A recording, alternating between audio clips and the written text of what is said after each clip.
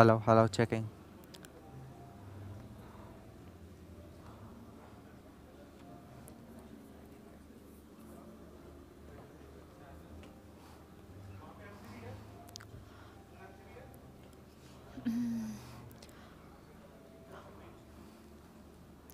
Hi guys, You can hear us?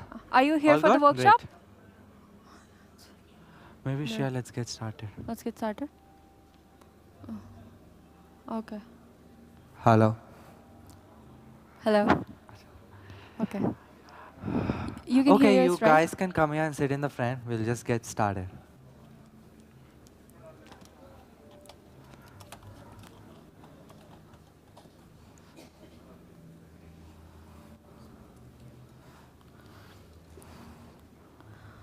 So yeah, so in your place there's a headset. You have to wear it, and once you power on the receiver, change it to channel 2. Channel Yeah. 2. Yeah. Great. This side. Okay. Oh, okay. This side.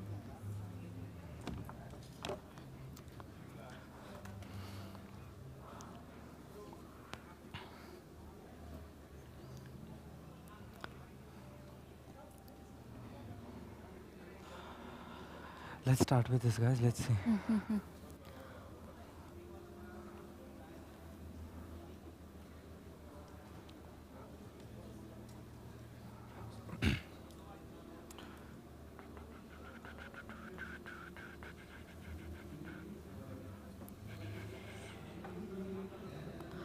You need to put that headset on. Yeah, you need to put that on.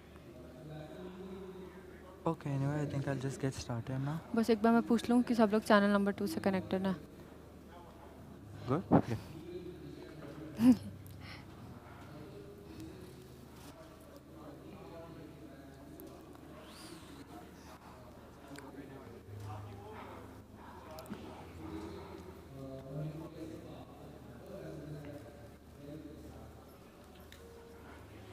Sure, let's get started in a minute. Yeah, just a minute because these. Sorry? Did you do a sound check? Yeah, we did a sound check. Sound check. Did you announce that you're on channel 2? Yeah, Yeah, we announced that.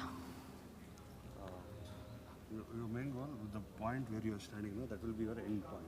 Endpoint. Oh, that's After our. that, you're not going to move that side. Acha, okay. This is our This is our endpoint. endpoint. This is your end point. You can shift it there, you can come this side. It's Okay. So like this, I can go anywhere behind, right? Yeah. This point. From the point. This you one. Go there, Okay. come back.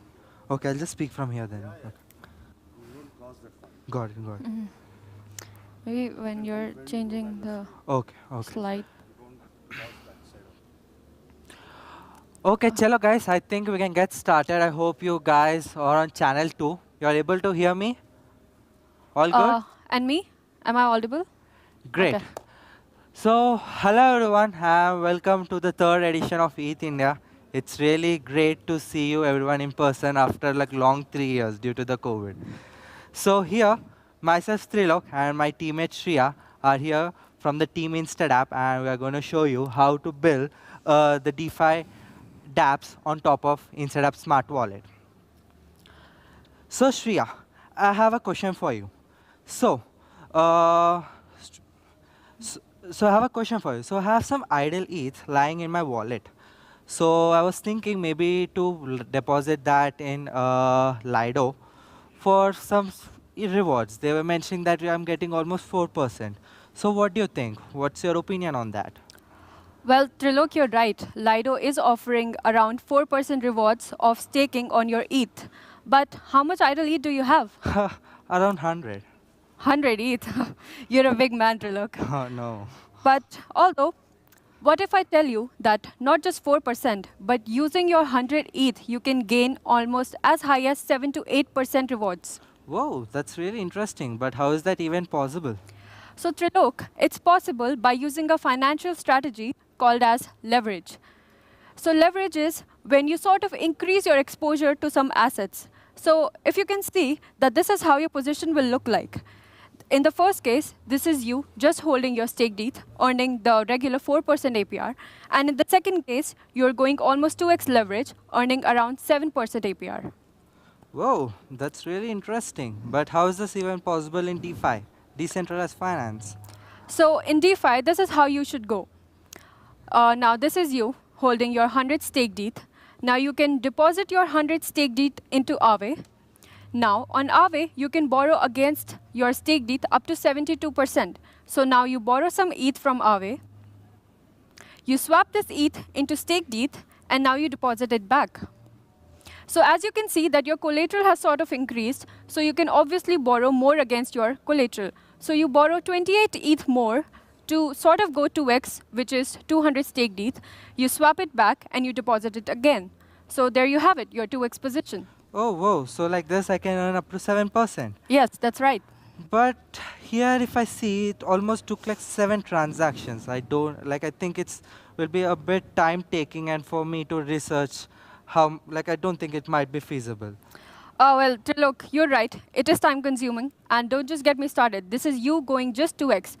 Let's say you want to increase your reward even more, and you want to go 3x or even as high as 3.5x leverage, which is the maximum that you can go.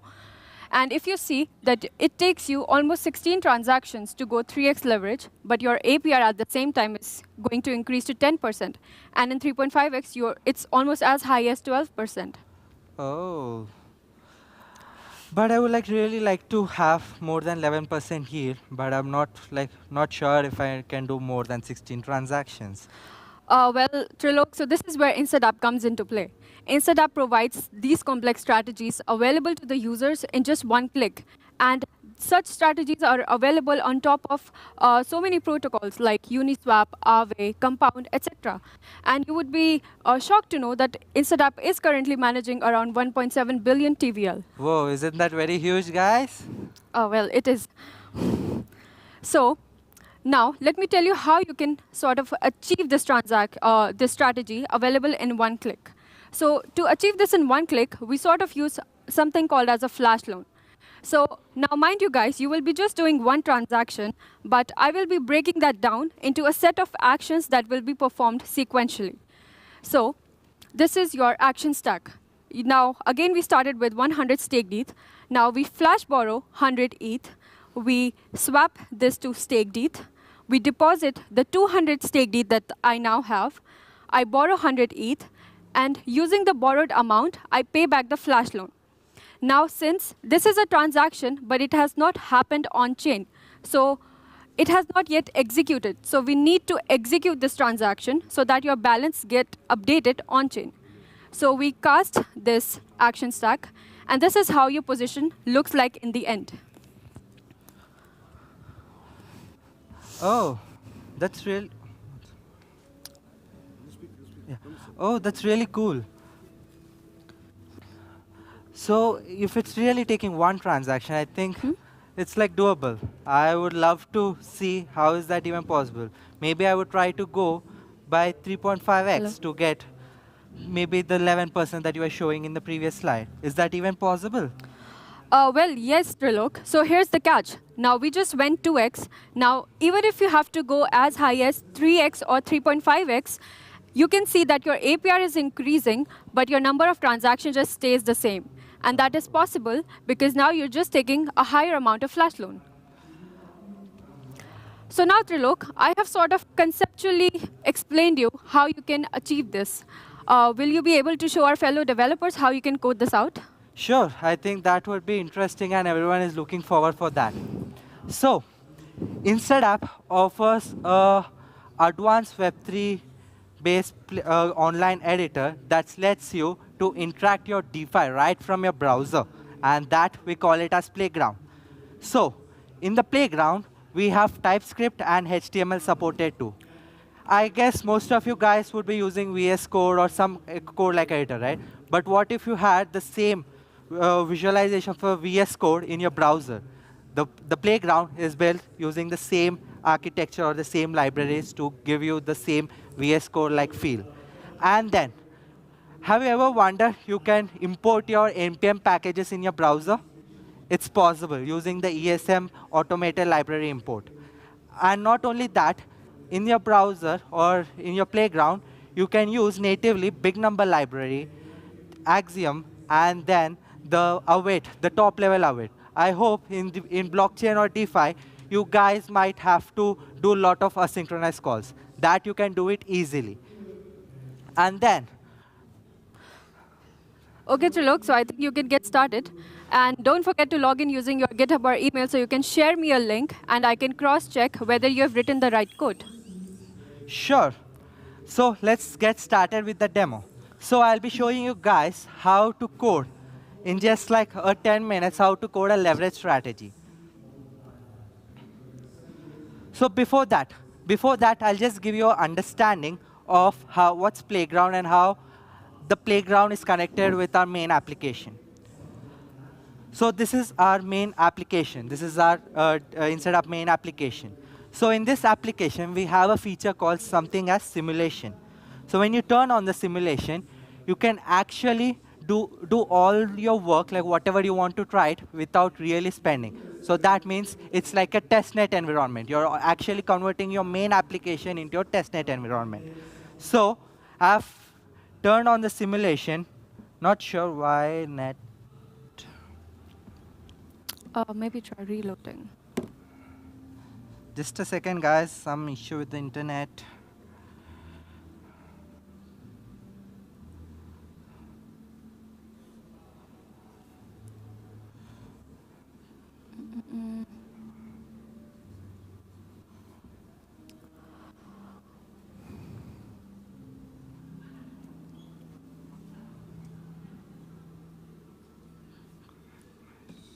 Let's try with zone 2. Okay, I think it's connected.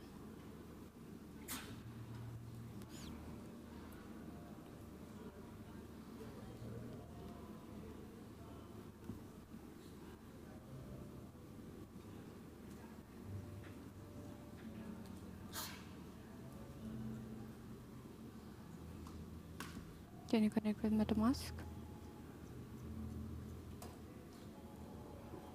Connect. OK. Anyway, so let's assume that we have turned on the simulation. I've turned it on over here.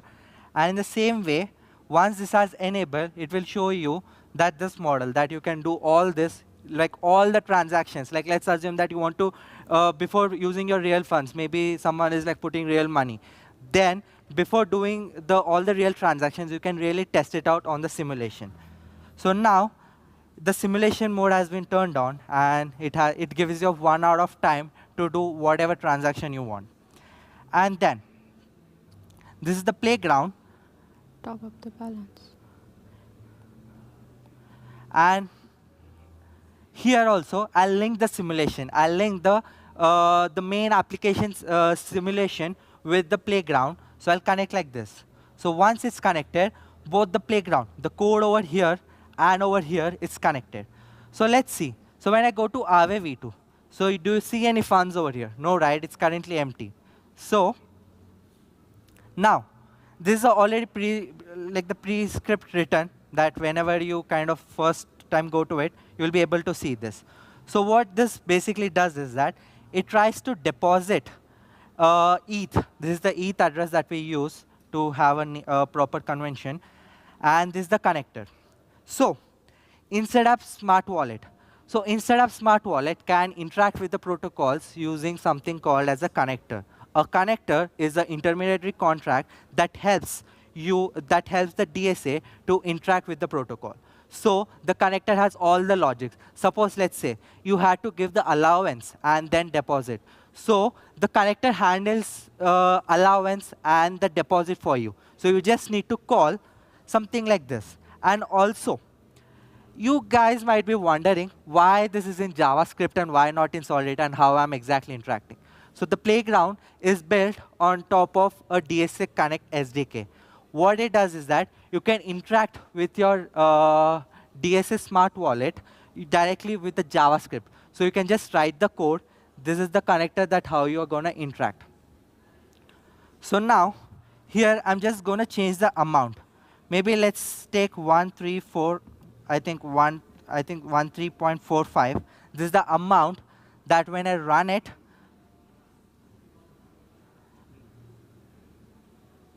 You don't have balance. You need to top it up.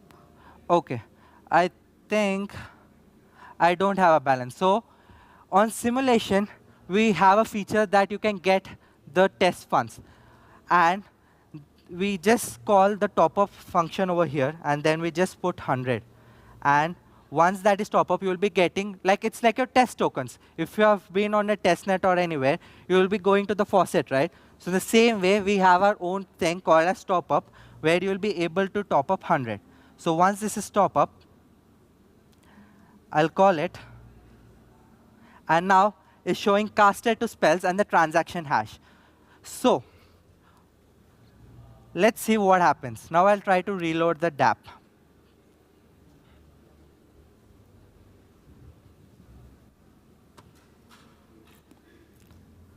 Since the internet is a bit slow, it's kind of taking time to load it.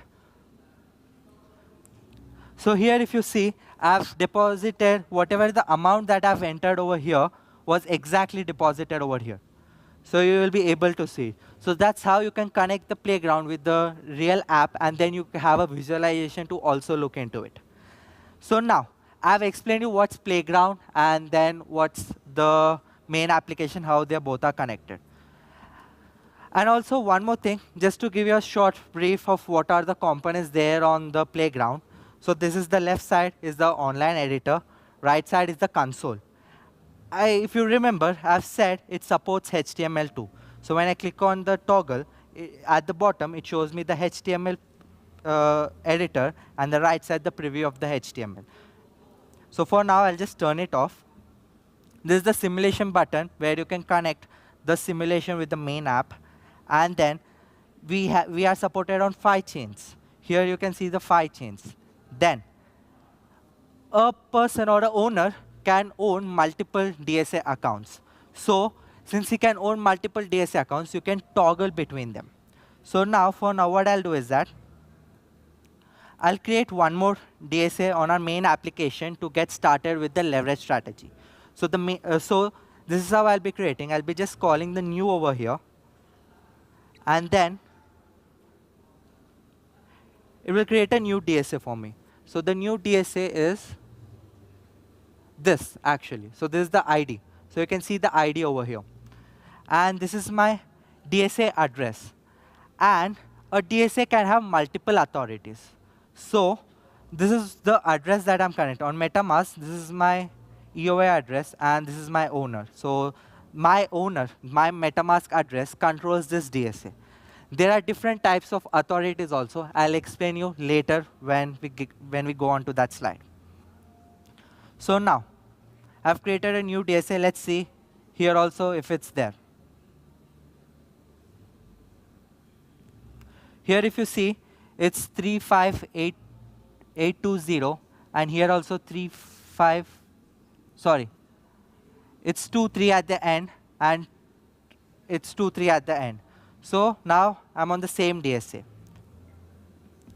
So let's get started with the leverage transaction. Before starting, as Shreya explained, I initially had 100 stake ETH. So let me top up 100 stake ETH.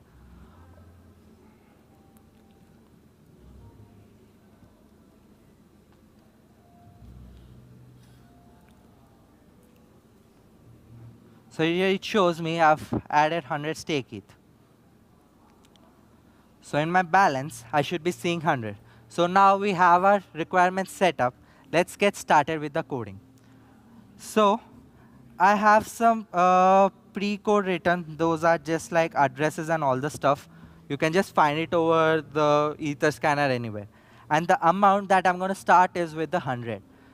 Since you all guys know, we can't directly use the Ether format of a number or an amount. We have to convert it into V. So we have converted this amount into V format by multiplying it with the 10 to the power of 18.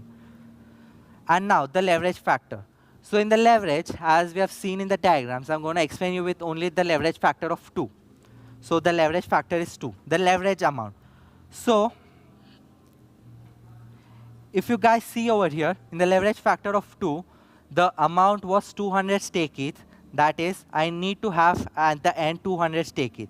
So the amount that is going to be over here is going to be the amount in V times this one. Now as Shreya explained, first we need to take a flash loan. Have you ever wondered, like, what if there was an autocomplete where you just call take flash loan and it automatically gives you the flash loan code? You just don't need to remember. You can just use it directly. See, it gives you the autocomplete. And here is the where you add the spells. So in flash loan, you have to mention the address that you want to take, the amount, and the route, the flash loan fee and everything. You can dive deep into it on our docs, which is available. For now, those are set as constant, 5, and the flash loan fee is set as to 5 basis point. So the flash loan token. So here, in the example, we have taken 100 ETH. So in the same way, I'm going to take 100 ETH. Also, we have the wrap ETH address as autocomplete. So if I just type wrap ETH and press enter, I get this. Or else, since I've already saved at the top, I can just use that one itself. And the flash loan amount. So now, how much amount do we need? We need 100. So the amount in V would be the flash loan amount. So that's it. So you have the flash loan ready, flash loan spells ready. You have to just add the required spells. And also, once you have taken the flash loan, there was a requirement to swap the ETH into stake ETH. So now, again, we use, for the swap, we use 1 inch. So to use 1 inch, there are like a lot of setup you have to do. So we have simplified that on our DSA. And also, we have autocomplete for swap. That's it. You can see you have a swap spell also ready. You have to just mention the sell token. That is, what we are going to sell? We are going to sell the wrap ETH to stake ETH, and the amount would be the flash loan amount. And the amount and the slippage, I'm setting it to 1%. You can increase it according to your requirements. And this is the swap spell. Here, the swap connector ID. So all the connectors on our smart contract level are linked with an unique ID, and you have to just mention that. So you don't have the hustle of remembering the connector address and stuff. We faced that in DSA V1, so we made it easy for you. So this is the ID, and the name of the action is sell. I sell the byte, I'll try to buy wrap ETH, I'll try to buy stake ETH, and I'll try to sell wrap ETH, and the amounts, the event and everything. You don't need to know right now, you can go into it maybe whenever you're diving deep into the docs. So now I have the spells also ready for the swap. Now I think I have only 2 spells required. That would be deposit and borrow. So now, how will I get the connector ID of Aave V2? Let's say in the first thing I've been shown you. So you can go to our docs. You can navigate to the connectors, the mainnet. You can go to Aave V2, and here you can see a deposit spell. The deposit spell, the connector ID, and then the arguments. A description for that is also available. So again, I'll be using a autocomplete to have the basic structure of the spells to add ready, and then I'll be just entering.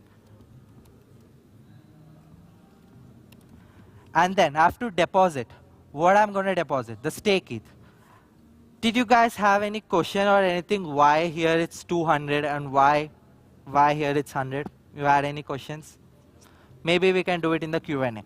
For now, so we'll be depositing the stake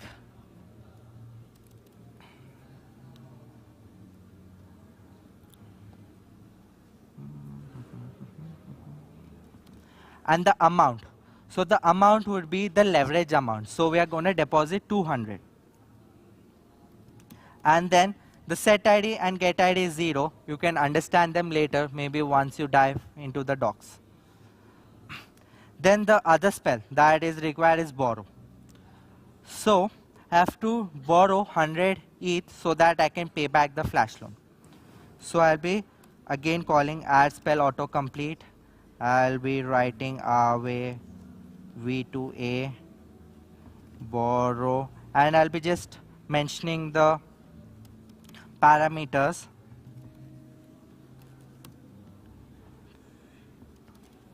So these are the parameters. Now we have our leverage spells ready. The only thing here, if you have also seen, okay, so the payback of the flash loan was already added over here when I've used the autocomplete for the flash loan. So it's already there. So that I've skipped.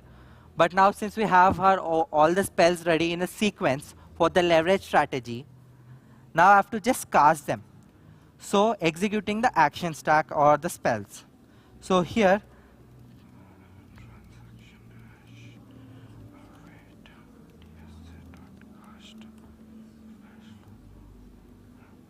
so this is how I cast it, and I'll be getting a transaction hash. So let's again jump into the Aave dashboard on our main application. Here you'll be see it's empty. We have 100 stake it, all the requirements looking good. The next part would be just casting. So I'll be calling this, and now it tries to cast it and gives me a transaction hash. The transaction was successful. Now let's see what happens, what I see over here.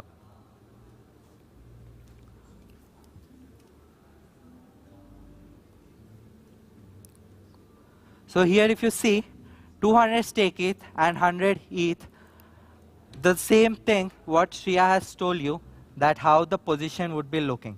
So in the 2x leverage, 200 stake ETH, and then 100 ETH. And now the APR is 7.2. Here you can see the net APY also. The rate is currently 7.2. And that's how you can do, that's how you can build your own strategies or the spells, and then you can connect them or maybe create your own application or a DeFi dApp. Also, you guys might be wondering, I've said that you can build your dApp, but there is no UI, it's only the script. So for now, since it's kind of, it might take a bit of time me to explain HTML, so I've already have the pre-code written where if I turn on, and I have a UI also ready, and then I can share this link with Shreya. So Shreya can actually just enter the amount and will automatically do the 2x leverage for her. So now we have built a dApp just in few minutes using Playground, and that's Playground. Well, Trilok, the demo was really amazing. So as you can know, that InstaDApp also has a product which is the InstaDApp Lite, which also uses the same strategy, which is the ST-ETH leverage staking, and provides around 8 to 9% of APR on the yields. It is currently managing around $200 million of TVL, and you almost wrote that code, around the 70% of the same code, in just 15 minutes. So isn't that amazing? It feels so. So yeah, so building just on top of InstaDApp and DSA account is just as easy as this because of the Playground and the development environment available. So let's switch on to some question and answers if they have. Yeah, if you have any Q&A, you can ask them. Also, no, it's fine. Sorry.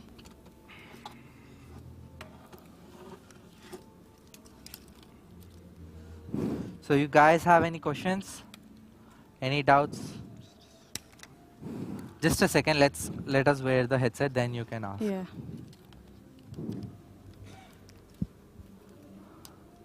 Hello, can you hear me?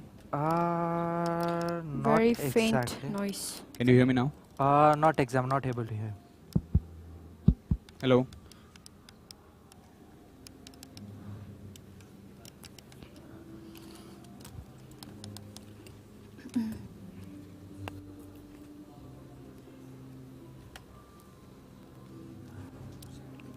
Hello, hello, hello. It's coming, but the mic, that mic is not coming. Yeah, I think it's working. Hello? Yeah, it's working. So I was wondering if, does the SDK or the Playground provide anything that the website does not provide out of the box? So can you give me an example of a strategy? Okay, So currently, whatever the strategies that we have on our main application are also built using the same SDK, that is the DSA Connect, and the SDK and the application also use the same set of sequence of the spells. So maybe if you want to have a strategy that is not available on our main dashboard, could be lot. It could be person to person, but we have only added the topmost strategies which our users were looking for. So that's why we have added. Maybe if you want to build something, maybe a new strategy where, let's say, you want to do something like this. You want to borrow. Sorry, first let's say you want to deposit ETH into Aave, borrow DAI, and then deposit into compound. Maybe let's say there was some strategy that was yielding you much higher yields. So in this, you can just combine them in the sequence of series, and then you can build it. And then you can share it, as I've shown you how to share it. Yeah, I do have another question. Yep. So does the SDK support only the platform supported by InstaApp, or can I go for a custom platform like some other lending protocol? Okay, so that's a nice question over here. So basically, as I said, InstaApp and the InstaApp Smart Wallet and the protocols can only interact via the whitelisted connectors. That means first we need to build the connector that is written in the Solidity or the smart contract, and once that is written and that has been whitelisted. Once that's whitelisted, and then you will be able to interact. So now, assume that InstaApp is like a OS. So once we have added the connector to this OS platform, you can create a n number of combination with the other strategies. But we have to add that connector because we kind of follow some standards and some security concerns where it makes this all the things, whatever I've shown you, makes simpler for you guys. Anything else? Thanks. Yeah. Okay, great. Anyone, any other questions? Oh, great. Hey, hi. My question is actually extension of like why DSA is controlled by an EOA, right? An owner. Mm-hmm. So why can't owner do any arbitrary transactions from DSA? Sorry, what was the last thing? Any arbitrary? Why can't like right now owner has to do the transactions that why can't owner do arbitrary calls to any contract? Okay, so now, as you all know, EOA can do only one transaction per time. So EOA is the external own address or the MetaMask address, whatever you see. It can only do one transaction, like one action, because we don't have a batcher anywhere. There is no like a standard that's been followed where you can batch all these things. So InstaApp has done that for you guys, where we have created the standards where all the protocols, as I said, right, the connectors follow a standard which makes you composable between different protocols. So now, a DSA can be owned by any address that can do a small kind of a transaction that could call the DSA. The owner can be an EOA, the owner can be a Genesis safe or any other smart contract. Anything, owner can be anything. And then in the authorities, you can have different levels of permission. This is not available on the main application yet, but currently we have only one kind of owner, that is the full access owner. You could have manager, guardian, and the automation. The manager is now whatever the owner has the access, right? He can access all the connectors. That means he can access the security, he can access the funds and everything. But the manager has only limited amount of access. Maybe let's say he can just interact only with the compound. He can't interact with the Aave. So that's a manager type of authority. Then the guardian. Guardian just helps you to recover in case you have lost the owner address. Let's say your MetaMask private key. Maybe the guardian can help you. And then the automation. Automation is just like a thing, like whenever the market is crashing or something, the position you have seen, right? In those cases, if it has to save, it has a limited fixed strategy that it can execute. So automation can execute a fixed strategy. So that's like an automation authority. So was your doubt clear? Yeah, that's right. I just wanted to ask that is there any way a connector can be added where connector allows arbitrary calls? Okay, so for the security reasons, we haven't added a connector that can do arbitrary calls. Like you can't just call any direct random contract. That's for the security reasons. So if you want to, maybe in the hackathon, if you want to build, you can build a connector. You can add it to the Instead app on the testnet or on the mainnet fork. So if you want to building on top of where you need a custom connector, then you can build your own connector, and then you can just create like a mainnet fork environment, and then you can do it. But currently, the adding of the connector is done by the DAO. All right, makes Yeah. sense. Thank you. Okay. Any else question? Any other? Okay. Oh, to look. So the other team also has a workshop, so we won't. Maybe after this question. Okay, so I think we are running out of time. We'll be at the booth and we'll be around. So this is our Discord channel. You can just connect and ask questions. That's our Twitter handle and our email address. If you're building on top of Instead app and if you have any questions or anything, we'll be around, or you can email us, or you can come on to Discord. All right, guys. All the best for your hack.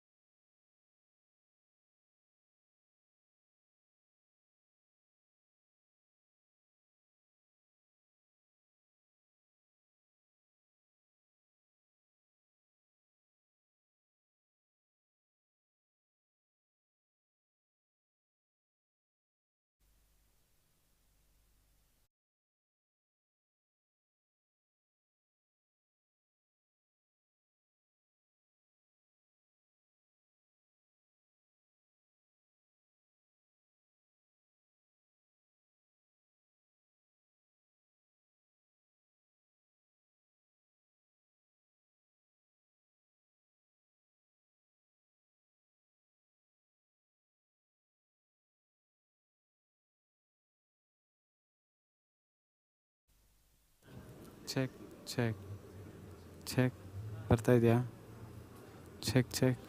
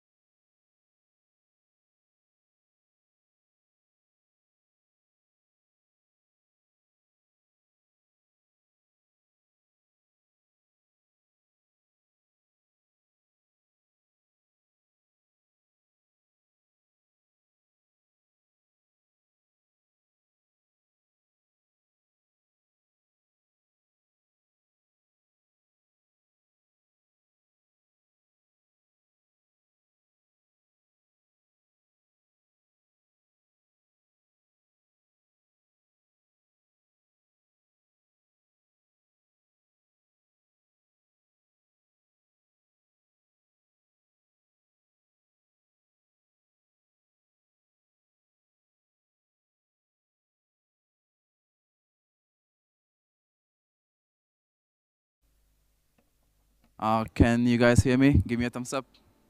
Yeah? You can't hear me. You're not wearing it. Yeah. Yeah. Check, check. It's great. Thank you. All right. Hey guys, I'm Akshay. So yeah, just to remind you guys, you have to connect your headsets to channel 2 so that you can listen to me, not the other session. But yeah, so by the way, I'm Akshay, and I work for LI.FI, and we have great shirts. So come to, we have great shirts. Come to our booth and pick up the shirts. And yeah, so let's start. So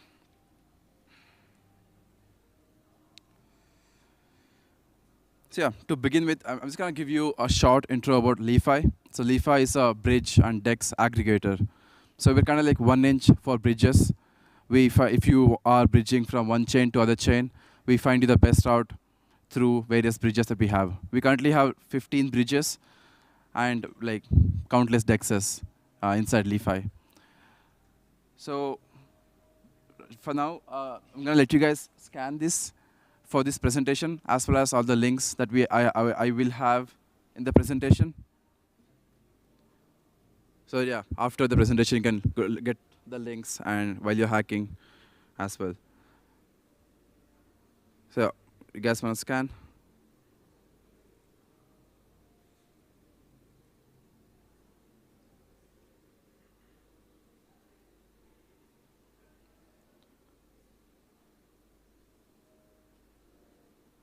I'm gonna give 5 more seconds.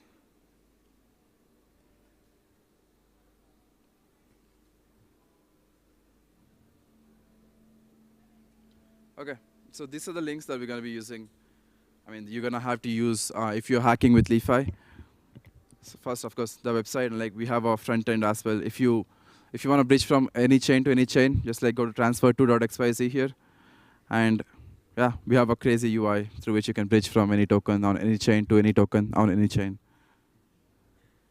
So we also have SDK, we have API docs, examples. I'll go with the links again. So what exactly is a problem that LI.FI is solving, right? So why do we even need LI.FI? So of course, you can go to individual bridges, individual DEXs to do swaps and bridging manually, and it's still gonna be fine. You're still gonna make it, right? But what LI.FI is doing is that like we are aggregating all these things into a single interface so that you don't have to worry about the various DEXs that are there and the fees that they might be charging you, and if they are secure or not, like nobody knows, right? Like everything's on the blockchain, and like unless you can verify, you can't know whether the bridge you're using or DEX you're using is like right or not. So I wanna give you an example of like why a product like LI.FI would actually make a lot of sense. So recently, we were supposed to get merge for the hackathon, of course, and yeah, we faced a lot of issues because there were no aggregators which were aggregating T-shirts for hackathons, right? So what happened was that like we got designs done online, of course, and like we chose a printer based in Germany, and they told us like they're gonna print all those things to us and they're gonna ship it to India, to Bangalore, so that we can give it to you guys. But we faced so many issues because like this German company, they gave the contract to Latvia, then to Bangladesh, then to US. Then they shipped each of the shipments through FedEx to India. And at FedEx, I had to go through KYC, I had to pay unknown fees, I had to make cash payment. Like FedEx, I'm paying like thousands of rupees when they're delivering much to me, right? But I would not have cash at all. Like they're expecting me to pay all that money in cash. And like it was a huge mess. I had no idea like this would happen at all. So like this whole thing can be, all I want is that like as a customer, I just have designs for T-shirts. I just want to get merch at ETHIndia, right? That's my only goal. And like all these extra steps that I had to go through, and like this was like very stressful in the last 1 week. 1 month. And these things, as an end user, I don't have to know all these things, all these details. So instead, what you can do is that you can just like, so yeah, that's the same thing happens with swapping as well. if you have Matic on Polygon and you want to get GMX on Arbitrum and stake GMX, you have to go to like several steps. You have to choose a DEX, then get USDC, use Hop to bridge to Arbitrum, again use Uniswap to swap to GMX and stake GMX. All these steps, and each of these steps would have various fees, various security assumptions, and various bottlenecks, right? And as an end user, like I would not know each and every detail about all the things that I'm going to use, right? So what we do at LI.FI is that we just kind of abstract everything here. And all you are going to see is that you're going to choose Matic, that you have Matic on Polygon, and you're going to stake GMX on Arbitrum with a single transaction. That's what we do at LI.FI. I mean, that's exactly what I wanted for LI.FI merch as well, but like nobody is there working on that. So soon I'll be able to do it, I guess. Some aggregator is going to be there. But yeah, so this is what we do at LI.FI. We abstract away all the nuances, all the steps that you have to take to swap one token on one chain to a different token on different chain, as well as do another action on top if you wish to, like staking GMX here. So you guys are with me still till now? Thumbs up? Yeah? Great. Okay, so I am going to talk about, so this is our core protocol, right? Like we help people swap tokens and deposit funds. And we have this core protocol, we have several products which is using this protocol, right? You can build so many things on protocols, and LI.FI is also a protocol. That means you can build things on LI.FI as well. So that's why we're sponsoring this hackathon. And I'm also going to talk about the bounties that we have. So we have several products. One is transfer2.xyz, which is our front end. If you are, if you want to go to Arbitrum and stake or buy something on Arbitrum, an NFT, you can use transfer2.xyz and then like bridge to Arbitrum using LI.FI in the backend and buy an NFT. Similarly, we have a widget, which as a dApp, so I mean, of course, you're all builders and hackers, right? So if you are deploying your smart contracts on Arbitrum, then that means that you would have to, all of your users would have to transfer funds from where they have funds in to Arbitrum to use your dApp, right? So it's a hassle for a new user who is not like very degen-y, right? So what you can do is that you can just like plug LI.FI's widget onto your website and directly like let users swap from any chain to your token on your chain. And we have a widget, and we also have SDK. If you don't feel like you want to have a widget, which is like built by us, the UI is built by us, you can just use our SDK and you can build your own UI, and you would have, of course, have a lot more customizability options and like a lot more linear. It's a lot more linear to use your own SDK and UI. We also have APIs, so it's like it's kind of going bare bone from the widget. With the widget is where you can just plug it in 5 minutes and start using it. It's very easy, right? It's like the wrapped version of LI.FI as a protocol. And the SDK it's kind of like in the middle where the functions are wrapped. If you're a developer, you would know the functions are wrapped, and you can easily just like call functions and perform actions or perform swaps. But APIs are like bare bones, where you get APIs and you would have like full freedom to do anything that you want. We have like APIs, and you can just we have unlimited. There's no limit right now, at least. So we can use our APIs. So, I mean, even if you go even down below the APIs, you can also interact directly with our smart contracts, so which are LI.FI smart contracts. Your smart contract can directly interact with LI.FI smart contract and perform actions. So, for example, if you are Yearn, and if you are an yield aggregator, right, and you want to move your funds to Arbitrum and then deposit into a pool and then get the yield back to, let's say, Polygon, right? So you can do all those things using a smart contract, and you would need LI.FI smart contract for that. So yeah, these are our various products. I'm going to go through these things in this session, of course, each of these things, so that like you guys can decide what you want to use in this hackathon.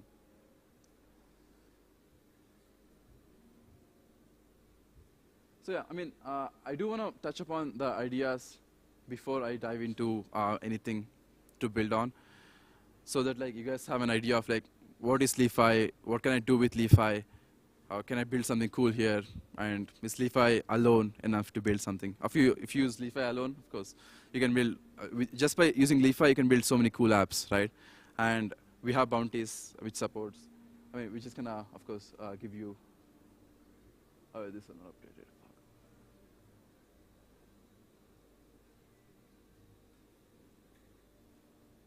Okay, so to start with SDK, right? The SDK that I spoke about, which directly interacts with our APIs and like get your codes. As a on front end, if you want to swap from one token to other token, you're just like passing these two tokens as parameters to our SDK, and you're fetching the codes for these tokens. And to show you, show you an example of using SDK, like we have built, of course, our front end on LI.FI's SDK as well. So this front end that you see is built on LI.FI SDK, and you are choosing a token. Like let's say, oh, I like GMX a lot, so I'm choosing GMX on Arbitrum, and I'm gonna get ETH on Optimism. I'm gonna swap 20 tokens. Of course, the internet is very slow here, so I might not even get routes. But usually, you get several routes on the right side as you swap. And as a user, you can choose what route that you're comfortable with. It can be, based on your favorite bridge that you trust, or it can be through like a native bridge, Arbitrum native bridge as well. So yeah, the SDK works this way, where you pass these two parameters, GMX on Arbitrum to ETH on Optimism, and 20 tokens, right? You're gonna pass these three things, and we're gonna fetch you like so many codes. Can be 10, 20, based on the chains and tokens that you have chosen. Yeah. Oh yeah, we found one route, sadly. But yeah, so usually we find so many routes to do these swaps. But oh, I have disabled other bridges. So yeah, another cool feature about LI.FI that I kind of have to show right now is that we have a feature to enable and disable bridges. At LI.FI, we have several bridges, 12 plus bridges, and I had disabled all the bridges because I trust Connex and Stargate a lot more. But yeah, I like all the bridges, to be honest.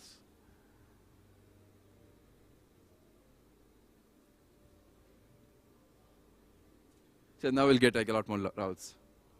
So I'll come back to this. So to start with, what can you build? What can you as a hacker build with LI.FI using just the SDK, right? So on the front end, you can just like build a cross-chain yield aggregator. So USDC, of course, everybody wants to hold USDC these days because nobody knows how down we're gonna go from here. So if you're holding USDC and you wanna earn some yield on USDC, then you can use LI.FI and aggregate. So you would have to like go through various dApps, various chains, various yield aggregators, and find the best yield and then deposit into that yield, right? So instead, you can just like build this interface using LI.FI, where you can aggregate yield for USDC on various chains, Moonriver, Moonbeam, which are new chains, and they're gonna offer a lot more higher yields than Arbitrum, Optimism, which are like old and secure, right? But yeah, so you can aggregate these like different yields on different platforms, and you can just like give your users just a single button to deposit into these vaults through LI.FI. So as what you can imagine is that like USDC on Arbitrum, USDC on Optimism, and a user just like is gonna select one USDC on Optimism, which is gonna give you 5% yield, unheard of. And yeah, like the user is gonna select USDC on Optimism and just click deposit, and it's just gonna, the LI.FI is gonna bridge the funds from wherever they have the funds in. For example, Polygon, bridge to Optimism, then deposit into pools, and yeah, you can just do that in the single interface that you are gonna aggregate on your front end. That's like one of the easiest things you can build on LI.FI. And yeah, so we're also partnering with Etherspot. Etherspot is a smart contract wallet, and so Etherspot helps you in automating these things, kind of like vaults. So you can use that as well to make it much, much better. So you can use LI.FI and Etherspot together again. So LI.FI, of course, it's also a great standalone product, but it works better with smart contract wallets, right? So you can use LI.FI and Etherspot. You can build you can borrow cross-chain, you can borrow assets cross-chain. So like one of the things that are in hype these days is like cross-chain borrowing, where you can deposit ETH on Ethereum and you can borrow USDC on Arbitrum or Optimism, right? So this thing is being built on layer 0 on or Axela, these different messaging protocols. But I'm not going to go deep into it. But these protocols are great, but they add another security assumption to you as a user, right?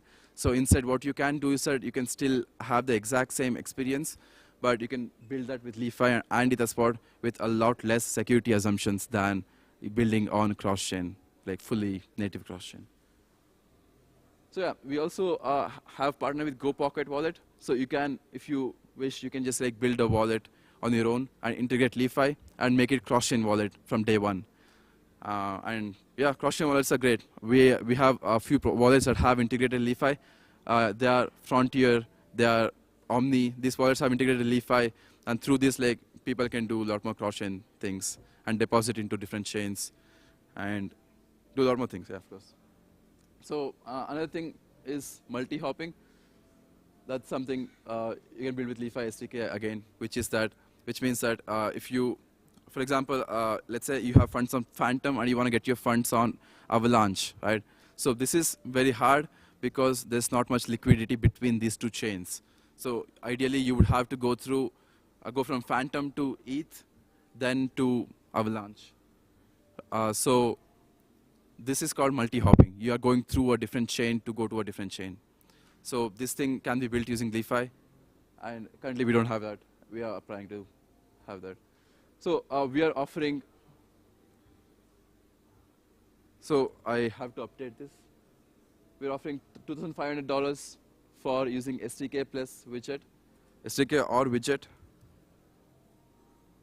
1,250. And yeah, you can find these prices on ETH Global website though. So we're offering these bounties in this hackathon. So please build on Li.Fi, and of course you're gonna get these things. So I'm gonna talk about contract calls as well. So I gave you an example when I started this presentation, which is that you can stake on GMX, right? So usually you would have to swap on GMX, just swap to GMX on Arbitrum, and then perform another action to stake into GMX. So which can be automated using exchange contract calls that we have, which what it does that after the bridging happens, after the swapping happens, it calls another function which deposits funds into GMX on Arbitrum. So the end user is going to be performing only one action, which is going to be, let's say, USDC on Polygon. You're just doing that. That's it. And everything else is going to be taken care by bridges and Li.Fi. So that's something you can check out as well. Of course, if you build only on cross-chain contract calls, which is a new feature that we have separate bounties for this, $2,000, $1,000, $500. And we also have widget bounties, which I combined with the first bounties now. So there's going to be another fourth prize here. 6, 7 years. Okay, so I don't have much time, but I'll be in our booth, so you can feel free to ask me. You can drop by. We also have a game in the booth, so come by the booth and play the game. You can earn some tokens too. So I'll be near the booth. You can ask me for any questions that you have about cross-chain, even if it's not related to Li.Fi, anything cross-chain, multi-chain, bridging. I'm open to answering any of the questions that you guys might have. So I want to touch upon, before kick me out, I'm just going to talk about how we can start building right now.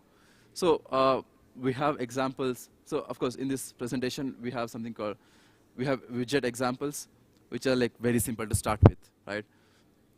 And of course, after you are familiar with a widget, you can move on to SDKs, APIs, and contract calls as well, which are a lot more complicated. But widget is just 5 minutes. A lot more complicated, I mean 5 minutes to 2 hours to probably 1 day, right? Not too hard for a dev.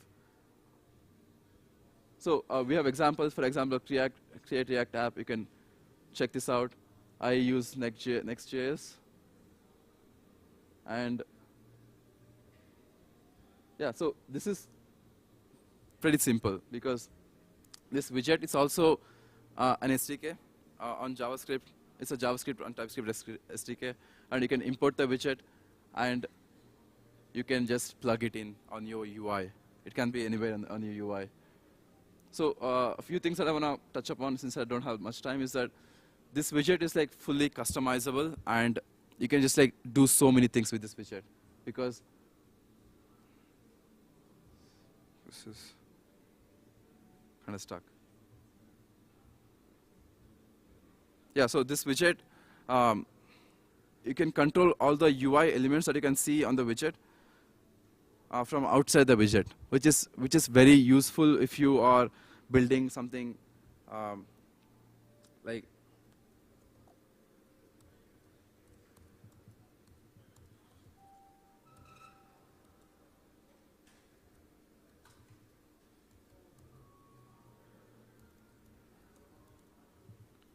something like this. So we built this recently, and it uses only Li.Fi widget, and I feel it's like very useful for sure because it aggregates a few things.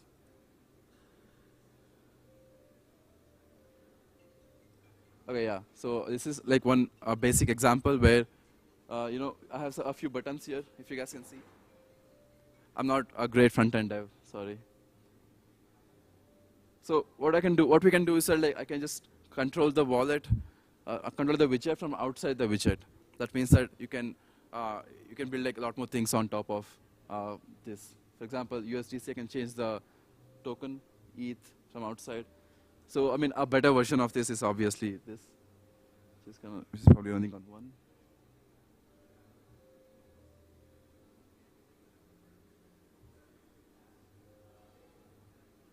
Yeah. It's slow as fuck. Oh no. Decline. Oh, it's.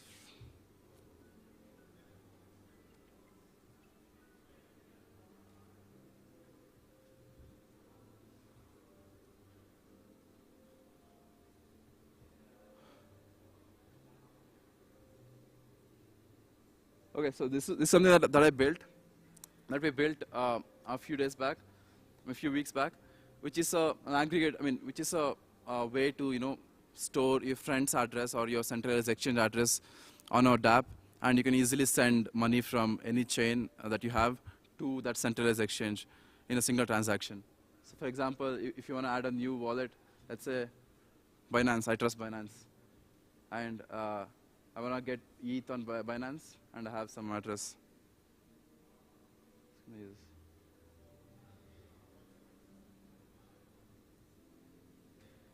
Let's say Binance main. ETH. So I have this address that I've just added, and of course I can save this address on this website. You can just like build a simple dApp which is like very useful. Currently, what we do as degens when we want to off-ramp money from one chain to Binance, for example, we have to, let's say I have optimism funds, I have to bridge to BSC chain or like Polygon or Ethereum to deposit into Binance. But instead what you can do is that, let's say I have funds on even like let's use chain like, let's say Avalanche, right? I have AVAX on Avalanche, and I want ETH on Binance, right? So you can just like have such a way that it just like selects, everything is populated. Oh, I have to connect my wallet.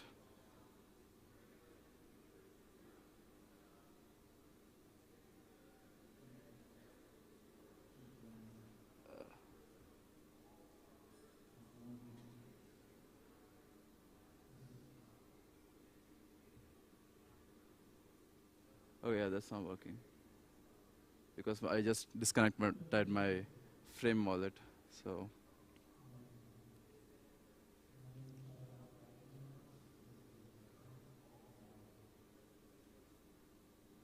But yeah, so ideally, if you have IVAX on Avalanche, and then if you have 20 of that, and you want to get to Binance Binance, you can just like build a simple app like this where it just like sends you to Binance. You can just like bridge in a single transaction, which is, I feel, very cool.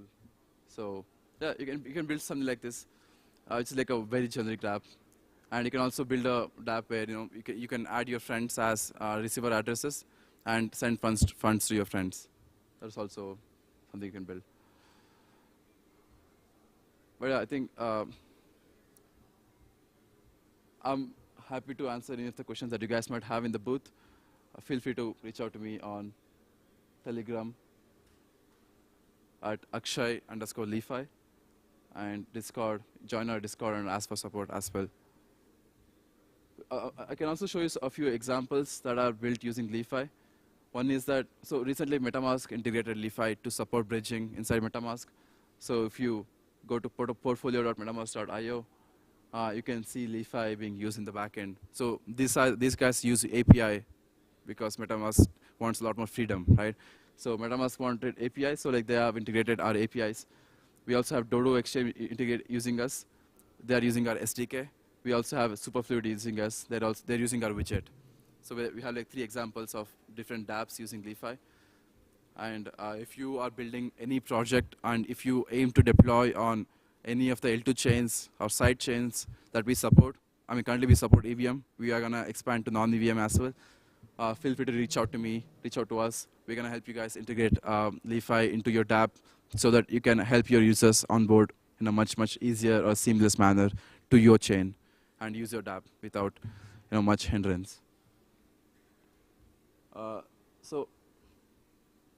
So I'm gonna give you guys like a minute to scan the QR code, join our Discord. You can also scan this QR code instead to get this presentation and get all the links at once. So if you have any questions, I'm happy to answer right now.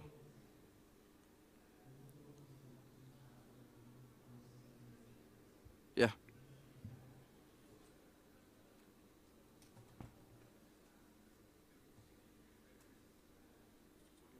Channel 2, yeah.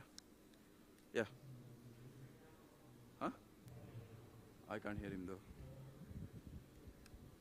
It's 2. Yeah, I think it's much Yeah. better. No. Yeah. Oh, okay. Yeah. Now I'm. Oh yeah, now I can hear you. Yeah. Nice. So I want to ask, like, let's suppose you are saying supplying token from one chain to another chain. Let's suppose at the same time, second chain got like a very high fluctuation, Okay. and like second transaction got failed. How you are handling that? Yeah, so of course. So this happens a lot. You would know, especially in crypto, right? So what we have is that we have slippage parameter that we set. I mean, of course, you have access to set this slippage on SDK API and the smart contracts.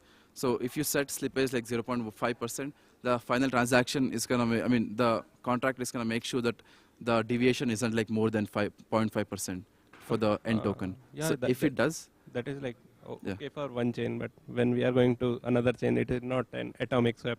yeah, right? yeah. So like how you are handling that thing? No, so even for the destination chain, so this slippage is actually for cross chain. That means that, as you can see here, GMX on Arbitrum to ETH on Optimism, this tokens, right, like 20 tokens is like $1,075, right? So the final amount should not actually go below $1,075 with 0.5% slippage. So if it does, the transaction fails and you get the money back on where you are. Okay. Right? That's like any other slippage. Got it. Yeah. But I can play around with the slippage to make sure. Yeah, I will get to your booth, sure. Yeah. Okay. 1 more minute. Okay. Any other questions?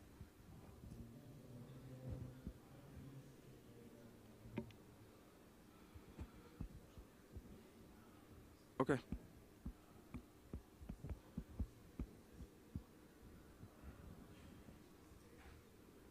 Let's see.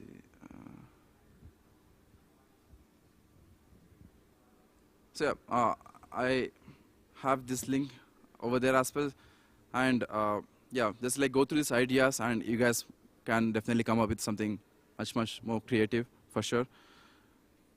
If you have any ideas and you are just like, if you're still brainstorming as well and you want to build on cross-chain is like the need for the near future, right? So people would, it's ideal to build on cross-chain because there's a lot of need for from end users to, bridge between chains because the chains are exploding right now, right? So we have all these optimistic bridges, optimistic chains, rollups like Optimism, Arbitrum, Boba. And we're also going to have ZK rollups in the future. So that like before the chains consolidate, the chains are going to explode in the near future. in the next 1 year or 2 years. So I think like it's ideal time to start building on cross-chain or building cross-chain dApps, solving cross-chain problems, because yeah, everybody's facing these problems, all of us. So yeah, I mean, I wish good luck to you, all of you in this hackathon, all the hackers. I'm happy. I'll be around in our LI.FI booth. We have a game and we have merch, really good merch, by the way. And yeah, I'll see you guys over there. Thank you.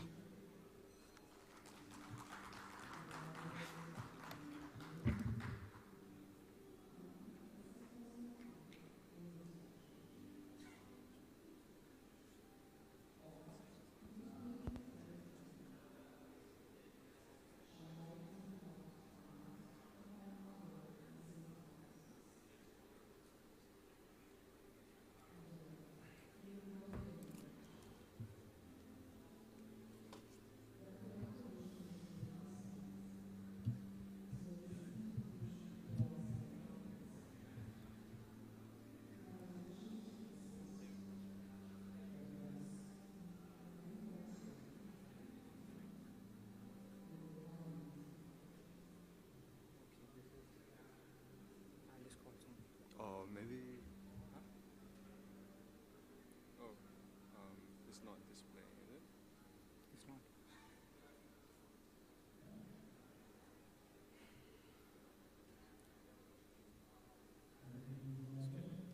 Can I speak?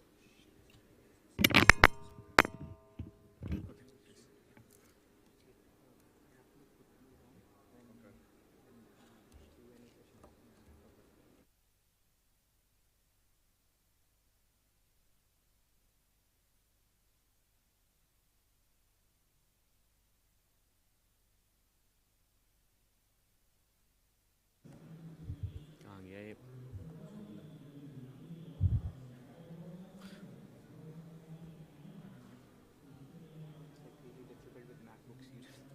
right.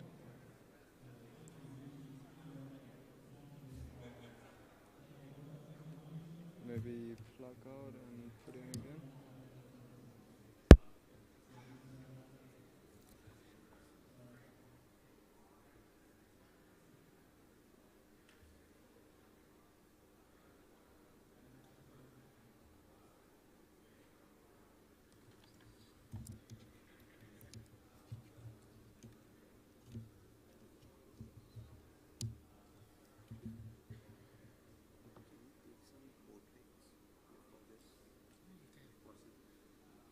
Which portrait?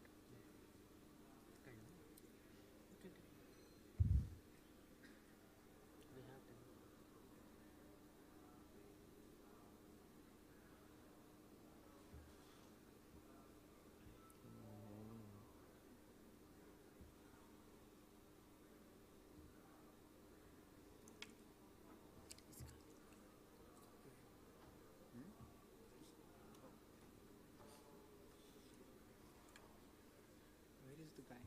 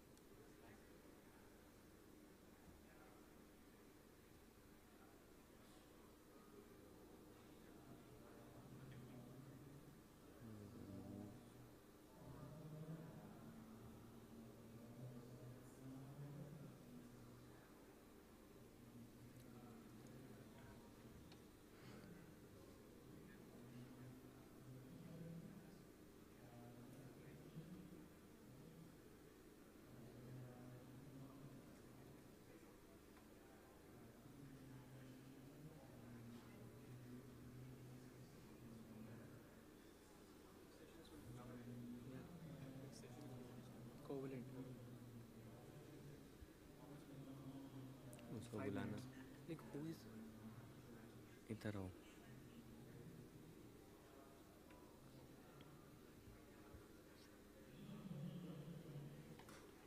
वो automatically वो कर देगा.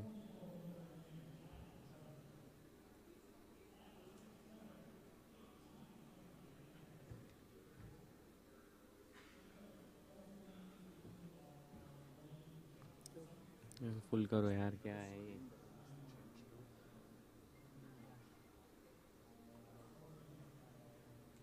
वही आ रहा है display.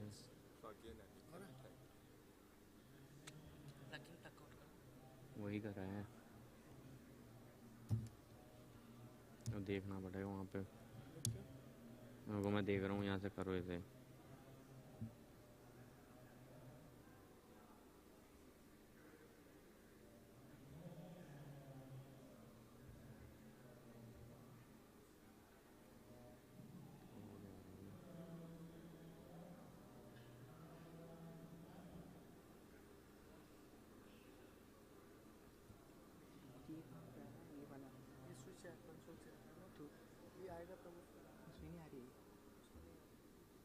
एक बार देखना।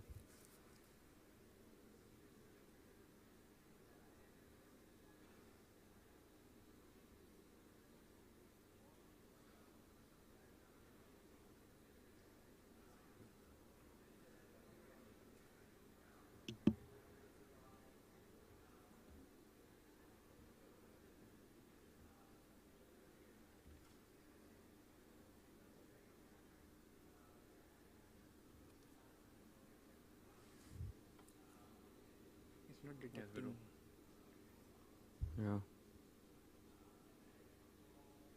दूसरा कहाँ हुआ अभी? ये तो मिरर ही रहेगा ना, मिरर में आ रहा है, वो मिरर हो रहा है। अरे अभी हुआ,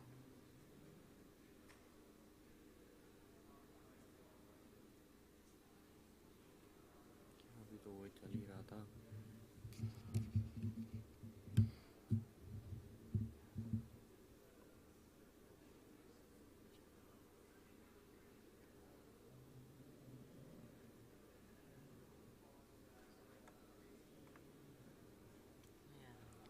कोई लैपटॉप है तो वो लगवा दो, कोई और लैपटॉप हो तो लगवाओ, वरना इस पे नहीं आ रहा। मेरा है पर उनके पास सबको डाटा भी तो चाहिए होगा।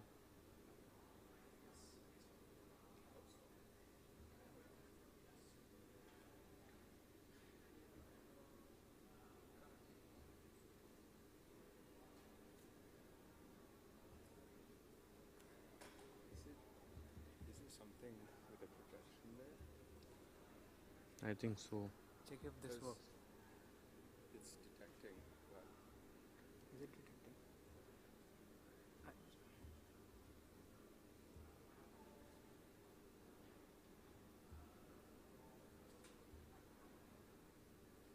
Good arrangement.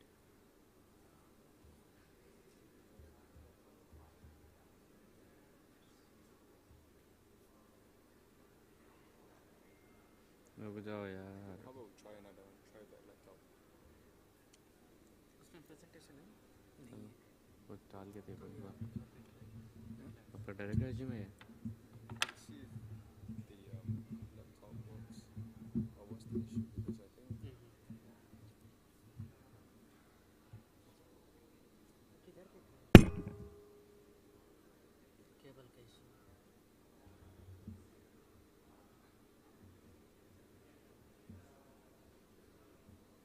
एक बार निकल के डाल प्लग आउट लगे।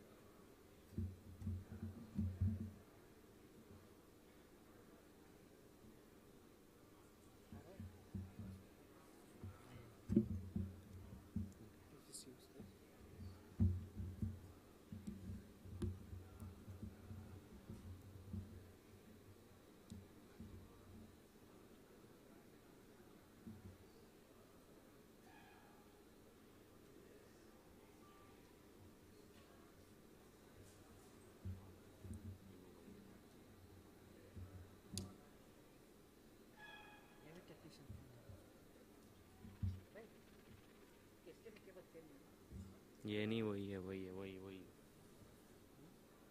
बैठो हुए तो शिवम वीडियो का बेटा को उसको बंद इसलिए मैं केबल एक्स्ट्रा है। You can like sit down. yeah. Yeah. No worries.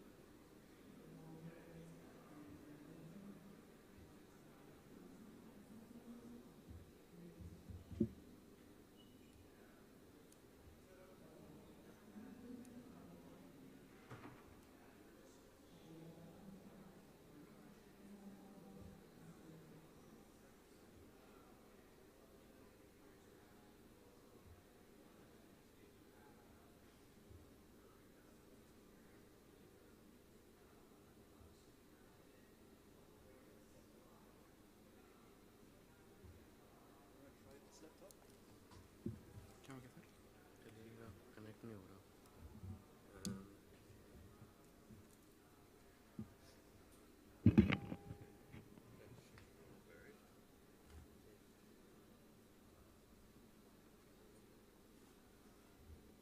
Okay, so it's connected, I guess.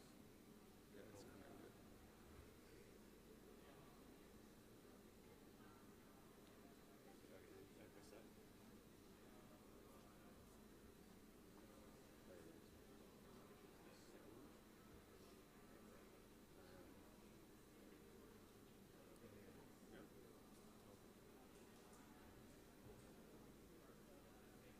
Okay, I press that. Try this now.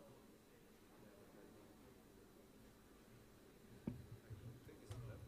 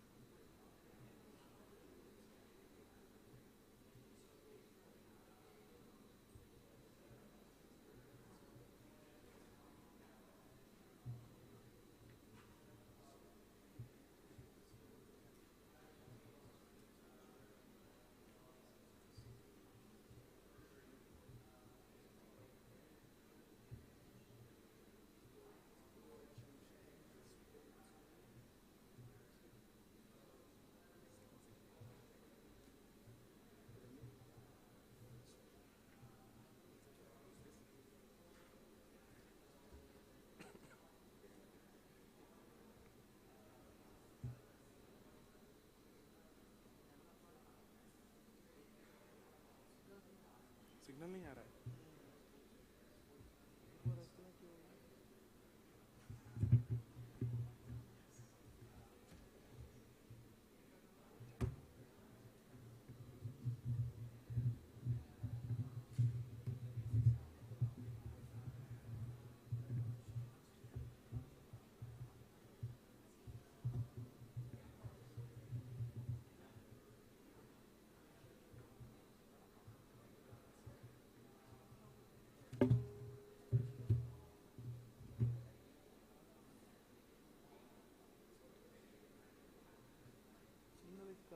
Cable is okay, but some setting problem.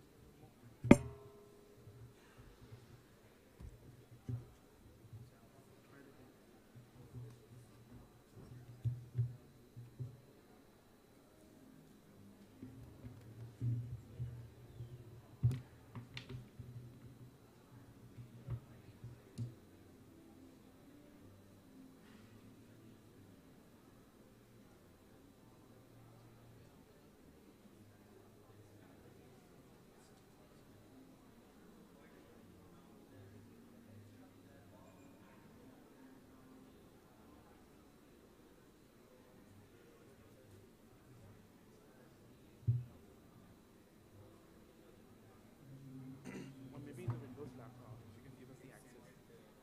Yeah, I'll just send it to the this one. Yeah. email ID. Okay, इसमें डाल देंगे ना. तो वो HDMI इसमें लगा. Marketing इसमें है फिर वो email. नेट कनेक्ट करना पड़ेगा उसको. ये है जॉन 1 जॉन 2.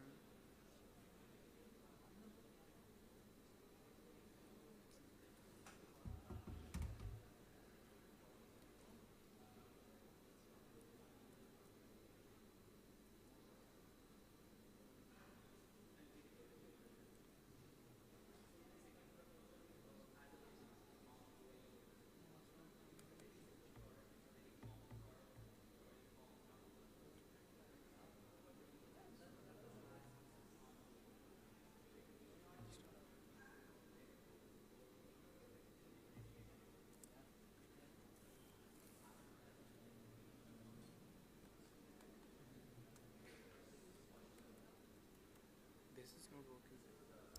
वो आउटपुट नहीं दे रहा.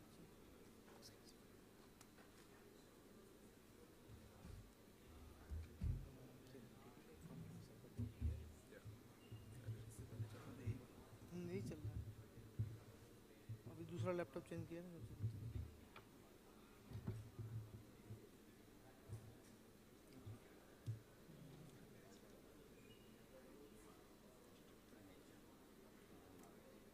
पुराना नहीं वो डायरेक्ट दे रखा है वहाँ पे आएगा तो नहीं आएगा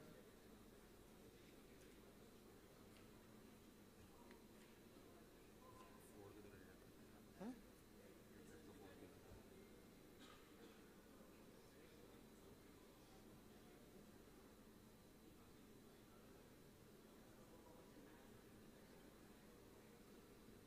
डालिए पासवर्ड डालिए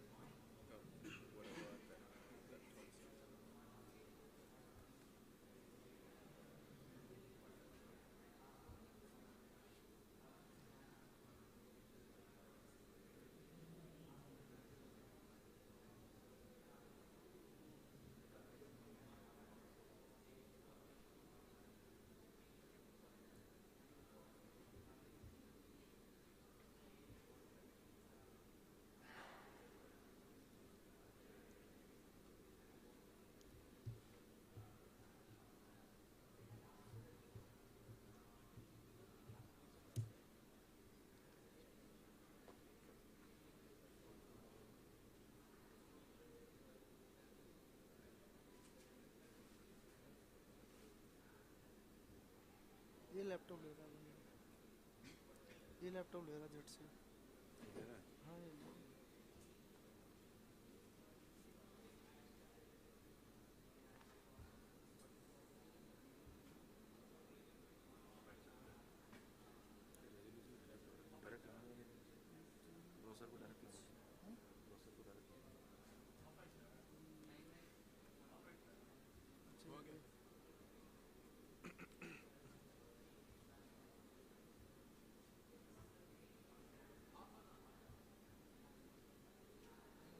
पासवर्ड क्या है wifi password capital ETHIndia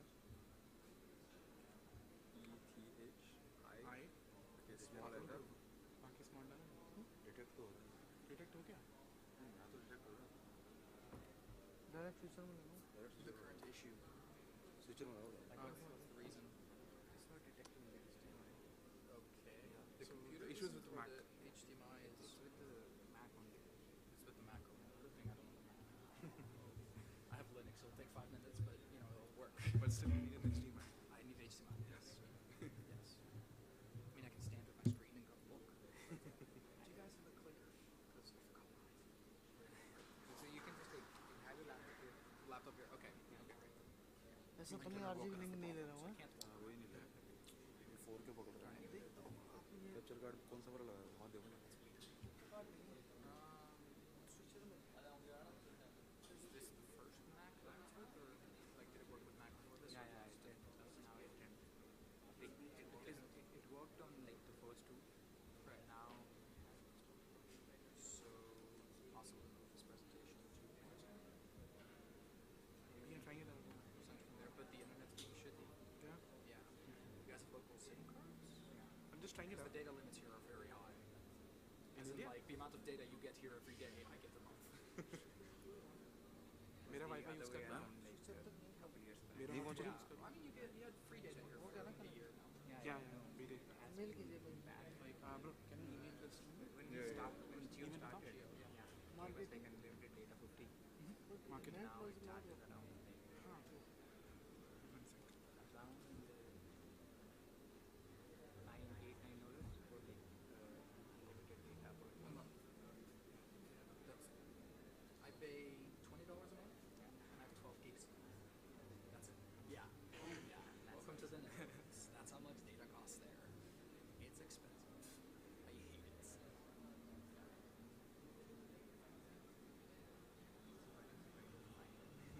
Yeah, my presentation is completely on the phone, so and on the Linux machine, so nobody's gonna take it out.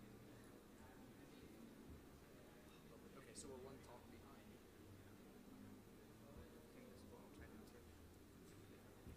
तुमने आरजीबी लिंक लगाया हुआ है जैसे जैसे लगा रहे हैं ना वो 4K पकड़ रहा है और RGB लिंक 4K सपोर्ट नहीं कर रहा, ये दिक्कत हो रही है। तो यहाँ से 920 नहीं दे सकते। अभी बाकी लैपटॉप उनमें जा रहा है। वो पुराने वाला लैपटॉप है, सेम मैक सेम मैक नहीं, ये मैक हो गया है।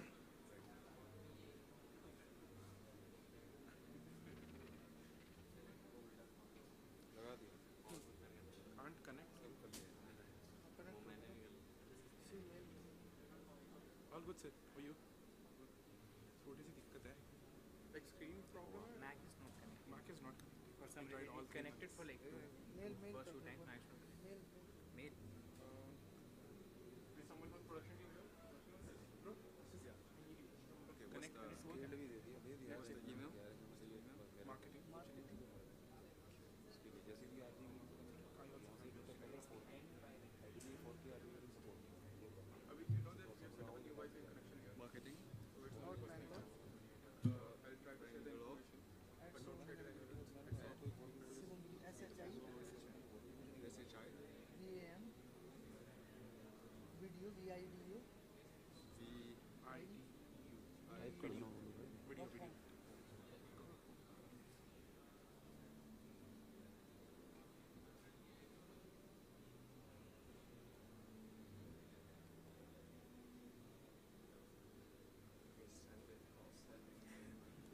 But वो signal proper signal नहीं आ रहा. Dumb question. What's the presentation in Google Slides? Or like PowerPoint? Yeah, it's on Google If Slides. you want to use B-Sticks, you can download it and you can move it. The internet is pretty shitty, so Yeah, so but USB. इस पे चल रहा है but internet So you proper can just नहीं आ रहा ना. plug it. But USB slot is a problem. The internet there is bad. Mac users. Imagine not having a USB-A port. Net proper. चलो कुछ कर open कर.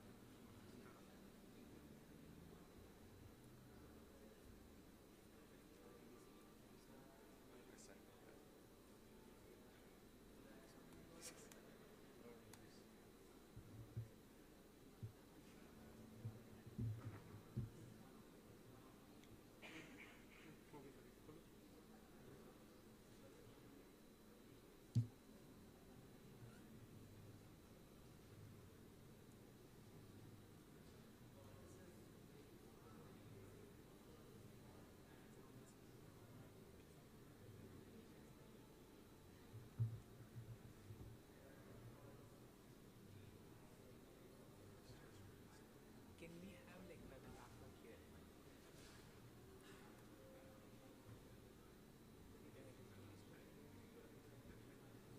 I'm using my hotspot. It's Do you not wanna bring it there?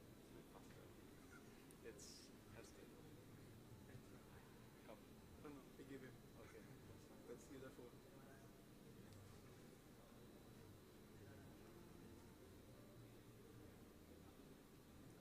Okay, now it's loading.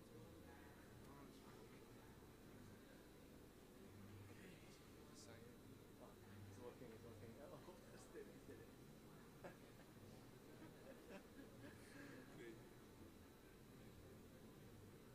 You're almost there. You made it public already. Yeah. I went there to change the settings. I have those links. What the hell?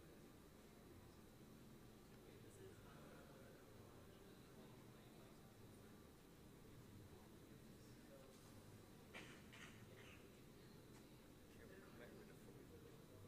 I don't think so. I mean, no, it's lightning. You need a type C. This is lightning.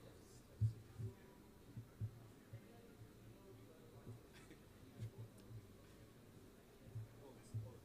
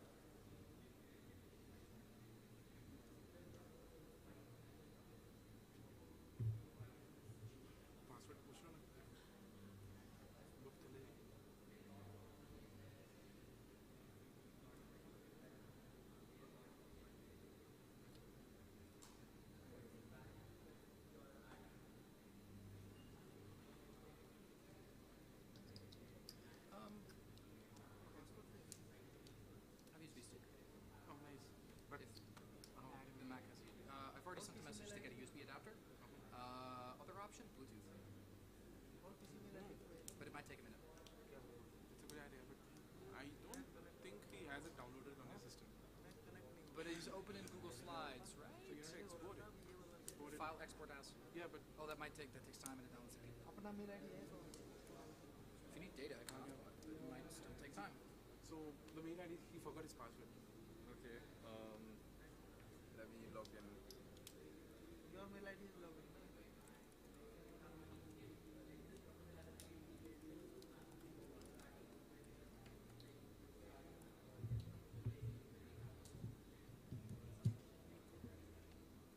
LED क्यों बंद है? इसका feed आएगा तो चालू हो जाएगा. अच्छा तो मैं डाल दूंगा वो जी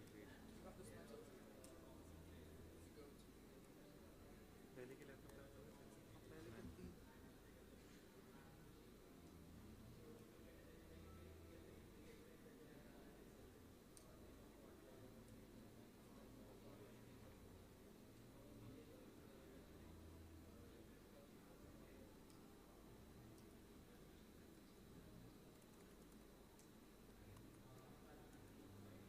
Can you do me a favor?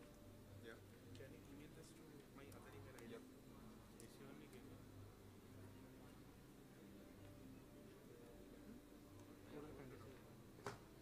ये लैपटॉप है मेरे पे प्रॉपर्टी भी अरे वो document software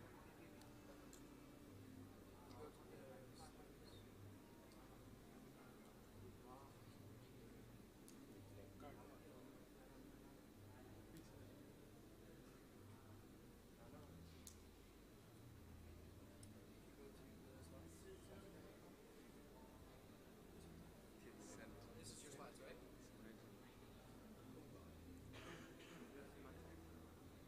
Oh, because you don't have internet. Okay. Yeah. And it's not connecting to the Wi-Fi, or it's The Wi-Fi is just so slow. okay. But I've sent it to my friend here, so.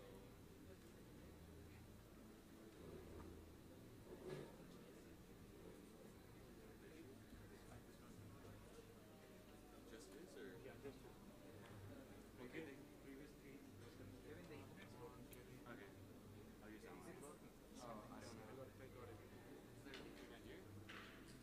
The Wi-Fi here. You're all set. All set. So presentation में you need the applicant. I mean, it's still loading. It's working. I don't really. What's this? Are you on Ethernet or? Like 100. I'm on hotspot now. Is it working? It's not my laptop. Oh, okay. I'm the speaker that's supposed to be speaking right now. It's not even loading over my data. Fingers crossed it is. I want to try and download the. You have it open? Okay. Sweet. Let me kick him off my network. We actually got the slides into that Windows system. Yep. Thank you so much for the help.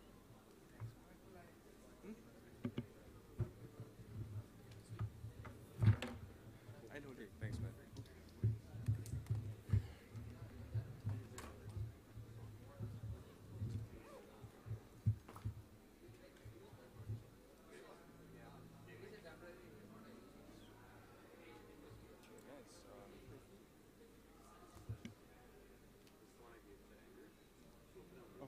You're all set.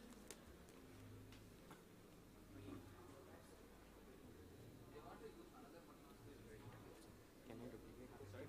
They want to use another one, please. Yeah, I want to give them. Here, I'll hook you guys up with Ethernet. Ethernet? Now it's good. You're good? Okay. Thank you, sir.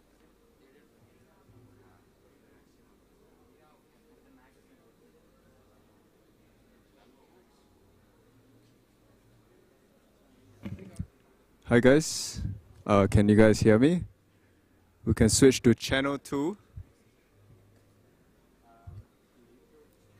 I'll just let them know they switch to channel 2. Hi, can everyone hear me? You just have to switch to channel 2. Oh, this is like a silent disco, but without the disco.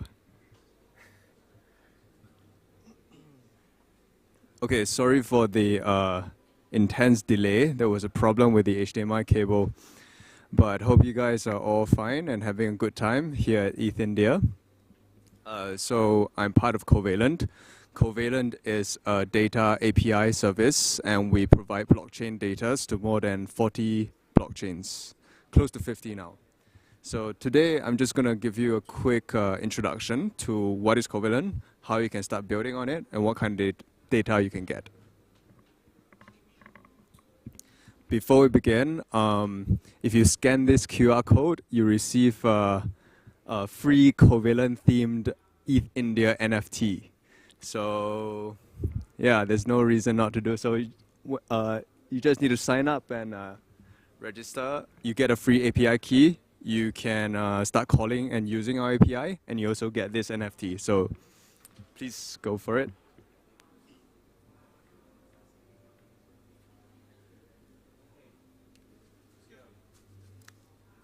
Testing. Oh, okay.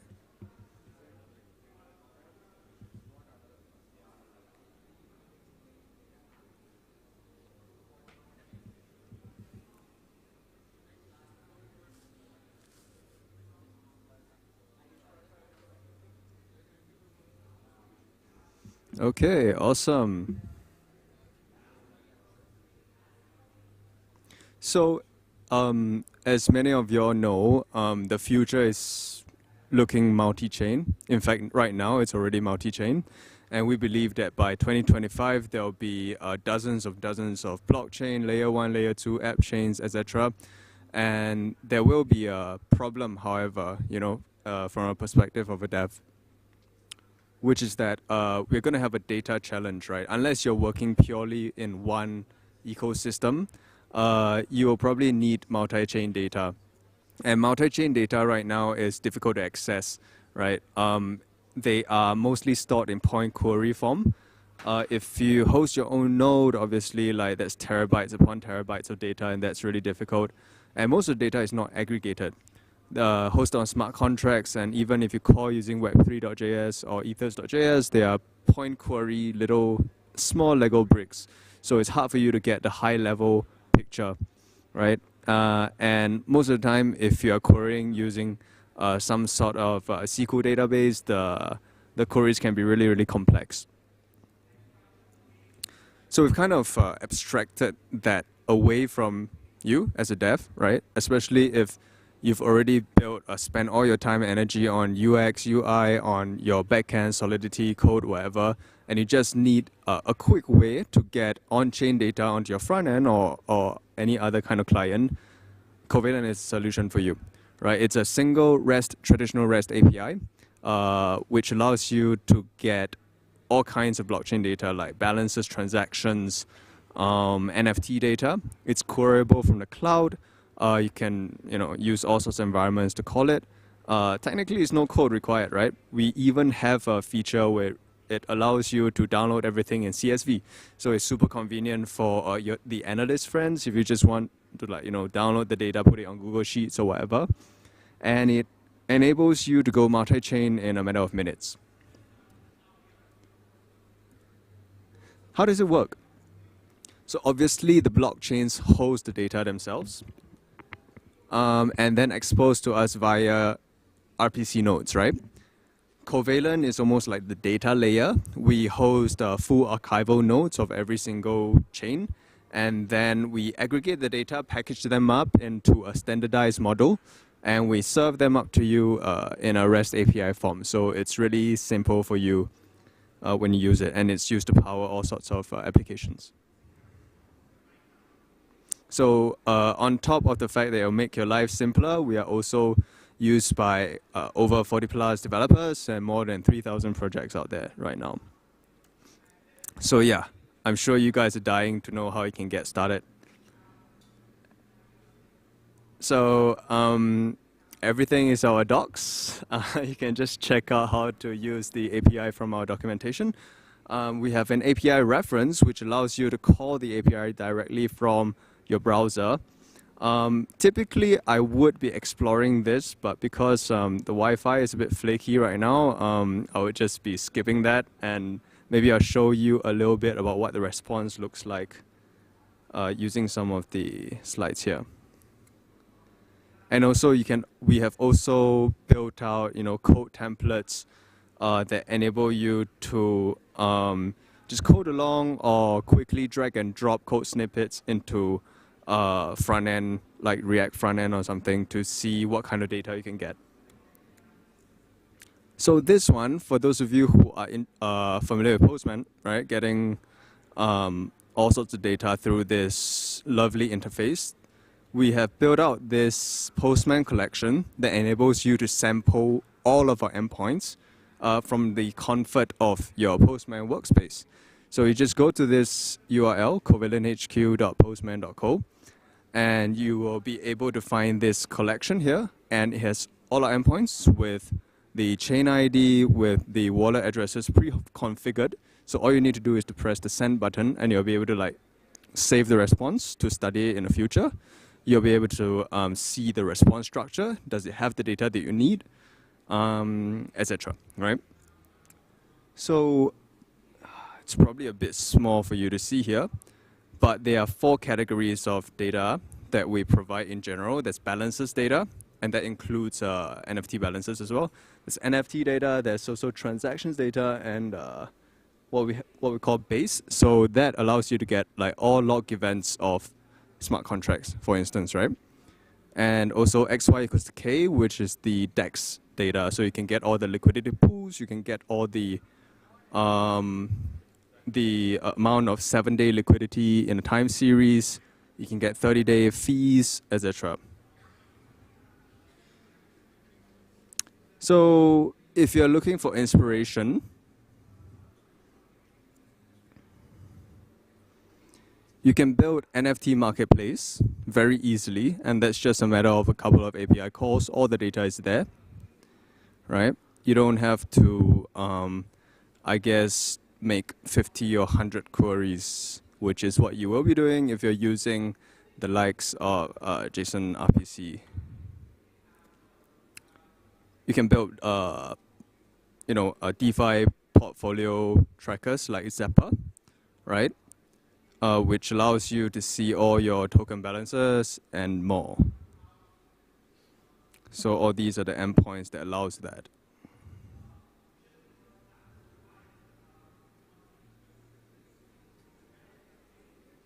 Loading.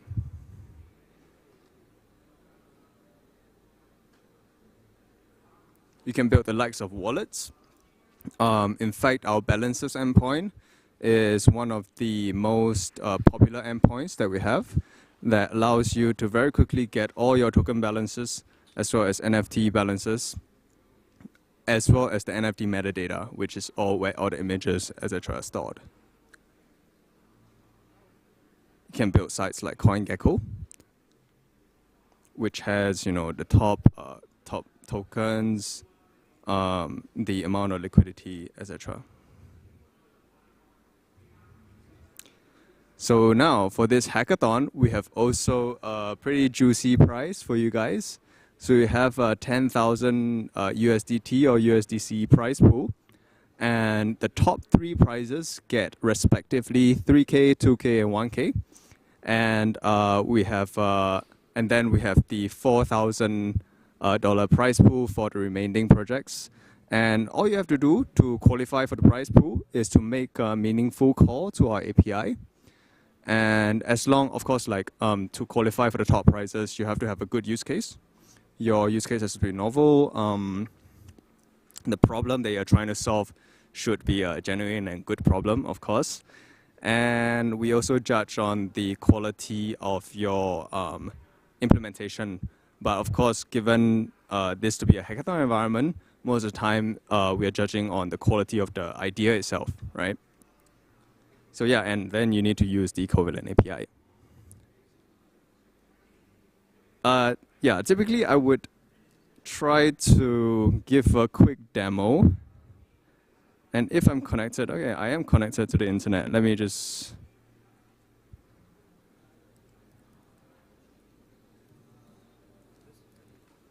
Oh, yeah, maybe we can.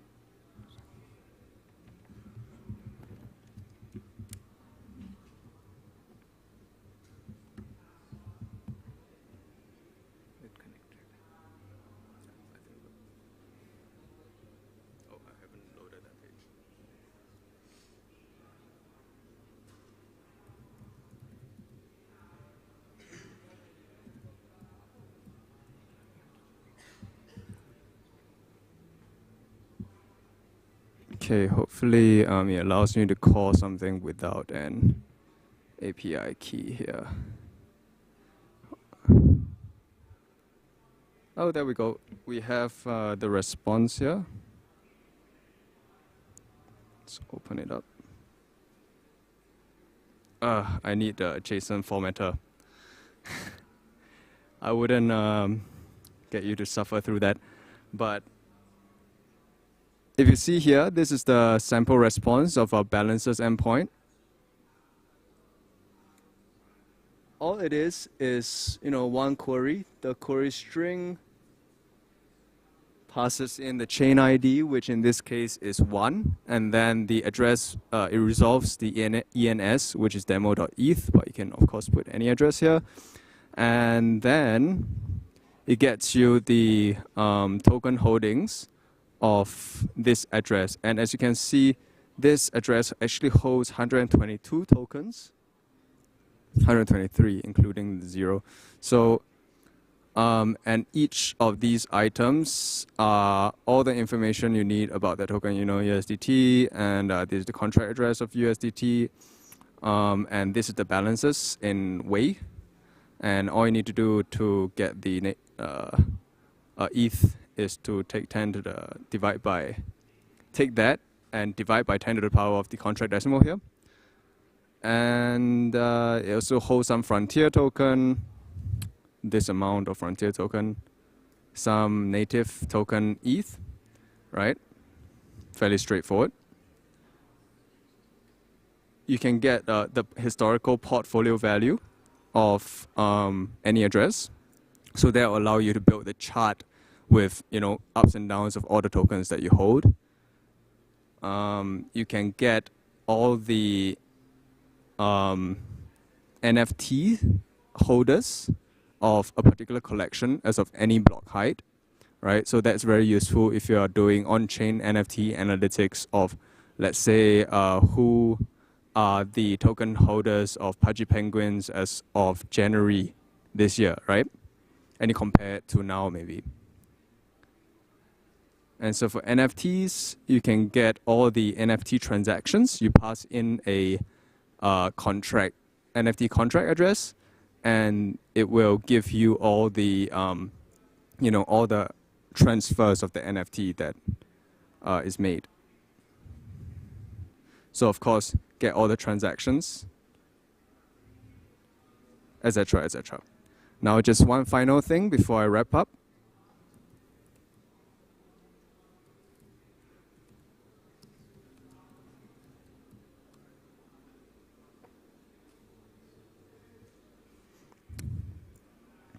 So, yeah, another thing is you go to that,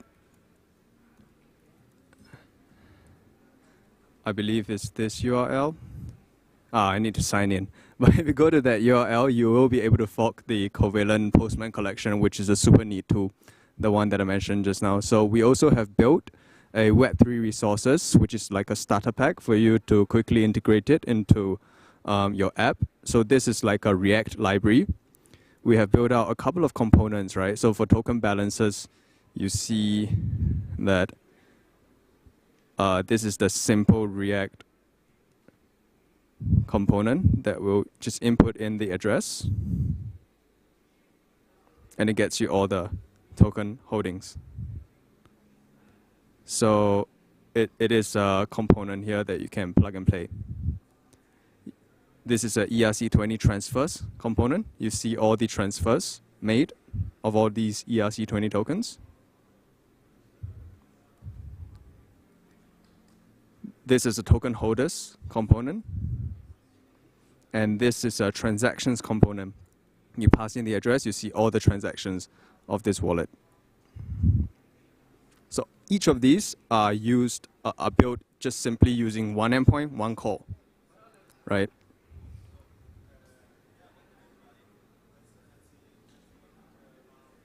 Yep, that's about all that I have. Thank you for staying through with this. I'm opening up this this last bit of time for any questions that you may have.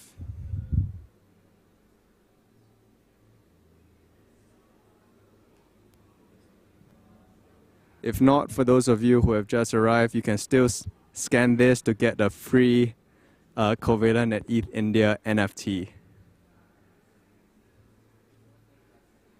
Any questions, anyone? Feel free to ask.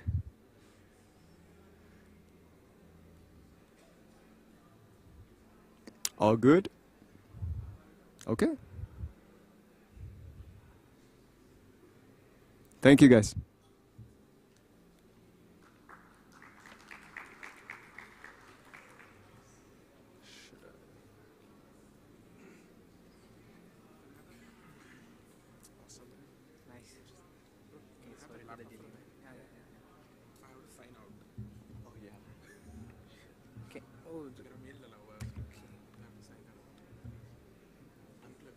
I'll just sign out.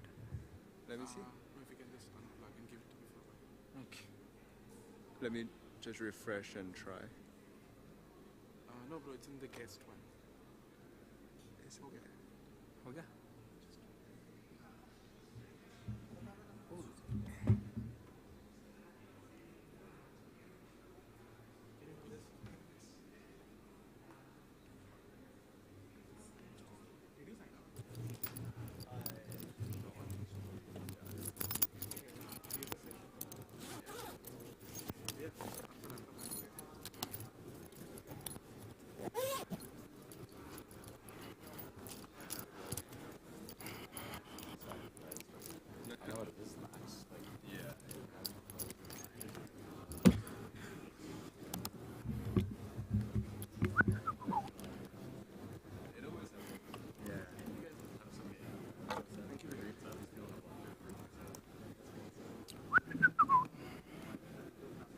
Whoa, that's a big screen. Can we resize it? Do you want the 4K? Am I gonna do it 4K? God knows. No.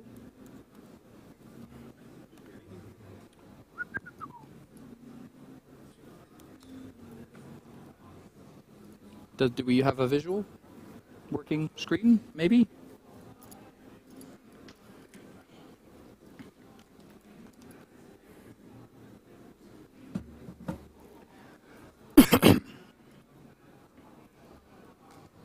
Nice. Let me drag this one over there. Nope. Cool. More HDMI issues. What's the fucking 4K? Yeah. Do you want me to tone it down to 1920 1080? How about now? Cool. Oh, there we go. Beautiful. Thank you for swapping my main monitor. Yeah, what's up? Just ask him to like put on the headphones and turn it to channel 2. Do you want me to? Yeah. Do you want me to? Yeah. Just ask him to like put on the headphones and turn it to channel 2. Okay. Yeah. Like loud or? Okay. Cool. Can we see my screen? We're good. All right. If you put on your headphones, it's channel 2. Sweet. Cool. All right. Let's see. We are a little behind schedule. Am I audible? Yes. Awesome. I'm gonna get a lot of thumbs up from you just because I'm nervous now. It's okay. Let me refresh this and ask for chaos, and then we should be good to go. All right. So hi there. I forgot my clicker. That's my first fail. I'm Luke from ENS, or otherwise known as 0x225F137 90677888314BC7. Okay, I'll cut it. Otherwise known as Luke.computer. And that right there, or Lushmans.eth. And that right there is the core premise of ENS. ENS, thank you, other room. ENS, the Ethereum name service, is a name service on top of Ethereum that simply turns human-readable names like nick.eth into machine-readable addresses, such as 0xb8, C2s, 2, yeah, that. And backwards, so your address into your ENS name, as well as profile pictures. So this now means that all of these dApps that in the top right corner show your 0x225F1373 C3B5 address will simply show Luke.computer as well as your profile picture. We don't want to see any more 0x addresses ever again. So before you run off, here's a couple talking points that I will be covering during this talk. If you're sitting there and you're going, yeah, I already know ENS, and this is not going to be interesting, hear me out. Wait till the end of this. Don't run off. Wait till the end of this slide, and then you can judge. So I'm going to be talking about what ENS is and how it works under the hood. Our latest DNS integration and the ability to now take your .computer, your .com, your .io, your .xyz, your .dev, or any DNS name, Web2 name you have, and bring it onto ENS and use it as your ENS name while it's still a Web2 domain name. Records and resolvers and the ability to custom program your ENS name and your avatar and all your records, subdomains, and a whole ton more cool stuff. Cross-chain interoperability, the ability to have stuff on other chains, off-chain, and have your toaster control your computer. How to implement all of the above? Well, not in detail because we have a limited amount of time, but if you want to know more, you can always ask me.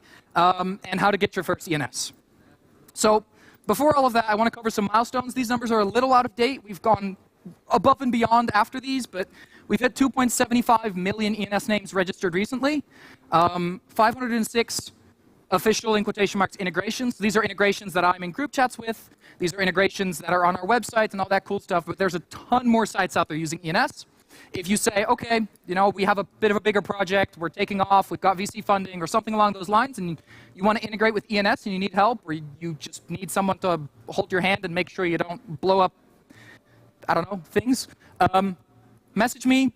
We'll start a group chat, we'll have a good time, and 593,000 individual owner addresses. So let's talk about that practical example from earlier again, right? This is Tic-Tac-Toe, a tic-tac-toe app that I built at ETH Paris a little while ago. Thank you, I appreciate it. Too much fun. Let's not talk about the design, but it works. You can play tic-tac-toe, and it does ENS name resolution, and as you can see, my other two wallets don't have ENS names. And if you check the top right corner right there, you can see v3x.eth, which is, at the time I took this screenshot, my primary ENS name. So ENS allows you to have multiple names, and you can set your primary name and change it as you go. So I have Luke Computer, I have Lutzmans.eth, and I have v3x.eth. So I'm on Polygon. My tic-tac-toe game is on Polygon because I don't have the time. I spent 4 hours to build this during a hackathon. I was high, hypothetically, because it was Paris. And I decided that I wanted it on Polygon because ETH mainnet fees for my very not gas-optimized app were not going to happen. So here's our app, and now let's say you're sitting out there and you're like, okay, I want to try this out. How do I create a game? You press the create game button, you get this ugly screen, and then right there you can either type in their address or their ENS name. So right here we enter nick.eth, you can see his profile picture, and you can see his address. Easy, ENS. So big flex, I am now playing tic-tac-toe against the founder of ENS. It's going great. Above and beyond my bad tic-tac-toe skills and the fact that this ended up in a tie, I think I know the winning strategy, but I keep forgetting. It's okay. This is a simple use case of ENS. We've got names, we've got profile pictures, and the DApp has nothing to do with ENS. If you do want to build something ENS specific, you're more than welcome to, but this is just your average DApp and ENS integration. So that's the core idea of ENS. In this specific example, it provided the username and avatar. But we have a whole lot more than that. We have email, we have your GitHub, your Discord, your whatever other things you'd like to link to it. So this is me, Lutzmans.eth, or Luke.computer, or v3x.eth, 0x225F1373, blah, blah, blah, blah. And my profile picture. As you can tell, I do not like saying out loud addresses, so Luke.computer it is. And this is nick.eth. And nick.eth is composed, I'm going to use him as an example because he has a lot more records set than I do, of a bunch of different records. So it's not just your ENS address, it's your ETH address, right? Your 0xB8C, blah, blah, blah, blah. Your Doge address, because why not have Doge address? Your Bitcoin address, because why not have a Bitcoin address? Your Litecoin address, and like a whole bunch of other chains that we support. Your website, if you have a centralized website. Your email, because email. Your Discord, your Twitter, your Reddit, your Telegram, your GitHub, your ENS delegate link in case you want to be an ENS delegate and you have a forum post about it, your avatar, and a whole bunch more. ENS names have key value storage. So all of these, if you lowercase them, except for the coins that have numbers, but if you take website all the way to avatar, you lowercase them and you put them in your ENS name, and you put them in the records, they're just key value storage. So you can add anything you'd like. There are proposals out there. You can make proposals. You can standardize these things if you choose to. So there are a couple projects out there standardizing having audio in your ENS name. There's a couple projects out there standardizing all sorts of cool stuff, storing KYC in your ENS name, whatever you'd like, and it's optional, of course. So how does all of this work? ENS is composed of a couple core contracts, and their logic is relatively simple to understand. It simply stores for every name, Luisman.eth, the registrant, my address, when it expires, and a resolver address. That resolver address is just another smart contract. In this case, 0x497, I happen to know, is the public resolver. It's a contract that we deployed. It allows you to do key value storage, and it simply just checks if you're the registrant of a name. So it stores it for me, it stores it for Nick, it stores it for Vitalik, and it stores it for everybody else out there that has an ENS name. And that's the whole core contract. So when you have your library and your front end and your app is like, hey, you know, I want to invite Nick to a tic-tac-toe game. I'm looking for Nick.eth. It'll go over there, it'll grab this Nick.eth from the list, and right there we go. Nick.eth registrant expires and resolver. It'll look at the resolver, and it will reach out to that smart contract. So this is the public resolver smart contract, and that smart contract will simply return all the information aforementioned. So we now have all of our information stored in that smart contract. Cool. This is the public resolver, like I mentioned. But this can be your code. This can be your contract. This can be everything from here on outwards can be fully customized. What this means is that your contract can return your ETH address and an avatar based on the day of the week, based on your profile picture, your portfolio, that is your profile picture, your whatever you'd like to do, what NFT club you've joined, or anything along the lines. Cool. So I get it. This is cool. You sit out there and you're like, yeah, ETH mainnet is cool, but ETH mainnet is not sponsoring this event. Polygon is. So you want to use the fancy things. And we get it. The ENS core team wants to use the fancy things too. All of these and more. And you can. There's a little thing that we released about halfway throughout last year, and it's the Cross-Chain Interoperability Protocol, CCIP for short, because nobody is going to say Cross-Chain Interoperability Protocol every single time they want to talk about it. So CCIP works very simple. It allows you to store your data on-chain, off-chain, on a roll-up, on a layer 2, which, I mean, these are all kind of overlapping terms, using zero knowledge, using HTTP, if you'd like HTTP to control your coffee pot, using your toaster, or anywhere else you would like. It is ridiculously powerful. So this is essentially how it works behind the scenes. I'm going to give you a really quick rundown. It's all done client-side. These slides as well, if you want to take pictures, it's great, but they're also up on luke.show. It's https://luke.show. You'll find all the slides as well. This right here is Ethers, a library that most of us use in our front end and our back end. And Ethers will reach out to ETH mainnet. It'll go, I'm looking for Nick.eth. Nick.eth will have the name, the registrant, expires, and resolver, just like I mentioned before. Oh, oops. The resolver, it'll go to the contract, and it'll say, hi, contract, I'm looking for Nick.eth. Get me its avatar. So get text, Nick.eth, avatar, or get text, Nick.eth, GitHub. Easy. The smart contract will then throw a custom error, off-chain data. And it will say, you need to go to Polygon, to this smart, or sorry, in this case, Optimism, this smart contract, run this function. So Ether says, oh, shoot, the transaction failed, but I know how to handle this error code, off-chain data. So it reaches out to Optimism, or Polygon, or HTTP, or an RPC endpoint, or whatever chain you'd like, whatever L1, L2, rollup, name it.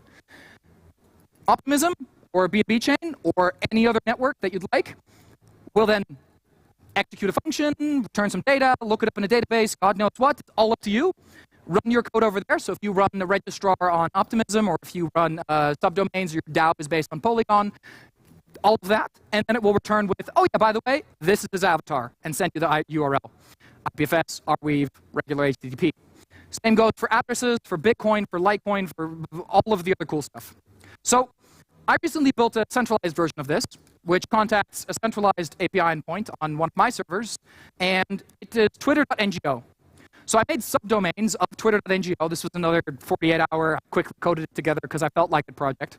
And what happens is if you take anybody's Twitter username, provided they have ENS in their name, .twitter.ngo, it'll go to the ETH mainnet smart contract. The mainnet smart contract will say, you need to go to Luke's server. It'll go to my server, and the server will then use my Twitter API key. Yes, you need a Twitter API key for this, but it works. Use the Twitter API key, make a request, get the user's ENS name, get their user's address, and then return all the information. So this now means that any Twitter user, provided they have an ENS name or an address in their actual username or description, is also automatically an ENS name. Congrats, you have a subdomain now. Sweet. So an example is Nick Johnson, or Nick SD Johnson, .twitter.ngo, that's Nick's username. And because he has nick.eth in his Twitter bio, all of the fun stuff happens at the back end. We've resolved it. It shows his ETH address, it shows his Twitter, it shows his profile picture, and it shows his description. Cool beans. So this is obviously super cool, right? But I understand that most of you are sitting here and you're going, where do I start? What is this? So there's a ton of libraries out there that already support ENS. If you're building a dApp, you're probably using Ethers or Web3.js. Or if you're doing something in the back end, you're probably using Web3 Go or Web3J for Java or anything of the sorts, right? Or just Ethers because it works in the back end as well. WAGMI provides React hooks wrapping Ethers. Super nice. So if you use RainbowKit, if you use Web3 Modal, if you use any of the sorts, ENS is already built in. And it's going to be one line of code away.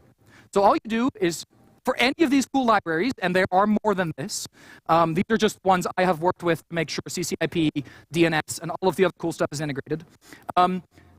It will automatically have a get ENS name or use ENS name, use ENS avatar React hook for WAGMI, for example. I really like WAGMI because it makes dApps so easy.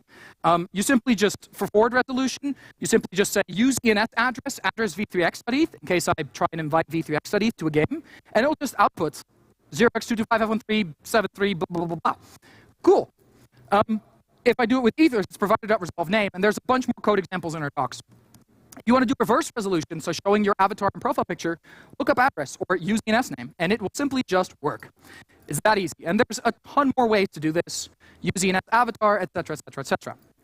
And then I haven't even covered subdomains yet. So my talk needs to be short, so I've yoinked out these slides, but there's more on the interwebs if you'd like to find some. If you want to know more, check out the documentation. Now, I see you going, yeah, this is cool. ENS or whatever, but how do I get one of these? Oh, wrong slide. How do I register one? So you use the ENS Manager. The ENS Manager is our dApp.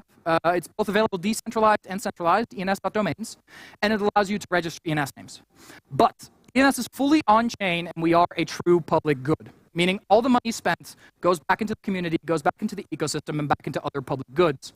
Aha, I work for a nonprofit. But the ENS Manager is not the only place you can register ENS names. Because we're fully on-chain, there are community projects like ENS Ferry where you can give names to other people. Like Rainbow, that literally has ENS names in their wallet where you can register them, set them, edit your records, and all that cool stuff. Coinbase, they give out cb.id subdomains. Lens, any lens name .xyz is a valid ENS name. Argent gives out subdomains of argent.xyz. So a little bit of alpha. We're working on a new manager. Not to tease too much, it should be out ideally end of this year, beginning of next year. It's alpha ENS domains. If you'd like to check it out, it's purely on Gorley at the moment. But the real ENS Manager works around about like this. Here's what it looks like. It's app.ens.domains. You go to the search bar. Boop. You type in the name you want, so alice.eth in this case. And then there you go. Here's your registration screen. So any ENS name that's 5 characters or longer is $5 a year converted to Ethereum. So we use a Chainlink Oracle and we figure out what the current price is, and then it's $5 a year plus whatever the estimated gas fee is right now. So in this case, you can see that Alice is going to cost me about $9. This is on testnet, so it doesn't cost me anything. I press request to register, and we do it in 3 transactions, or at least 2 transactions in 3 steps. Transaction number 1 is a commit transaction. The reason we do this in 2 transactions is to prevent anybody, whether that's somebody listening to your JavaScript code, somebody looking at your screen, somebody listening to your network connection, somebody running the ENS website, anybody in between will be unable to see what name you're registering until you actually own the name. This means that anybody who might be spying on you, might be listening to you, might have bugged your computer, will not be able to front run you and steal your name before you can register it. So the first transaction hashes the name and commits it to the chain. Next, we wait 60 seconds. This is done to prevent front running and for stability. After those 60 seconds, you make your second transaction and you send your actual $5 worth of ETH. And now you have the name. Easy. So your profile looks around about like this. For the new alpha, it looks like this. It's super cool. And you have your avatar, you have all your records, you can edit them. The current manager allows all of this as well. It just looks less fancy. And you can do all sorts of cool stuff, like setting your avatar, which is super easy. So this is the current manager. All the way in the bottom right there, you'll see add and edit record. So you press on that, and then you scroll down right below these text records. I could show you if the internet was actually stable. That's your avatar. So you just put a URL there. This could be an IPFS URL, Filecoin URL, which is IPFS, an Arweave URL, an HTTP URL, anything of the sorts. And then you have your avatar. Easy. So I'm almost at the end of my talk. Don't worry. The next speaker can come up here in a minute. I have one last thing I want to do, and I apologize in advance to everybody here, but you've been rickrolled. My name is Luisman Studieth. Luisman NL on Twitter. Luke.contact has all of my contact information. If you want to WhatsApp me, Telegram me, Twitter me, whatever you'd like. docstudyns.domains has more of the information. Happy hacking.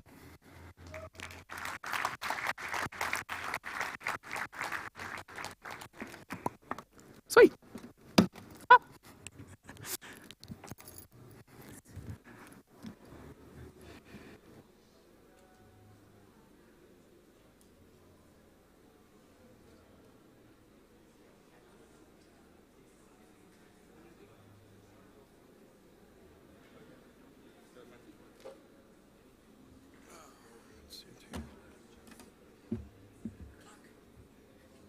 Thank you.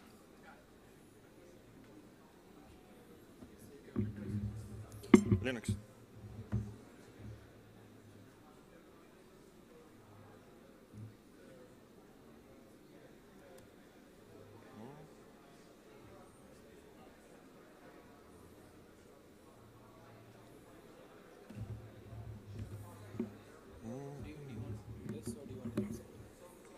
Can be both. Either way. So check, madam. Check. Mic testing 1. It's okay. Hello. Check. Mic testing 1, 2. Check. Yeah, not looking really nice. Especially like that two transactions. Just hold on a second. Let me just change here to Full HD.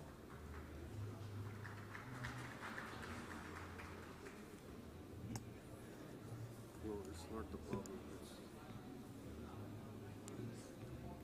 But it's giving some red tint. Is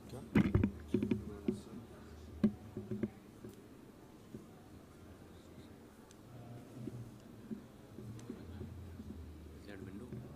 No, it's Linux.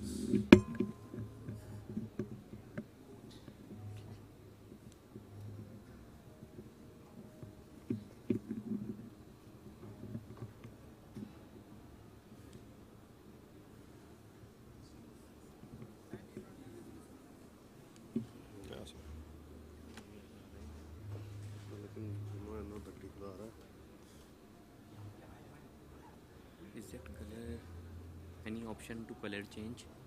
To what? Any option to color change? To change the color? Yeah. No. No, that's it. Okay. It's okay. It's okay. It's okay.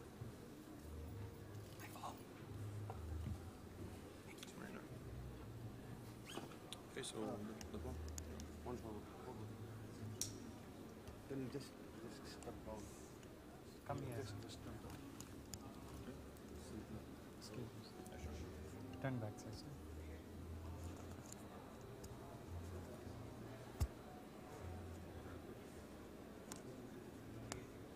No. Put it on. No. Oh, it's here. Okay. Hey guys, can you hear me? Channel 2? Everybody? Cool, fine. Okay, so lovely to be with you guys. My name is Carlo. I'm a senior lead solution architect at Cartesi. And today we're going to talk about how can we do things using our tech, right? So basically what we will cover is an overview of Cartesi, an overview of how you can develop with it, and I'm going to do some comparisons on how you do Web3 development, Web2 development, and then how you do it with Cartesi, right? And a quick intro to Cartesi Rollups, which is the product we use for enabling our tech. So just an overview of what the stack is about is this. So basically the objective is having this really rich code that you can use for decentralized applications. So if you develop on Solidity, you probably have faced a lot of issues like the size of the transactions or lacking libraries that do stuff that you're usually doing on Web2, like parsing a string or something like that, accessing the database, all this stuff. And that's what we want to bring. We want you to have the same power and expressiveness and computational power that you have on Web 2, only available on Web 3 in a decentralized fashion, right? So if you take a look at here, this is a really simple example of a dApp in Cartesi. This is an echo dApp. Basically what it does is whatever you throw at it, it just throws back at you, okay? And if you're into Python, you can see that this code is, looks just like any regular Web 2 Python code, right? That's because we wrap the whole framework and how you interface with it in a simple HTTP interface. And that has a couple of reasons, because most developers, they're not Web3 developers, right? You have a really steep learning curve. And in order to make it easier for Web 2 developers to onboard, we made the decision of providing this nice HTTP interface. You comply to it, you're used to it, and now you have a decentralized application, right? This is just a preview. I'll just explain stuff and go back to this later, okay? So let's go from overview of Cartesi. Basically, we're bringing this new OS, and we think it's pretty neat. So we love Ethereum. Ethereum has security. It has decentralization with censorship resistance. We have all these thousands of nodes validating everything. Anyone wants to tamper with something, it's really hard because you have to lie consistently with thousands of nodes in order to do this.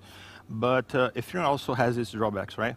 Because since everyone on the network is validating everything, it means that all the nodes on the network are producing all the computations, and that makes it very limited. Because if you have the Ethereum network and you don't have tiny transactions, well, just throw a while one loop at it. You just halted the entire network, right? Or if you don't make it really, really expensive like this, well, then you can just flood it with useless tiny computations, and you halt the network anyway, right?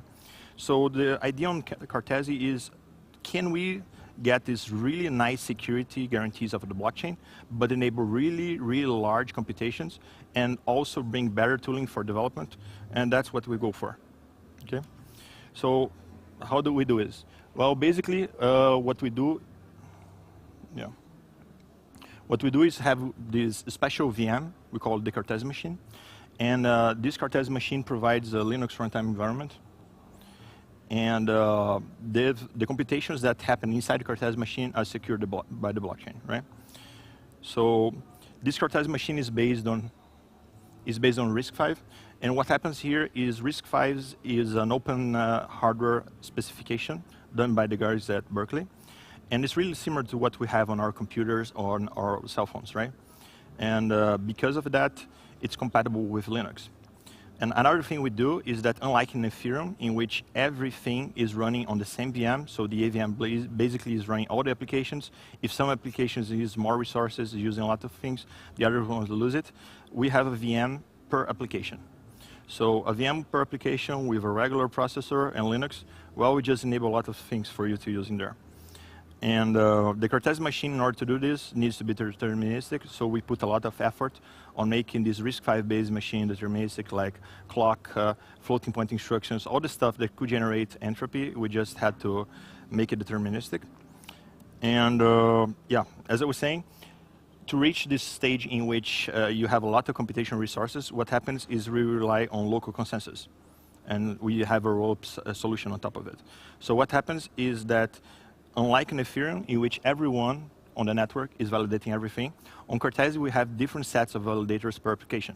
So if you're interested in an application, you can validate it. If you're not, you just let it go. You don't have to watch and validate everything that's going on in the network, okay?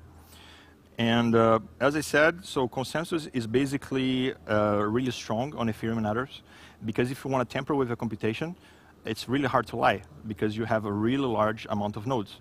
And I just told you guys that in order to scale, what we do is not everyone validates everything. So you can have a really small subset of the network validating a certain application. So how do we keep it secure? So basically, when there's a dispute and you don't agree with the result, it's not a matter of a local consensus with the people that are validating that application, and you just pick up the majority, and that's a consensus. No.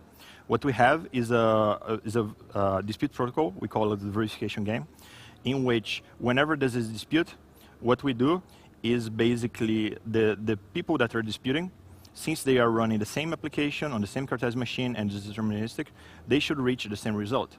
If they didn't, it means that at least one of them did something that they shouldn't. So we have this interactive protocol called the verification game, in which it has two parts. So the first part is it tries to use this Cartesi machine on both parties off-chain, and they post a signature of the state. So we basically pick up all the Cartesi machine state with RAM, disk, even processor state like the instruction counter, everything. We map it to RAM, and then we divide it in 4K pages. And these 4K pages are hashed, and those are the leaves of a Merkle tree. And then this root hash of the Merkle tree represents the whole state. And you use this to check if you agree or not with the state of someone else's Cartesi machine. So when there's a dispute, what you pick up is you pick up the whole computation. Let's say we have, I don't know, 1 million, for instance, cycles on that computation. So we do an inner search to search what's the first instruction we don't agree on. What we do is, okay, I'm going to post my root hash of the Merkle of the Cartesi machine at 100 million cycles, 10 million cycles, sorry, 20, 30, 40, up to 100. And then you're going to tell me, okay, so up to 40 million, I agree. 50 million onwards doesn't match. So now we know the divergence is between 40 million and 50 million. Then we drill down. So 41 million, 42, 43, 44, up to 50.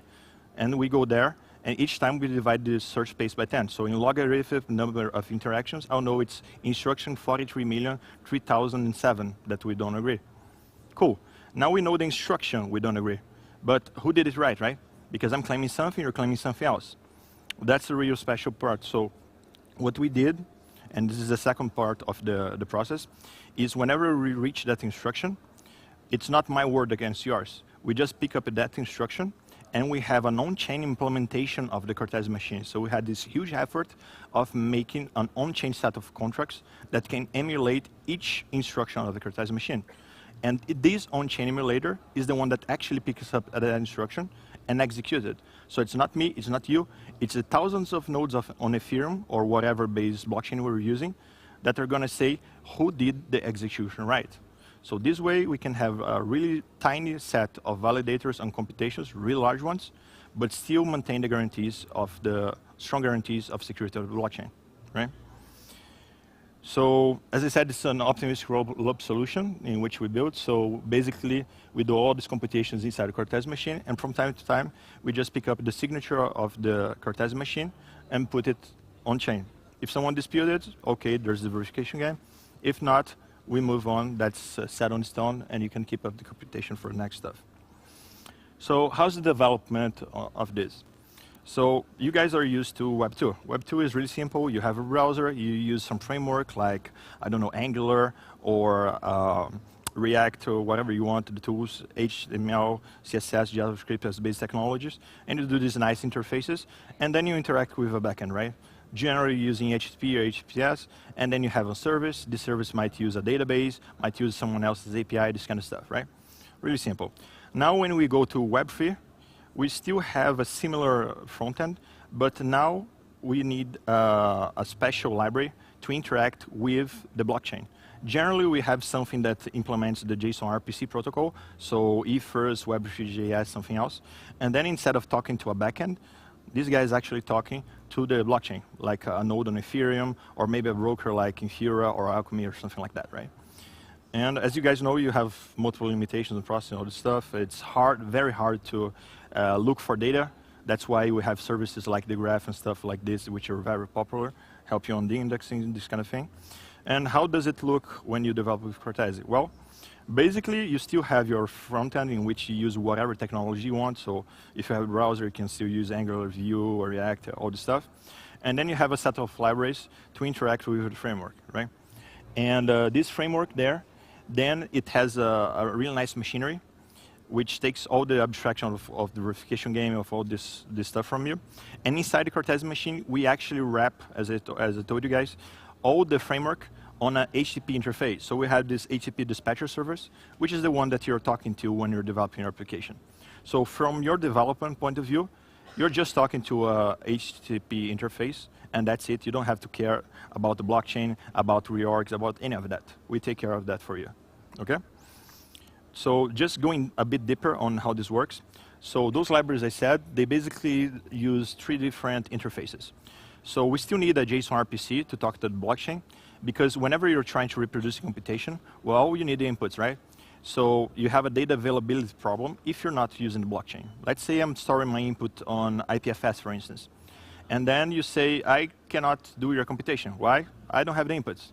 Okay, from the blockchain point of view, there's no way for you to say, it's me lying about it not being RPFS, or it's you lying that you didn't put it in there.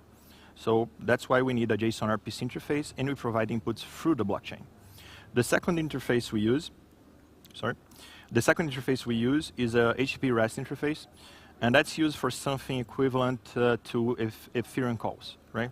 So we have this inspect interface that on this inspect interface, basically, we allow you to directly talk to the Cartesi machine without any fees, anything. It's just HTTP connection directly to it, and you can do whatever processing you want to query for state. So let's say you have a chess game, for instance. If you open an application on a mobile phone and you want to know if you have ongoing games and what's the state of the game, you probably need your client to go there and look at a GraphQL with something you're indexing, or go directly to the blockchain, check that you have a transaction which you started the game, check all the moves that other players did until you have the current game state and you're actually good to go, right? So this inspect interface is to handle things like that. So instead of doing that, what you do is you go through this inspect interface, you just call it the Cartesi machine, you give your address, and you say, hey, what's up? And then inside the Cartesi machine, you can process it on whatever language you want, Python, C++, regular backend, and then you can check, oh yeah, you have an ongoing game because I started it in the database, and yeah, this is the game state in a JSON, and it's white player's turn. So much easier than just going to the blockchain trying to reconstitute the data, or using something like the graph to index a lot of data, right? And the third interface in there, which is the graph, is an interface that we use to ease the outputs of the Cartesi machine. So the Cartesi machine basically can use reports, which is something you generally return when you're using this inspect interface. Then you have notices. Notices are a mechanism really similar to what we have on Ethereum events. So when you want to have a statement and it makes sense forever, like I won this match or something like this, notices is what you want to go for. And then we have this third interface, which is vouchers. So what vouchers are is a way for you to emit a transaction to interact with the blockchain from within the Cartesi machine. So since the Cartesi machine is deterministic and doesn't have outside the interfaces like internet and stuff like this, inside the Cartesi machine, you just do your transaction, and then you put it on a voucher. And the voucher is a really cool mechanism because you query it on GraphQL. Anyone can enforce it because, after all, it's a transaction that's signed by the application itself. And then we have an incentive mechanism that when you submit the voucher and enforce it, you get rewarded by it. And we got all these nice smart contracts on the framework that check if the voucher is valid, if it was submitted already, and all these guarantees that we should have, right? Okay, so let's go back to that initial code. So how does it look like? So basically, this is an echo application, as I said. It's a really simple one. Whatever you throw at it, it throws back at you. On the left side, we have an example using this front-end console that's available on our repo. So the URL is down here, but you can also query me for that later. Also available on our site. So it's a simple application done in TypeScript that basically implements all those three interfaces as shown.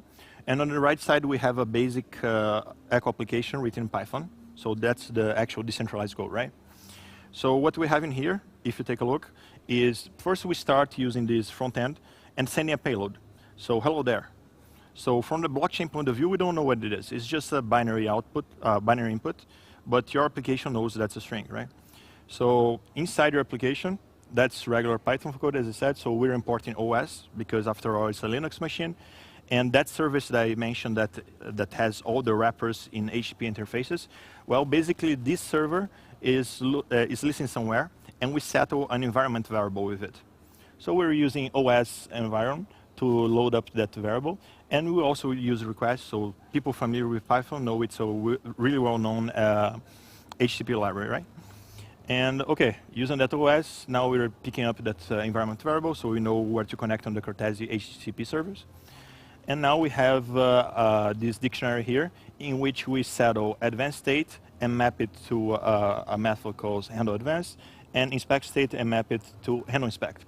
So advanced state and inspect state are a payload. Whenever you receive an input on the Cartesi machine, it can be from two different sources. So it can be this input that came through the blockchain and is actually advancing your application state, or it can be a direct query you do. For example, that chess in which I said, so do I have a game, something like that? inspect calls, it will come with this metadata as inspect state. So you know it's something that's going to be thrown away afterwards, right? And the basic structure is you have this infinite loop, and this infinite loop has an iterator, okay? In this iterator, you're doing two things. When you call that finish endpoint, you're putting a payload that's saying what you did with the previous input. So let's say we're playing chess, and I just do a legal move with the queen. Well, it shouldn't happen, right? So you refuse this input. So in that payload, you're going to say that the status is reject. Now, if you provide me with a valid input, I'm just going to accept it, and that's the input of this endpoint. Now, what's the response? The response only comes when there's something to process. So once you call this guy, it just pauses the Cartesi machine, and the Cartesi machine is woken whenever the framework has something new for each process, either inspect or a new input for the blockchain, right? And well, this response there, then you parse it. And as I told you, you have a special header in there, request type, which can be either advanced state or inspect state. And given that, we're going to use that dictionary in there to map to the right method to handle it. And then we just call this method. So handle advanced, which is the one we call in case it's advanced state. It's an echo application, really simple. So it just picks up the payload that you received. It creates a new dictionary with a payload entry and putting whatever you received in there. And then, once again, a simple call. So you do a post on this notice endpoint with the payload that you just set on that dictionary. And that's it. You just emitted your first Cartesi event, which is a notice, with the payload you received from the blockchain itself. And you return accepted because, well, that's valid, so let's go forward. So on the handle inspect, which is the case for this inspect API, which is ephemeral, same stuff. Only that this time we're picking up this payload and we're putting on a different endpoint on report. Report is this other interface in which I told you guys that it's meant to be ephemeral. So whenever you do a report, it's not stored, it's not there forever. It's like an Ethereum call response, right? And yeah, that's it. After you process it, we just set up that finish status to accept or reject and do it again. So now on the left side, once we process this, what happens is we emitted a notice in there, right? Because we just sent this payload through the blockchain, hello there. We got in there, and a notice was emitted. So we can still use this front-end application and use this really nice command, yarn start to notice list. And what this does is it goes to the Cartesi node, to the graphical interface, and says, hey, show me the notices. And there it is. You're going to have a notice, sorry. You're going to have a notice stating the epoch input and notice index, and the payload is in there, hello there. So epoch is because we're an optimistic roll-up solution, right? So all these time frames in which we validate stuff and then we roll up, those we call epochs. So that's the index of the epoch. So in a given time frame, you can have multiple inputs. So you have the index of the input. And then a single input can generate multiple events, right? So we also have another index for the notice there. Well, that's it. So basically, we have a tracking here which has a $10,000 USD price, and it's divided in three. So first place takes 5K, second place takes 3K, and third place takes 2K. We have multiple resources available to help you guys. So first of all, we're here. So you can just come at our booth and talk to us. We also have multiple examples of code, like we have this getting started, which is Echo in Python, in JavaScript, in C++, in Lua, in multiple languages. We also have some nice applications using machine learning or database like SQLite, and yeah, a lot of interesting stuff in there, so you can give it a look. We have a special Discord channel for this hackathon. So if you scan our QR code on our booth, you'll get there. You also get a special badge that no one else would ever get, just people attending this event. And we also have the Cartesi docs available. So yeah. Once again, this is a hackathon, so you probably want to make most tracks to have more chances, right? So if you want to mix our project with something else, let's say you want to do a slot machine, and you want to do it on top of Polygon, calling a smart contract on Chainlink for random number generation, and then you want to feed it to Cartesi machine to actually do the slot machine, so you won jackpot or you didn't get anything, or something like that, you can always come and discuss with us, and we can help you integrating stuff and figure it out, right? That's it. Hope you liked it. If you have any doubts, anything, just talk to me later, or you can stop at our booth. And yeah, hope to see you guys doing something really nice on this hackathon. Thank you.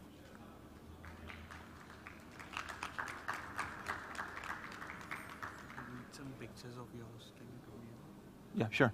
Is there a Q&A or no? I don't. Yeah, you can do it when you have 10 minutes. Oh, okay. So.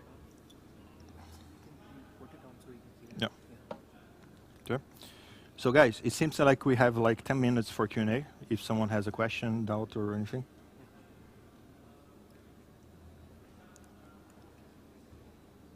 Yeah. In there.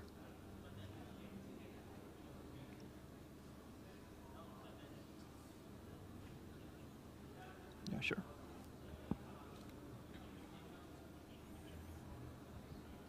Can you go back to like the starting of the slideshow? This one? Starting of the slideshow.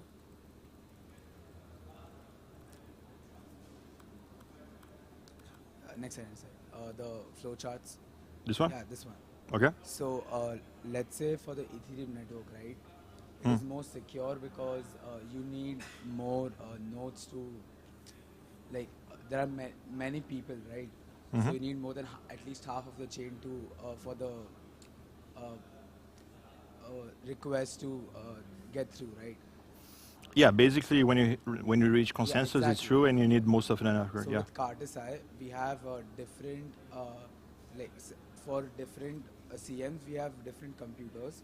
So like DAP A will have its own set, DAP B will have its own set, right? Yeah. So less number of members also does mean that it's more susceptible to like monopolizing, right?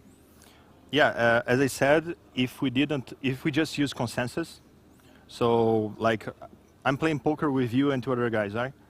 If I just ask, okay, so what's the winner? And then if we have like 3 people saying one guy is the winner, well, he's the winner, and that's easy to manipulate, right? You just have to temper it with 3 people. But as I explained, whenever there are disputes, we don't rely on the consensus of the nodes that are involved in that computation. We actually engage on this verification game, and then the consensus is based on the execution of that instruction that we came together as the divergence instruction. And this is done on-chain, on a blockchain with thousands of nodes like Ethereum. So I'm playing with you and 2 other guys poker. We have a dispute. It's not us that's settling. We engage on this verification game, and this verification game runs on top of Ethereum or another protocol with thousands of nodes.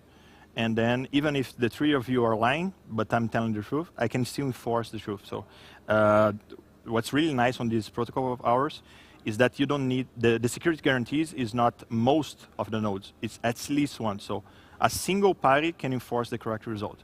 So we have a computation with 100 validators. 99 are lying, but a single party can still challenge them all and enforce the correct result, because in the end it's consensus of the underlying blockchain that settles it, which in case can be Ethereum, Polygon, Gnosis, even other roll-up solutions like Optimism or Arbitrum. Thank you. Yeah.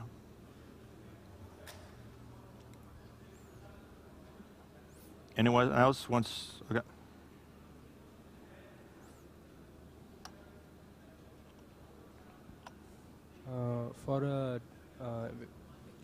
When you're using a database, that database will be public, right? And if you're encrypting from the Cartesi machine, will we store the key also in the Cartesi machine, or how does it work? Okay, so basically, the Cartesi machine can have the size you want as long as the validator is willing to store it, right? So you can think of it kind of like a decentralized AWS, right? So you set your application. You say that your Cartesi machine is, I don't know, 2 gigabytes of RAM, for instance, and 10 gigabytes of storage. And then you say, I'm willing to pay XCTSI per epoch validated. And then on the other side, you have validators that will say, okay, I'm willing to store this Cartesi machine. I have the resources. And yeah, I'm willing to be, to validate each epoch for the amount that you're proposing. If not, then you should probably raise your fee and actually have a group of validators wanting that. But going back to the storage itself, so basically the validator is holding that Cartesi machine, which in practice is a Docker container with this emulator inside. And if he wants to store like a Cartesi machine that has 10 gigabyte database, that's fine. And yeah, the database would be stored inside the Cartesi machine, so off-chain. So you don't have to pay for a lot for storage and stuff like this. Did I answer your question? Okay, awesome.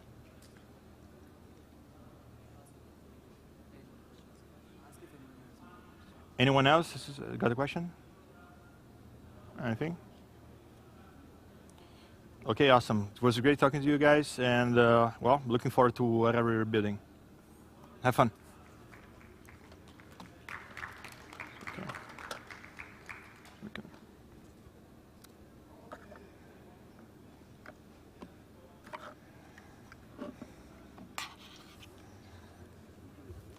Okay. So yeah.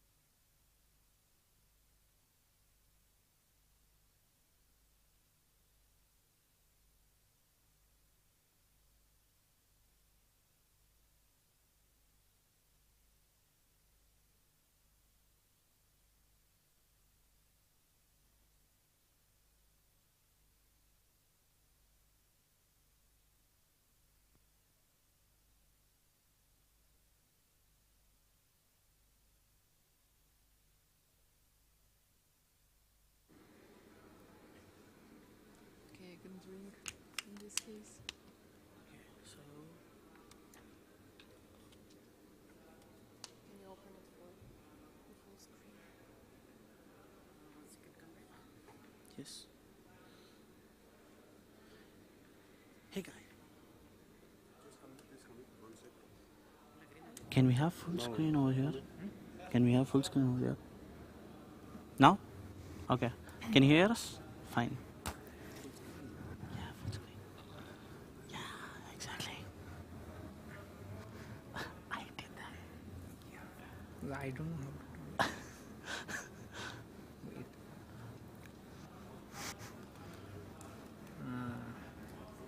What? Huh? Huh? Can we just...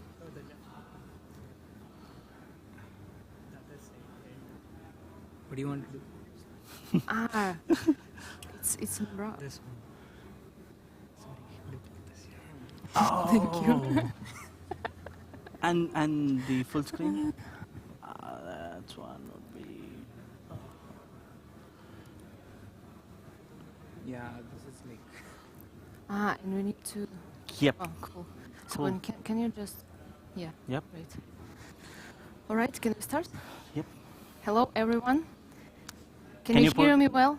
Can you put on the headphones now? Sorry. Sorry for the delay. Yep. Yeah. Please give me a clap if you can hear me. Thank you. All right. So hello, everyone.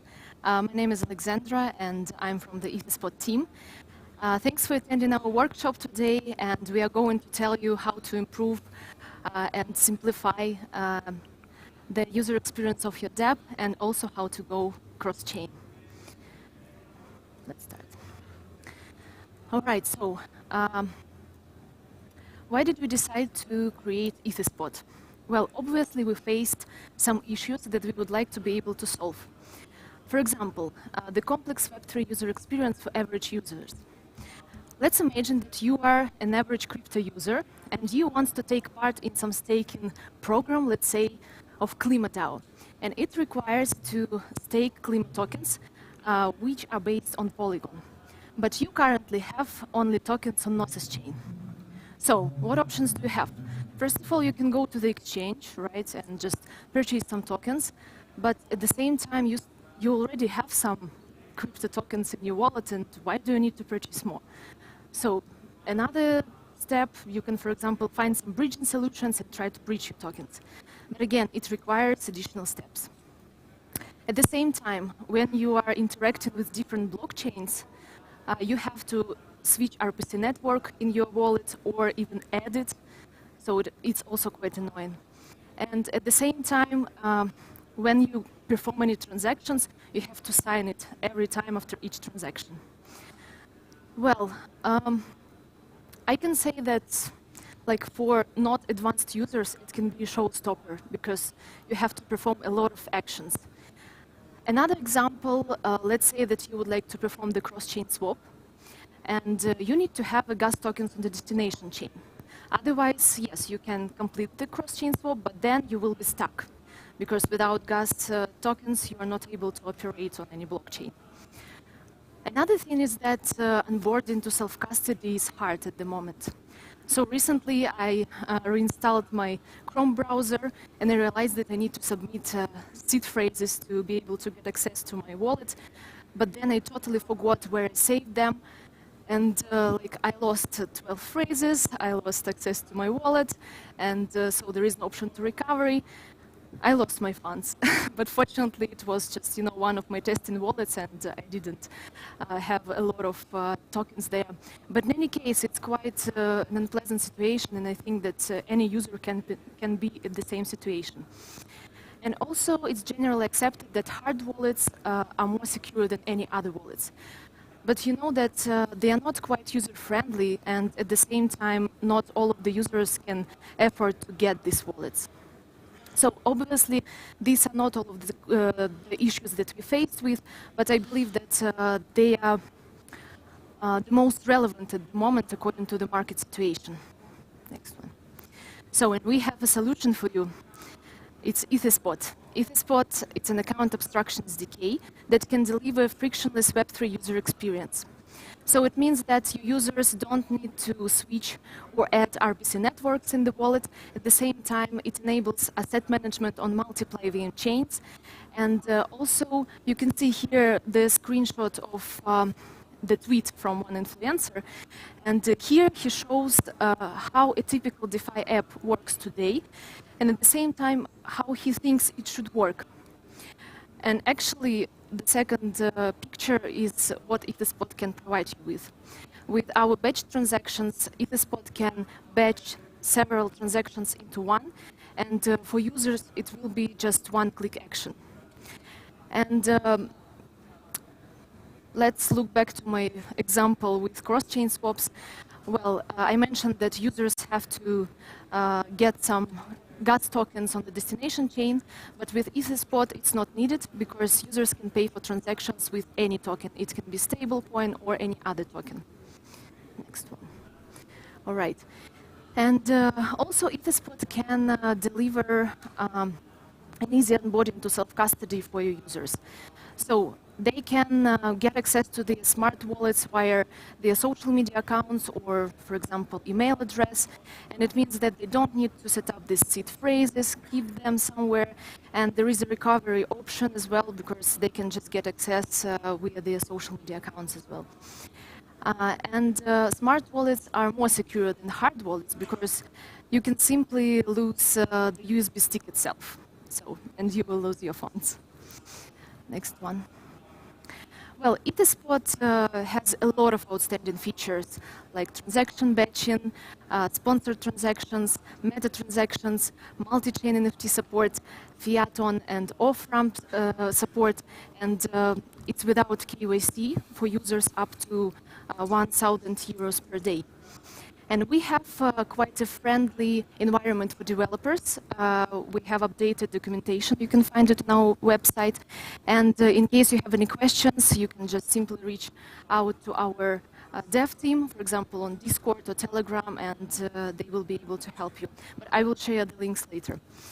At the same time, Etherspot supports more than 15 EVM-compatible blockchains. And it means that your dApp will be able to capture cross-chain liquidity, and you don't need to deploy your dApp on any chain separately. And the star of our presentation is the Builder React component. This is a component for plug-and-play integration. And I'm passing it over to Vignesh to present it. So many thanks, Alexandra, for explaining the Etherspot SDK. But then now we are going into the builder. So SDK Builder is a React component that we have built on top of the SDK to showcase you what the SDK can do. So SDK Builder is actually two lines of code which is required for the SDK to, for the builder to integrate it to your front end. So as you can see, you can just import our npm package and then just say Etherspot. That's all. So all the things that we have said, like smart wallet, all the interactions will be done inside the Etherspot itself. So what you need to do is just write Etherspot tagline. That's all. So it's very easy for the developers, for yourselves. So that's how to integrate Builder. But I'm going to talk about the features that they're there in the builder itself. So first is multi-call transactions. Multi-call transactions, as you can see by the name itself, it's like, calling multiple transactions into one. So it's a smart way to actually submit the transactions.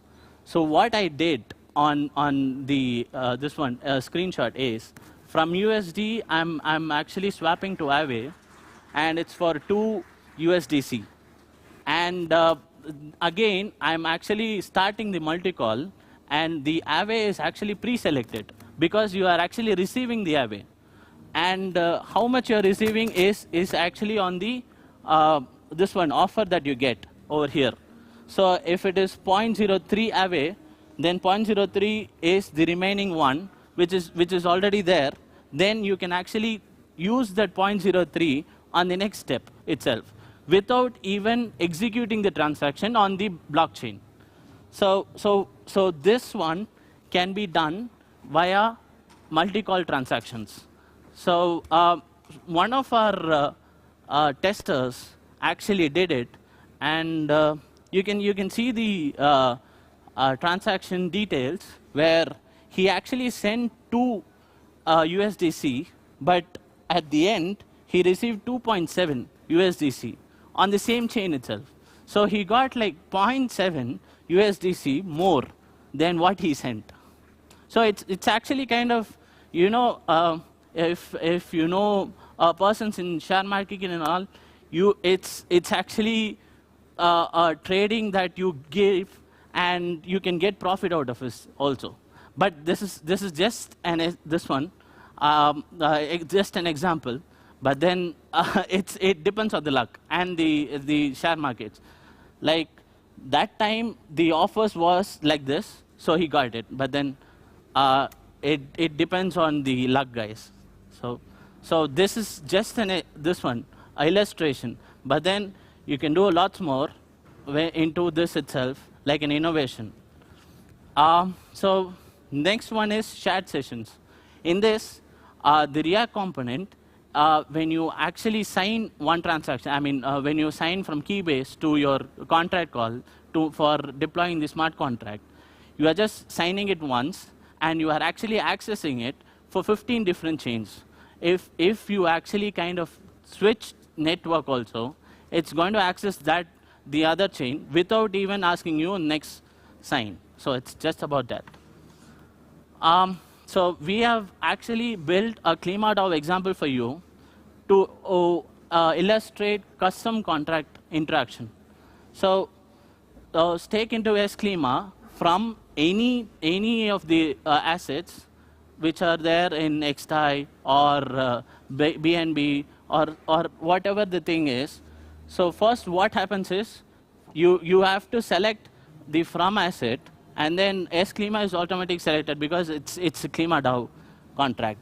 So the minimum amount is 0.04 USD because you need to pay the gas fees from the USDC that you are going to send.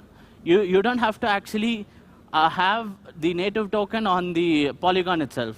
You can actually kind of, execute the transaction on Polygon itself without the native gas token. So it's on the Polygon, you are actually submitting meta transaction. Meta transaction is nothing but paying gas fees via the USDC itself. So the next one is, I'm going to tell you the steps that are involved. So from USDC on Genesis XDAI, I'm actually kind of building a cross chain to USDC on Polygon first. That is the first step, and then from Polygon, it's actually staked into Klima to get SClima. So all these steps are actually one single click away.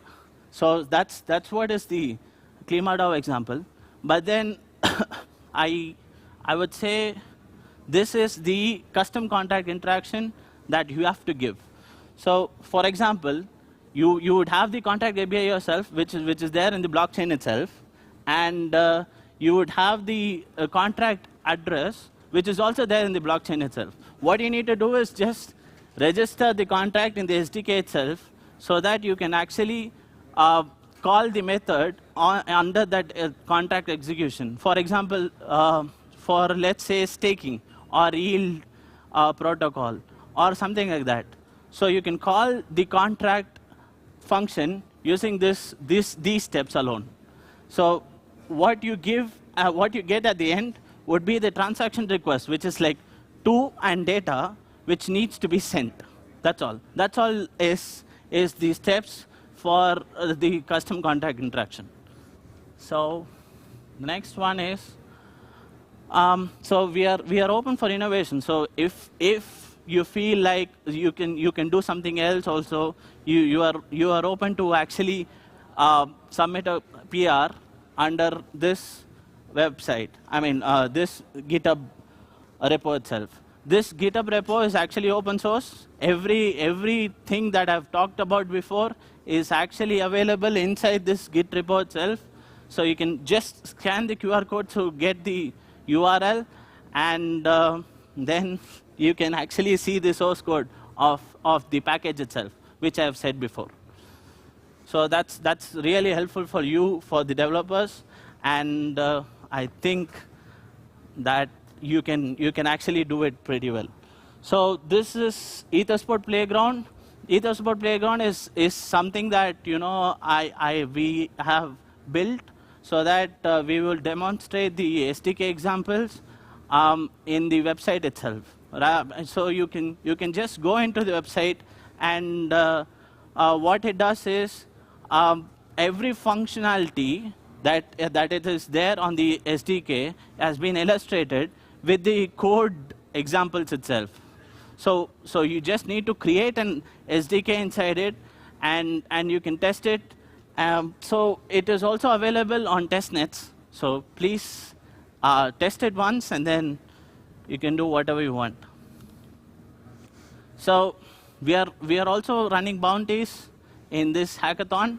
So the first is best full-fledged SDK implementation, which is like it should actually contain most of the important SDK methods that are there, so that that will be served as an example for full-fledged SDK implementation. The next one would be best protocol interaction. Best protocol interaction into Builder is something that custom contract interaction, just as I said, ClimaDAO example, it's already there on the repo, but you need to actually build some other thing. So for example, so we actually have 15 different chains, 15 plus chains that we support. So any of those chains, DAO can also be included in this itself. So that's it. So that prize money is 2,500 USD. The first one would be 4,000 USD, and the last one, which is best integration of the builder, which is all front-end guys. So if you feel like it needs something else rather than cross-chain, simple swap, and send send functionality which is included on the builder component, then you can actually build something else and then show it to us. So that's included, and that prize money is 1,500 USD. Next is we are actually combining with LI.FI with the bounty to select the best project for that collaboration. So that ideas would be, so LI.FI is actually integrated with cross-chain swaps and single-chain swaps. Single-chain swaps is like you will have the provider inside, just see if it is LI.FI, then that is actually kind of valid in this bounties. For cross-chain, everything is valid because cross-chain we have it LI.FI integrated. So that's all available. The first place is 750 USD, the second place is 450, and the third place is 300. So the next one. Yeah. So here, can you change the place? Also, I wanted to mention quite important point, I guess, that we are not newbies in Sphere, and we have quite a solid background in blockchain development, and we've been working on Etherspot since 2017. So, and Etherspot is audited by Consensus Diligence, and we have battle-tested, trusted, and reliable smart contracts. So here, please feel free to scan this QR code. You will get all the links that we used in this presentation. Also, you will get all the links to our social media networks. Please feel free to join us there. And also, we have a booth there. If you would like to have a chat with us or you have any questions that you would like to discuss, please feel free to come to our booth. And let's build together. Thank you. Yeah. So any question, guys? Just 1 minute. Questions. Yeah, I think so. Yep. Go on, guys. I think I can't hear. Yeah, Yep. we just wanted to understand how configurable is the entire just SDK. 1 minute, 1 minute. Sorry. Yep. Yeah, just wanted to understand like how configurable is the entire.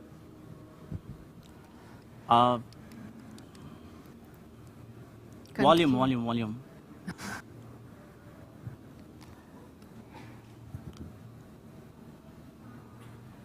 Excuse me, can you just increase the volume? That's fine. Yeah, is it Yep. all right now? Yep. Yeah, just wanted to understand how configurable is the entire SDK.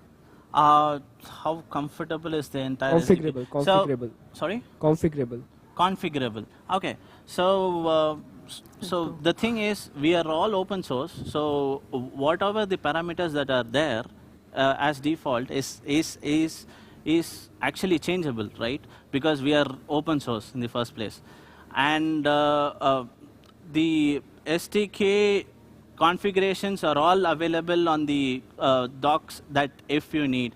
For example, for cross-chain, you will have like from chain, from asset ID and all.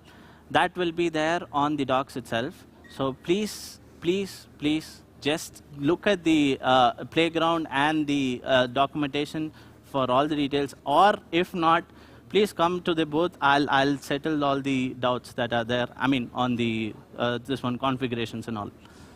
Sure. So, any other questions?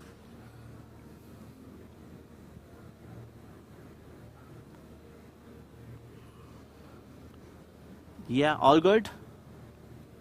Please press thumbs up if it's all good. Thank you. It's just to interact, guys. Thank you. Thank you very much.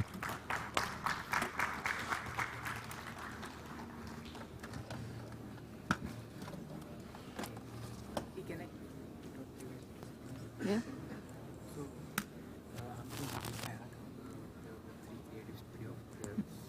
Then like this entire thing is done with us. Mm-hmm. Sorry? Yeah. Just facing out. Yeah.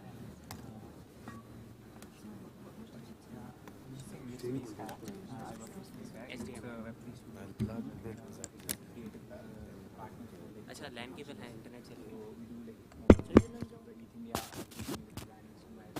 I'll just like give you the website and you can scan. Yeah, sure, no problem. Yeah, this is the website.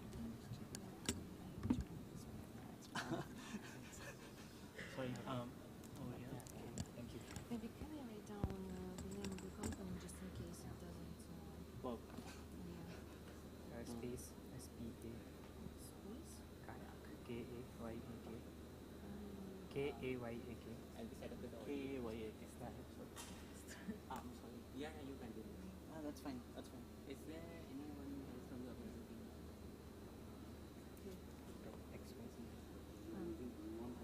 Expensive. I will have it. Thank you. Do you want to use this? Yeah. What is preferable? What is better for audio quality and stuff? Audio quality is the same on both. Okay, so I can just go and start speaking. Yeah, if you want to like work, then Are you going to stand on the? Yeah, obviously. Yeah, I'm standing on the phone. if you want to like walk, then you use this. Okay, yeah. There is a limitation. You can't cross. Yeah, because the camera is also there, so you can use Okay, I this. can stand. It's alright. Yeah, you just like ask them to switch to channel 2 because they're wearing that. Okay. Yeah. And if someone asks a question to me, You can hear it. We'll give you headphones. will give me headphones. It's over here. So you can check. So I know. Just Yeah.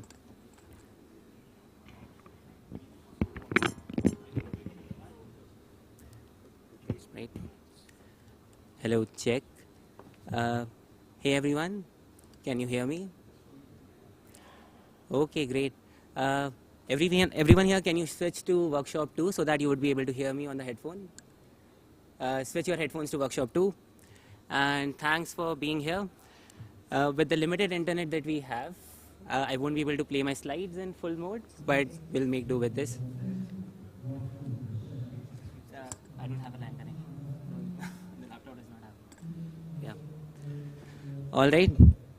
As the title suggests, we are here to biddle with Dune. And I planned this workshop to be very hands-on, planned for you guys to work along with me and write some queries on Dune. I hope your internet works just enough for you to be able to do that. But otherwise, we still have some content that's stored offline and we'll have a great time. So I have added all slides to this QR code. So you can scan it and get slides. You will be able to access all links that are shared in the presentation. So those of you who would like to do that, I'll just give a moment for you to do that. And so how many of you are here, by the way, familiar with Dune? You have used Dune or at least seen a Dune visualization. Can I see a raise of hands? A quick raise of hands, please. Okay, so a few of you. So you must have come across visualizations, dashboards like these over Dune. And for me, the best place to start for any new programming language or a technology like this is to write a Hello World program. So without any further delay, what I wanted to do was to just go to dune.com and start writing queries. So, okay, I don't think that's going to work. But we can continue the presentation. So basically, Dune has decoded tables from all blockchains that are mainstream right now. We have data from Ethereum, we have data from Polygon, L1s, L2s, Arbitrum, Optimism, and now even Solana. So this data is community sourced in a big way. The community submits contracts for decoding, and that's how the data gets available on Dune.com. And everything that you see on Dune, all dashboards like these that you see on Dune.com, when you go to the Dune website, you see all these trending dashboards which cover the latest in all blockchains, all protocols. When you go to this website, everything that you see has been curated by the community, and it's open source. It's available for you to use. When you click on one of these dashboards, if it opens with good internet, you get to view the query with which the data has been fetched, and you get to modify that query and make it work for your own use case. So I am here particularly for the API. We, as a Dune team here, are particularly at ETHIndia for the newly launched API. The API is still in beta, and you guys get very early access to it. And what the API does is, everything that I just showed you, all Dune queries, dashboards, all that data is now available on an API endpoint for you to consume in any medium that you like, in your applications, directly on your front ends if it permits, or replace your entire data engineering pipeline with just a simple Dune query. So it's a very powerful API. It's a very simple API, but its capabilities make it very powerful because of the community sourced work that's been done on Dune. So I have the Dune API documentation open with me right over here, and it's as simple as you go to any query that you would like to access on the API, the data from any query that you would like to access on an API endpoint. You take the query ID. I'm going to zoom in a little bit. So whenever you are on Dune.com, there is a query ID associated with any query that you see on Dune. You take that query ID and you just call our execute query endpoint, execute query API endpoint with that query ID, which returns an execution ID. Then you take that execution ID and you get your data right, just like that. So you pass the execution ID to our get query results endpoint and you get the data. So basically with just 2 API calls, any data available on Dune is now available on an API endpoint. That's how simple and how powerful the Dune API is. So I have created a sample application as well for you to show how we can go from a Dune query to a Dune app very quickly now that we have API access to Dune. So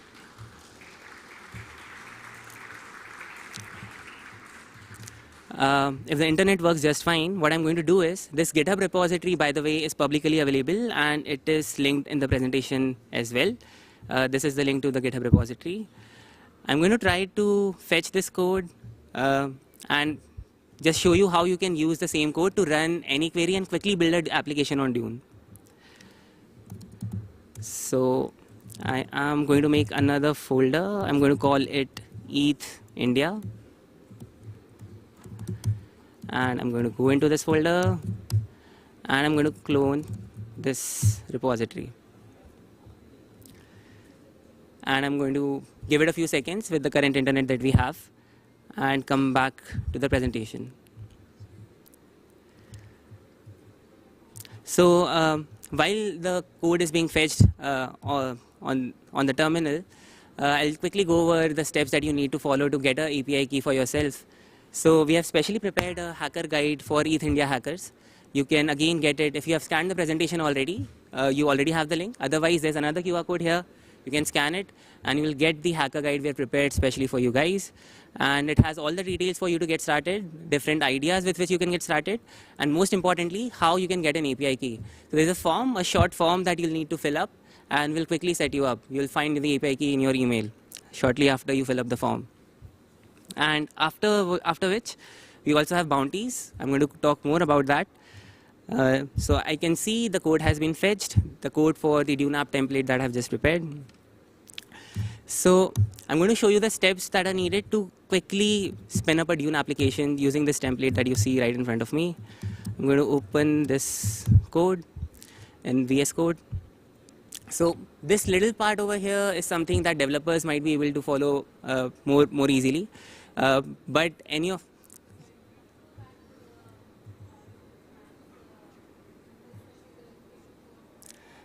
Okay, sure.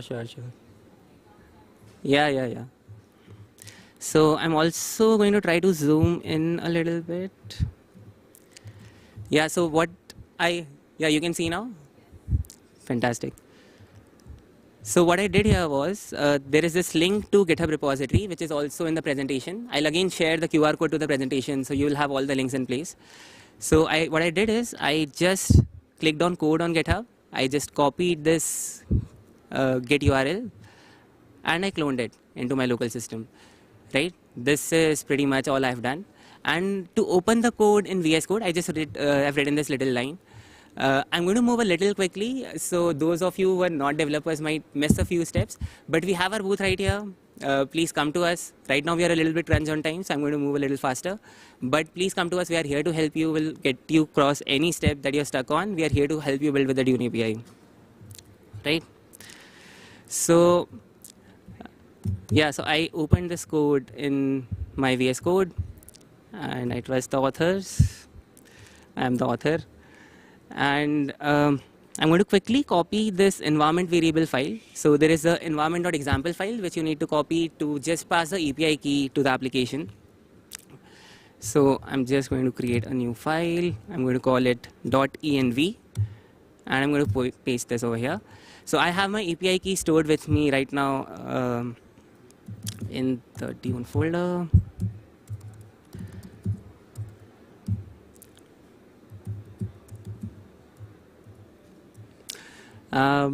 Just give me 1 second. I prepared this just now. Yeah, okay, found it. So I'm going to be deleting this API key, so that's nothing to worry about. And I'm going to paste this API key into my environment variable file, which is to pass this API key to my application. I'm going to save this. And another change that I'm going to do is, there's a file called application.py, app.py. What I'm going to do is just pass a query ID, a Dune query ID to this application, and that's pretty much all. So like you pass this query ID, you just edit this query ID. I have an example ID right here. I'm going to take this and add this over here. And this template is pretty much ready. Just one last minute change which you would not need to do, but I'm doing it for the demo over here. And now we are good to go. So, and I need to activate my virtual environment. Yeah, and I can run my application.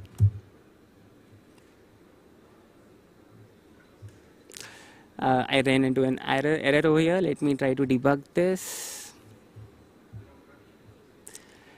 Okay. Thank you.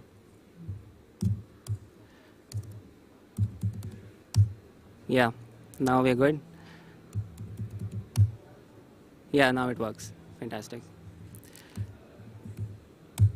So yeah, this is the template app. So we went from a Dune query to an application just like that in a couple of steps. These exact steps are listed on the GitHub repository. And again, as I said, we are at the booth to help you out. And if the internet works, this application should actually work right away. So within this application, you saw I passed a particular query ID. You saw this query ID being passed over here.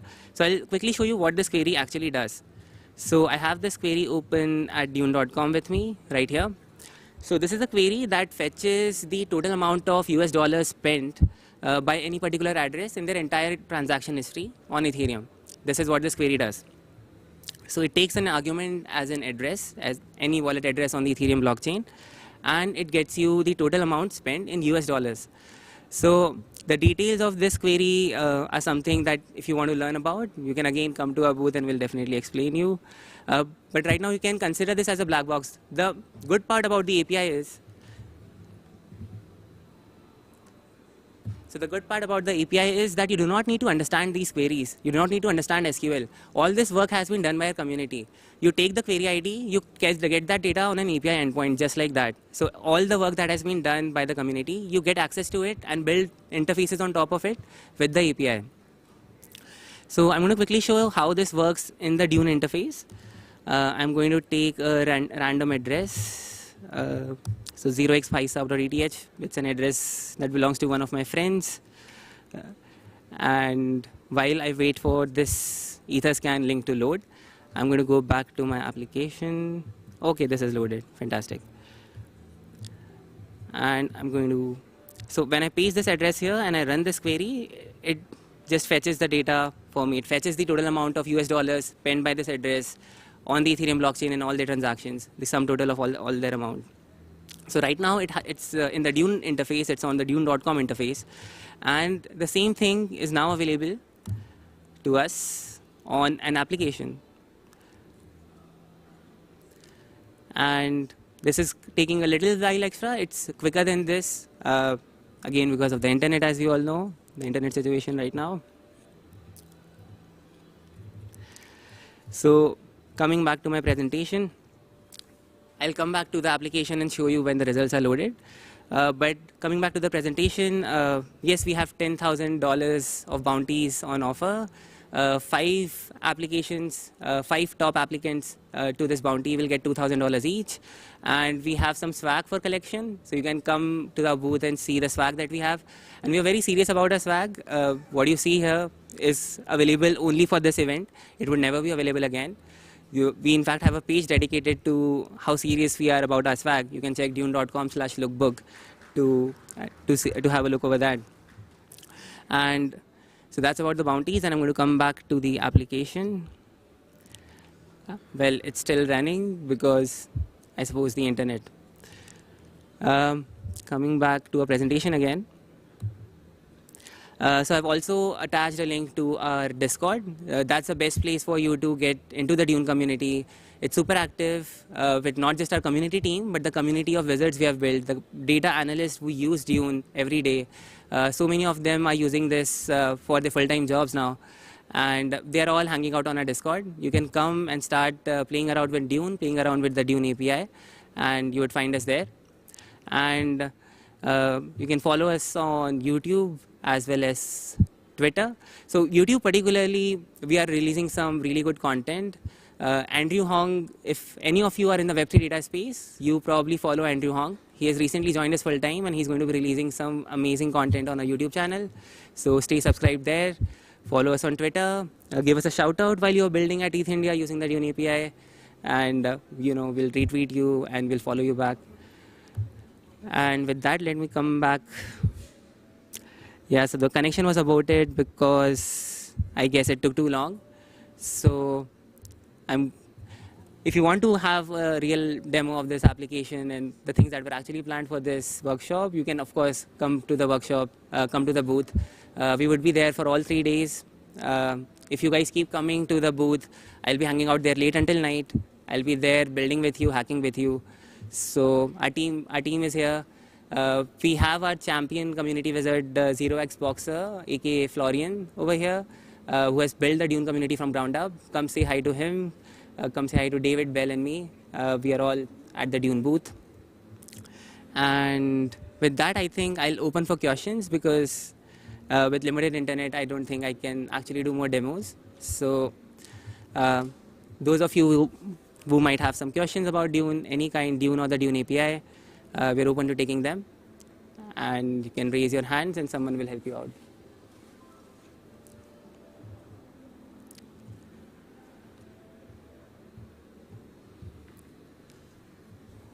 Okay, is someone from the organizing team around here at Workshop 2? We need some quick help over here.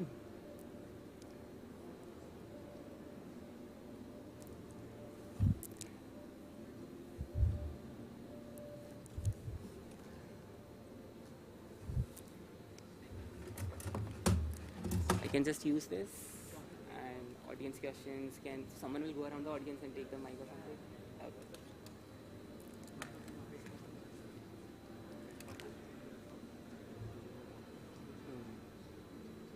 Please go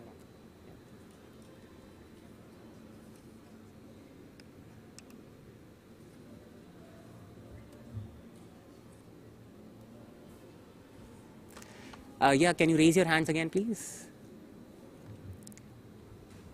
Hi.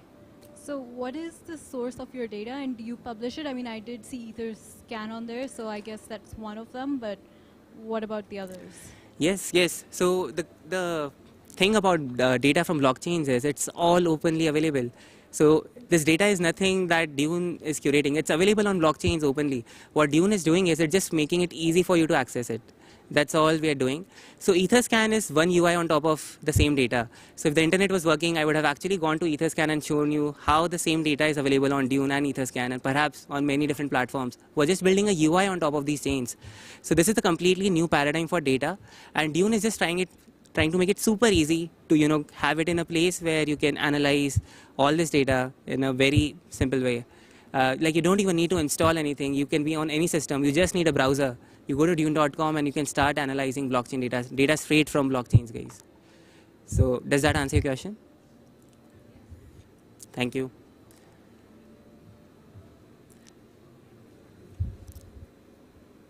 Yeah, so I had a chance to go to the booth. So before I get to my question, I just like to know that can we have like customized SQL queries? Like basically. Yeah, So, of course. Okay, so if we can do that, let's say I have like multiple sources of data. One of them, let's say, is on Ethereum chain or something, but others are like, let's say, a MongoDB production database or something like that.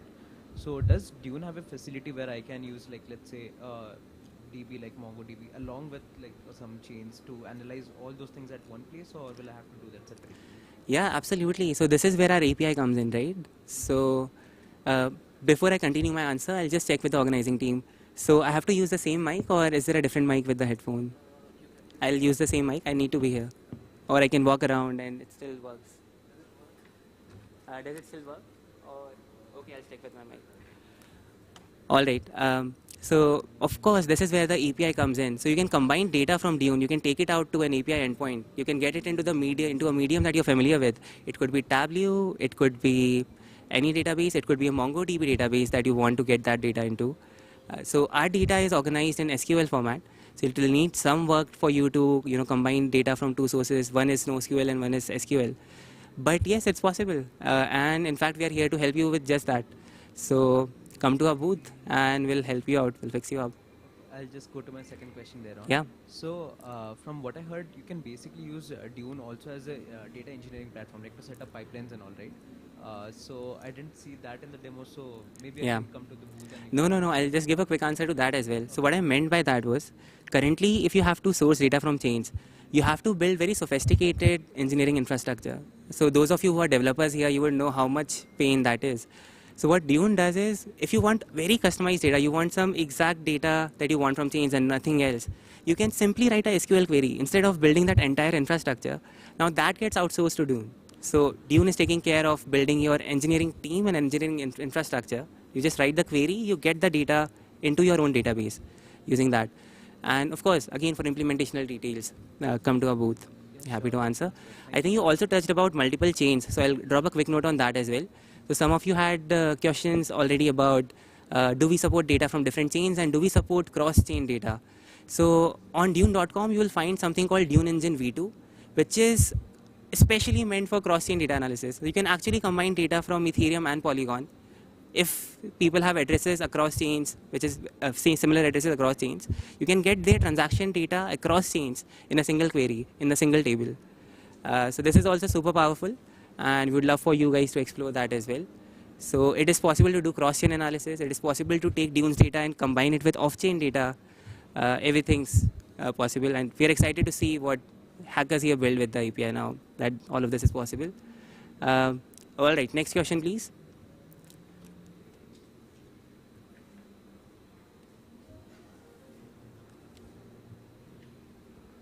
Hey, so my question is, let's say I have an NFT marketplace and I want to fetch all the NFTs held by a particular user from the wallet address. So for that, I usually do a Solidity function to fetch all the data. So how is that different from the Dune? Yeah, so you just mentioned the complexity that you go into to get that simple piece of data. For Dune, it's going to be super simple. So we have created an aggregated NFT table, which is called NFT.trades. And this is again being done by the community. So we have an initiative called Spellbook, and we have a GitHub repository called Spellbook, github.com/DuneAnalytics/Spellbook. So over there, our community is aggregating data from across chains, from across protocols of different NFTs, and they have integrated it into a single table called NFT.trades. So every trade that has ever happened on any NFT, it's all aggregated into a single table. And if you want to query data for a particular address, what you simply have to do is select star from NFT.trades, where address is equal to the address that you want. And it will happen in minutes. Like you just go to dune.com, you write this query, and you have all that data. And now you can get it on an API endpoint, use it in your application. One other problem is that when I try to fetch all the NFT, let's say it have. I can't. Can you be a little louder? I guess. Hello. Yeah, I can hear you. Yeah. Okay, so another problem is that let's say the wallet has 100 NFTs. So for every NFT, I have to make a different RPC call. So will that be same for the Dune, or the Dune simplifies it also? So I think this is a question you would have to come to our booth, and we'll be happy to go into further details of this. Yeah, okay. Thank you. All right, thank you. More questions? All right. I'm trying to look into the back if anyone still has any questions. In any case, our booth is okay. We have one question. Okay. I was just also asking about your community program. So you have this wizards program. Like, what's the what's it like? Like, you have like a progression there. You have certain. Can you talk about that? Right. So you just mentioned wizards. So the community that has grown around Dune, people who are actually doing data analysis on Dune, we call them wizards, and because it just feels magical to be able to get data from chains just like that. And when you say we have a program for wizards, I wouldn't say we have a program for wizards, but we do value our community very highly. And there is an entire community team at Dune dedicated to just supporting our wizards. So if you start working on Dune, if you start doing data analysis on Dune, or even using our API now, so so you would be in our wizard community. And I mean, this is something to be experienced. So just come into our Discord, hang out with us, build with us, and you'll get to experience what it's like to be there. So that's the answer to your question. Yeah. All right. Okay, thank you so much, everyone, for your time. And please come say hi to us at the Dune booth. We would love to help you build with the Dune API. Thank you so much.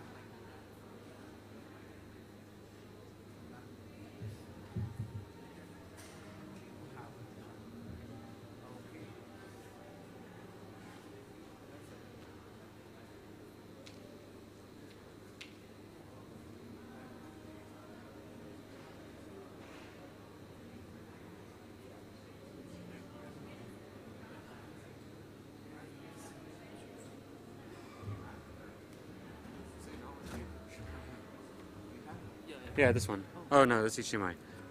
What the fuck? I'll just check. No, yeah, it's HDMI, but Ethernet. Oh, okay, wait. No, but need the Ethernet as well. Yeah. We need the Ethernet. Yeah. Give me a sec. Yeah, you can connect, like, you can just... Or we'll give you a good Wi-Fi then. Sorry? We'll give you a good Wi-Fi then if Yeah, that would be possible. great because like from the morning till now the Wi-Fi was not Yeah. working. No, we'll give it to you. Other methods? Okay. Huh. Yeah, we need When you're connecting with that, we Yeah. have one Wi-Fi available. Yeah, We're no, I'm it just trying to has connect issues. with. Yeah. We have I'm trying to connect with one. Can you message to your team to see if they have a No, yeah, we are like giving them one of the working Wi-Fi access.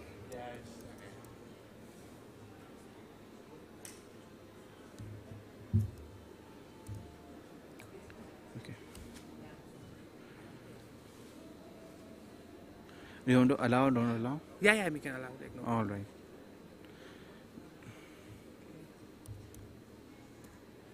Like is there any way I can just share a window? Yeah, you'll to have do it. Yeah, no problem. You have that thing. Okay, I mean it loads Perfect, fast. you have Perfect, that. Yeah, thank you. Awesome. So maybe I can just update it to only show for now. Maybe I would let me just just presenter view. Okay, I'll just is it connected? Yep. Yep. Okay. It's okay. Sorry. Actually, I just want to basically share only one. Yep. You want to share only one? Yeah, I mean, like basically, I want to share this one and then read from here in case I need something. Okay, but it should be presented like both. Maybe it is something in the system settings. I'm not much aware about the Mac settings. No problem. It should be here. Use as a, optimize as a, RGB. Okay. So what you have presented like? So, okay. Oh, just like last time. So it got extended, I guess. I mean, it works. I mean, no problem. I can keep this one here, Mhm. and this one. Okay, not there. Do it. Perfect. It came out. Yep. Okay, again the same. You can see it from here as well. No? Oh yeah, sorry. You have the mic. So that's all what you want. Sure. Thank you. Yeah, this should be good. Is it done? Yeah, it's there. Yeah, perfect. So you can like switch it from like just see how you're switching it out. Yep, sure. Let me bring up the mouse this side. Okay. Is it switching? Perfect. Yeah, Got perfect. If I speak to the mic, it will automatically check. It will be fine, right? Should I stop? Sorry? Should I stop? Like it's fine, everything? Yeah, it's good to go. Okay. Yeah. But it's just when you want to join a session, you have to just wear this mic. Okay.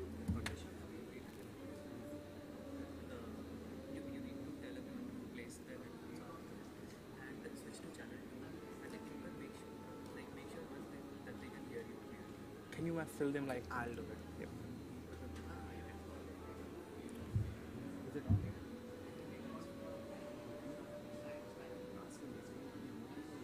No, you'll be here only. Yeah, I'll be here.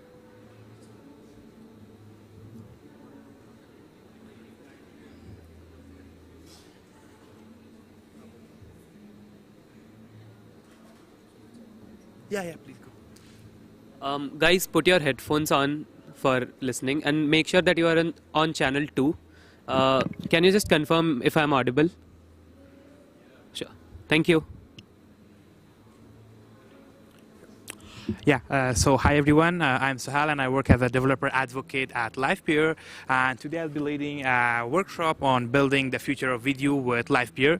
In this workshop we will be covering on what is LI.FI, who can use LI.FI, what problem does it solve, and how to integrate LI.FI into your application. So before that, we know that approximately 80% of the internet traffic is accounted by the video. This means that the large majority of the content over the internet is in the form of video, such as streaming, video on demand, video sharing on social media, and also online video calls. This is the reason why our brain loves video, because it is programmed to retain the visual content better than the page loaded with the words. Usually an average viewer remembers 95% of a message when it is watched, whereas only 10% when it is read. However, there's a one catch to the video sharing. It is very expensive. Video streaming and also transcoding can be very expensive to the applications who are building for the users. And one of the main factors is the amount of data and the bandwidth that is required to transmit, receive high quality, and transcode the videos. In addition to this, the video streaming and transcoding requires a specialized technology and infrastructure such as the powerful servers and high-speed networking equipment. And furthermore, the video streaming transcoding can be a resource intensive, meaning it could increase the cost of hosting and delivering the video content. And yeah, so it is very expensive. And the solution to this problem would be LI.FI. LI.FI protocol is a decentralized video streaming and video on-demand platform that uses blockchain technology to enable anyone to easily and affordably stream live videos to the global audience. It is built for developers, and it aims to increase the reliability of the live and on-demand streaming while reducing the infrastructure cost by up to 50 times. Who uses LI.FI? Like, who's LI.FI for? Well, the LI.FI is for developers who want to build application on top of LI.FI and uses its broadcasting or live streaming feature or maybe on-demand feature to serve the video on a decentralized network. Or it is for users who want to stream the video of maybe gaming, coding, or any entertainment into their mobile phones using the LI.FI. At last, it's also for broadcasters such as Twitch or YouTube who have a very large audience and also very large creators that would significantly decrease their bills and infrastructure costs. And how does LI.FI work? Well, when you broadcast a video, the broadcaster sends the video to the LI.FI network, and the LI.FI network transcodes the video using the nodes that is powered by the LI.FI, and it is deployed on Arbitrum blockchain. After that, the video gets distributed on a global CDN, and after that, the users would be able to play the transcoded version of the video. So for those who don't know, transcoding is basically a process in which the video gets transcoded into different formats. For example, if it's in a 4K, the video would be transcoded into 240p, 360p, and 1080p, just to ensure that the video gets played properly on different devices, internet connection, and also browser. LI.FI growth has been very tremendous this year. We had over 2.7 million transcoding minutes per week. And yeah, so this was about LI.FI, and we have both LI.FI APIs which you can use. And one of the best ways which you could interact with the LI.FI network would be LI.FI Studio. LI.FI Studio is an open source dashboard for interacting with the LI.FI network. It is used to create and also manage developer API keys, assets, and streams. Of course, completely open source on GitHub. And basically, most of the many Web3 video applications are currently powered by LI.FI. For example, Hello01, Beam, LensTube, Bonfire, Stream8.tv, and many other applications. And yeah, so this was just an overview of LI.FI on how does it work and how you can use it. Now I'll basically go through a demo app on how we can basically integrate LI.FI into a sample application. Let me just come back.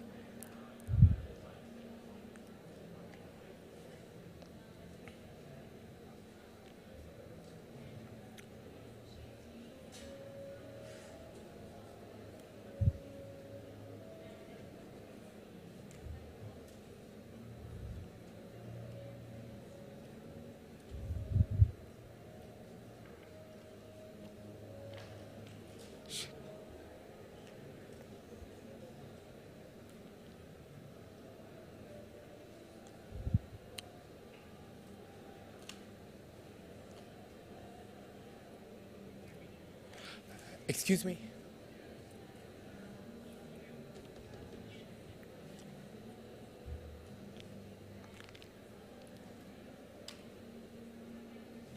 Oh, yeah, no problem. Got it. Thank you.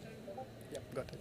Yeah, so I just go through a tutorial on how to use LivePure into your React application. And for this, we would be using LivePure.js. Yeah, so LivePure.js is a SDK built on top of LivePure Studio API. It is basically, it provides the ready-made hooks and also components to easily build applications with React or maybe Next.js and LivePure. So the first thing which we're going to do is open up the terminal and go to the directory where we want to create the application. In our case, we want to create a folder, name it, for example, ETHIndia.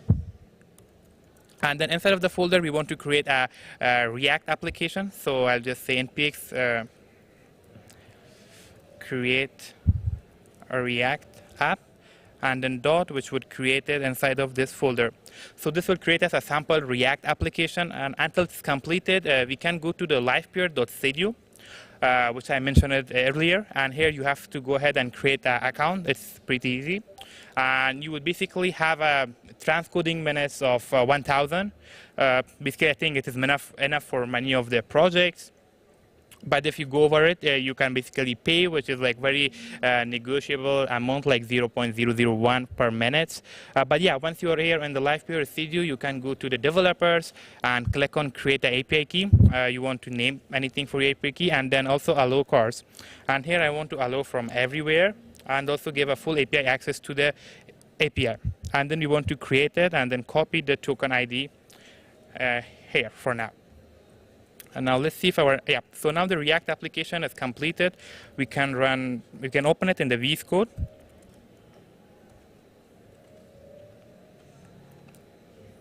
Yep, so this is our React application. Let's run it on a local dev network.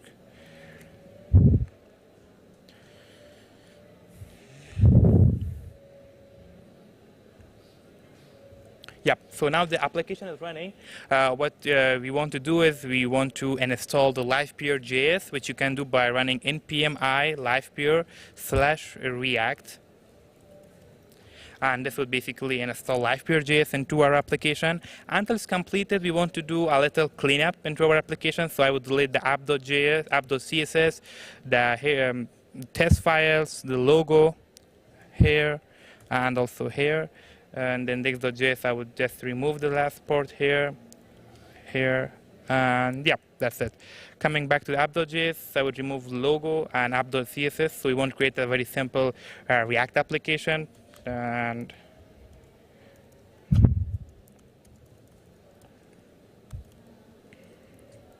yeah, so now we have updated the code to this one. It's a very simple message basically for now. But yeah, so once the LivePure.js is installed in our application, we can come to the index.js and basically create a client. To do that, we want to create a React client. And import it from LivePure React, and also Studio Provider. And at last we want to also import the LivePure config. So we have imported these three packages. Now in here we want to run const client is equals to create a React client, and here we would put a provider, Studio Provider, and here we want to put our API key, which we created here. So I just copy it and then basically put the API key here. API key. Yeah, so once we have put the API key here, let's close the bracket. And yeah, perfect. Now at last we have to basically remove the strict mode and also wrap application with LivePure config. LivePure config, and then the client would be client. And here we can import app. So yeah. Const client is equal, yeah, just come here, get started, and yep, this is it. Copy back the API key and then paste it here. And yeah, so now we have LivePeer.js integrated into our application, and we can use the hooks, components, and everything just to test like if everything is working fine, like if we have integrated successfully. We have a hook named LivePeer provider, so we can import that, use LivePeer provider, and here we can say const provider is equals to use LivePeer provider. And here we want to put our provider name, so we say provider dot basically get config dot name. And yeah, once we save it, here we should have LivePeer residue, yeah, which means the integration now works fine and our application is integrated with LivePeer. In this demo application, we want to basically create a very simple upload and transcode video. So what we can do is we want to use first maybe let's put it let's create the input, or let's first create the state const video is equals to set video. Yep. Yeah. So, and here we want to keep an input, and this input would have a type file, which on change it would be basically set on the state which we have, the set video one. And yeah, that's it. Let's save it, and now we have this file picker, and for now we can keep it like that. And then here we would have also a button like create asset, and then on click. For now we just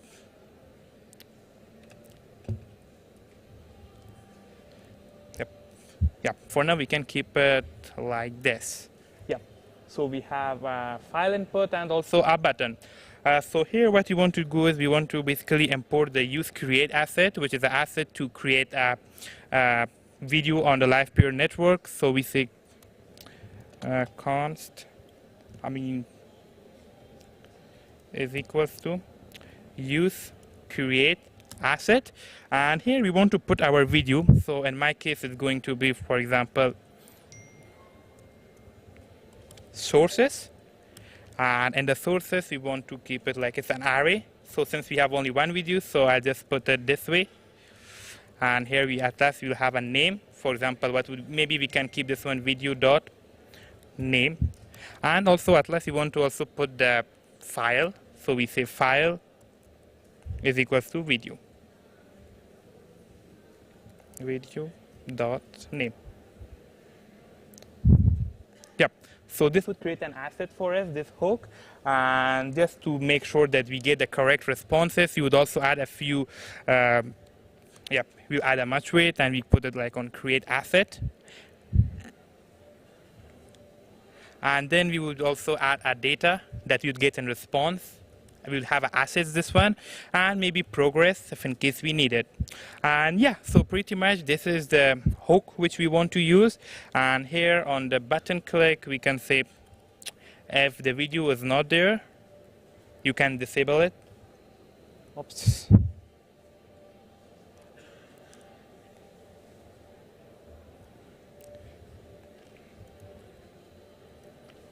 Yep, now it's working. Maybe I can just come here, use create assets. So this is documentation which you can use, like you can have all the assets and hooks which you can take a look. And yeah, so this is the code which we would be basically using it, like there.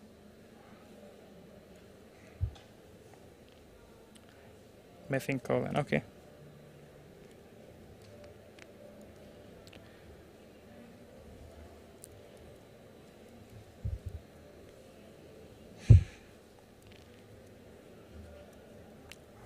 Let me remove the TypeScript one, save it, and yeah, so we have the button, disable it, and yeah, so now it should work. Just to see if the progress and everything, we want to also add this one and the error message, and let's put this here and save the file. Cool. So now if we have to upload this, yep, and now, so let's come here, click on choose file. This will open up a video for us. Maybe I can find the video.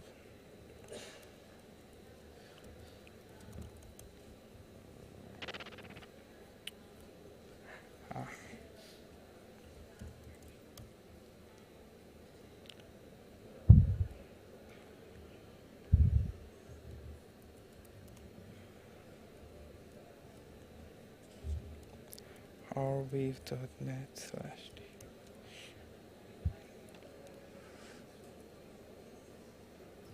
Okay.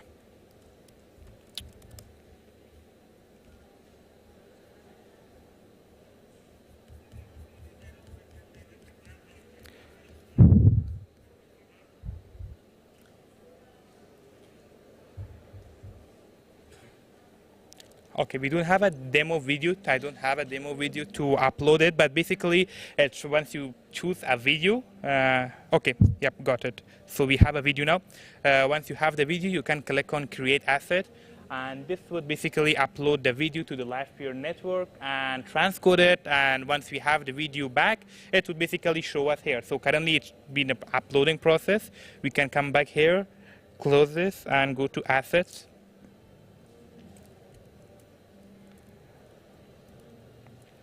So this is how you'll be able to create an asset using Li.FI.js. And one more thing which I want to add to this workshop, and that would be completed, is basically the player component. The player component is easy to use HLS player, which you can use to play the videos on the Li.FI.js. So for that, we have a guide on how you can basically play back the IPFS and RV video. As we know that both IPFS and RVs are not CDNs, they are storage. So in order to play the video properly without any buffering, basically you would want to use Li.FI. It would play back the transcoded version for us. So we have already set this up, and I think, so we don't want to go through that one, but this is how you'd be able to also transcode the videos from IPFS and RWeave. Just to show you an example, we have a few, I put some examples here, like RWeave. And if I basically put the RWeave link here, it would take a minute for the video to get transcoded and then save it into the Li.FI network. And once it is done, you would be able to basically play it. Just in the case, I can also Li.FI and then de-store. This is an example application.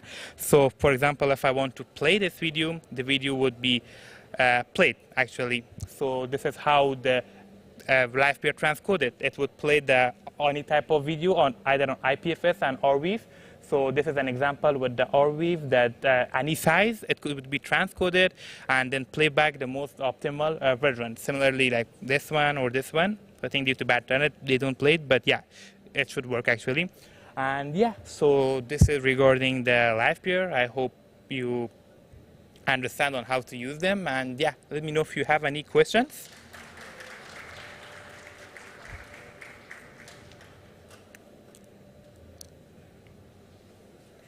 Yeah, any questions?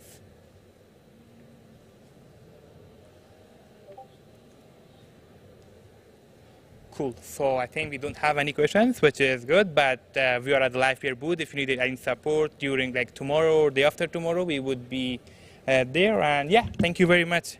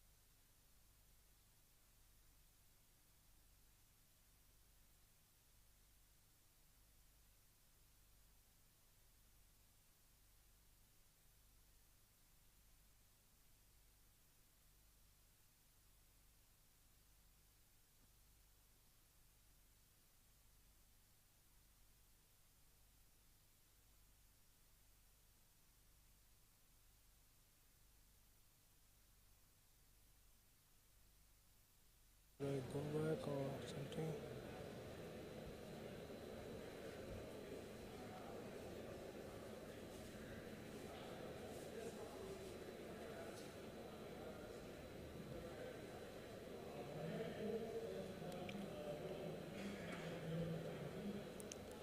Okay.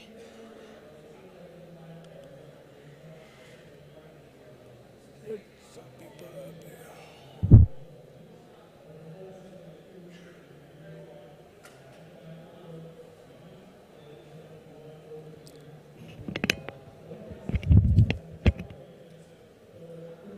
Okay, can you guys hear me? Okay, cool. Okay, so let's just start, I think. Yeah. Okay.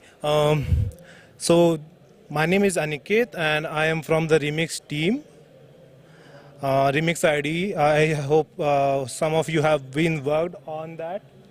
So I am going to basically explain that how you can use the Remix for the hackathons. Okay, going further. Okay, just I would like to add that at the end of this session there will be a challenge where there will be some questions and they should be answered depending on the session flow or session slides. So they will require some of the optimized ETH, and you guys can scan this QR code or open this URL, which can help you to get the required optimized ETH to perform the challenge, because that will be one contract interaction. So you can just open this link. It will open one HackMD document. You can put your address there, and you will get certain amount of optimized ETH in that address. Okay, so let's moving further. Okay, so we can see that how Remix can be useful when there are such hackathons like ETHIndia. So in the hackathons, there can be the teams which wants to learn and develop some things very fast, or like they are kickstarting a project, or like collaborating together within the team. Then there can be like they will be needing some importing of files, and then they can export some files for sharing it with somebody else online. And then there can be a chance that you are developing a project which is requiring you to deploy a particular contract on multiple chains. Then it can be that you are working with certain frameworks like Hardhat, Foundry, or this Truffle. So you can combine those frameworks and remix both.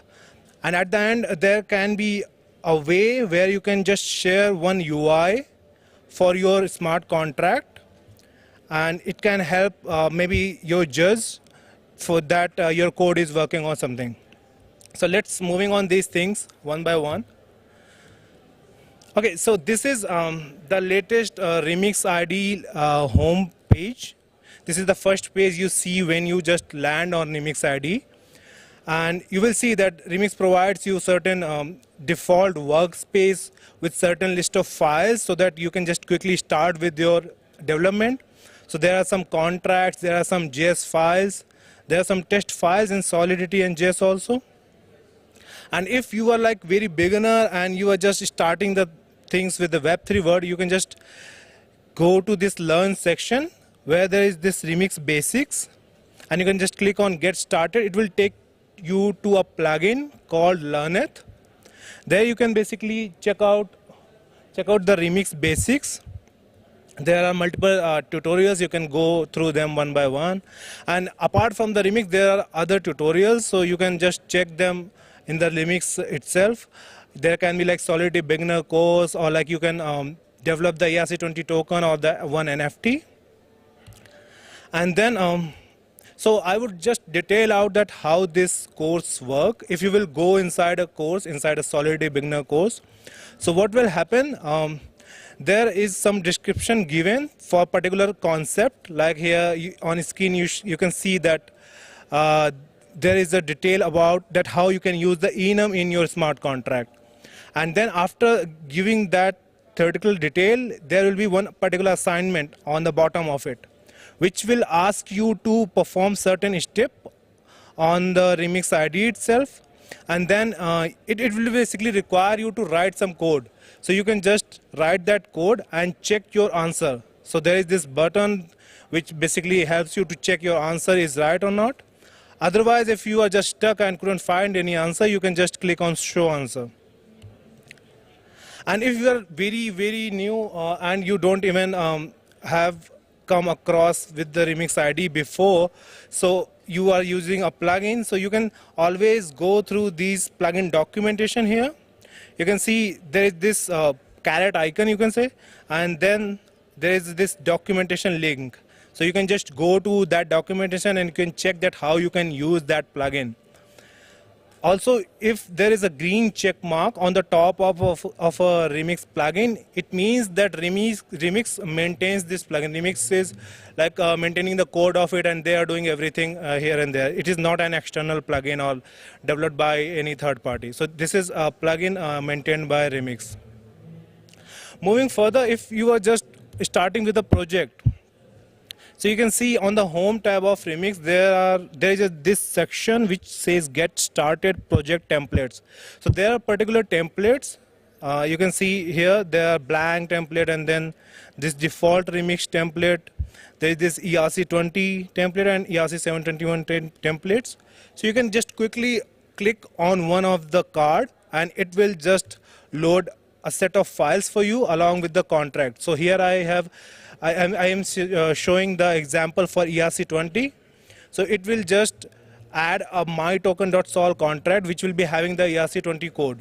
And then there will be like scripts which can help you to deploy that contract. And there is this test file which is basically containing the test cases in a Solidity file itself.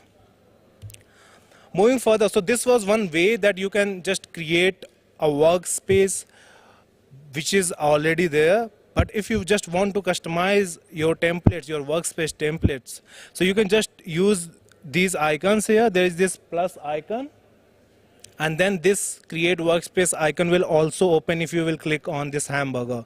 So if you will click any of those options, there will be this create workspace modal. And if you will choose a template from OpenJaplin category, so for now, this customization is available for the OpenJaplin only. So you just select a template from OpenJaplin, and then there will be these options where you can just customize your templates. So you can make your token mintable, burnable, or pausable, which are very common use cases now.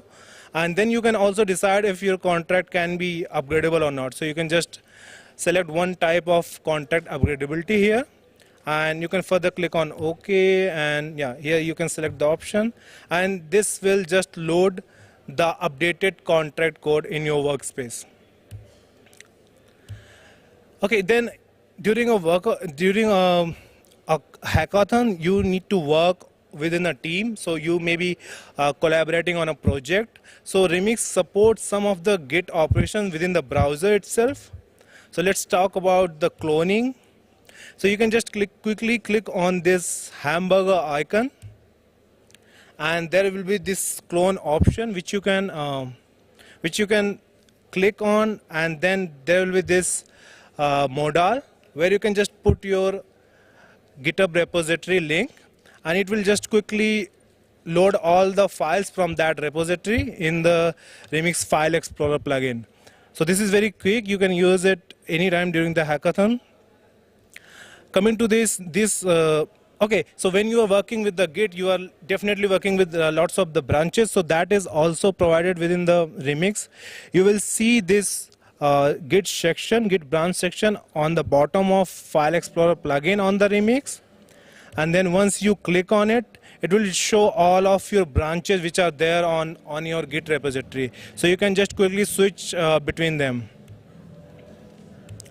These were the some initial operations, and then if you are looking for more elaborative options like pushing and pulling some repo, so there is this dgit plugin which is there on the Remix ID itself, and it allows you to do the GitHub operations in the browser itself. So there are some dedicated cards here you can see, and you can expand one of the card according to your use case. You will see that there is this GitHub setting. So basically, if you want to perform something with your Git repository, you have to provide certain GitHub credential, which are there only in your browser itself. So you can just go to change the settings, and then you will see this GitHub access token section on the settings section of Remix ID. There you can just provide your username and email, and at some places you will require a token also. So those description is given here already. You can just read out that how you can create one GIST token. Okay, further, when you have just cloned a project and you have activated the dgit plugin, so as soon as you will update a file, you will see that I have added one comment here. So those changes or the changed files list will appear on the dgit plugin. And if you want to just check anytime that what is changed in that particular file, you can just click on that particular file name, and it will show you the side-by-side difference that what is changed in your file, and that is completely online on the browser Remix ID.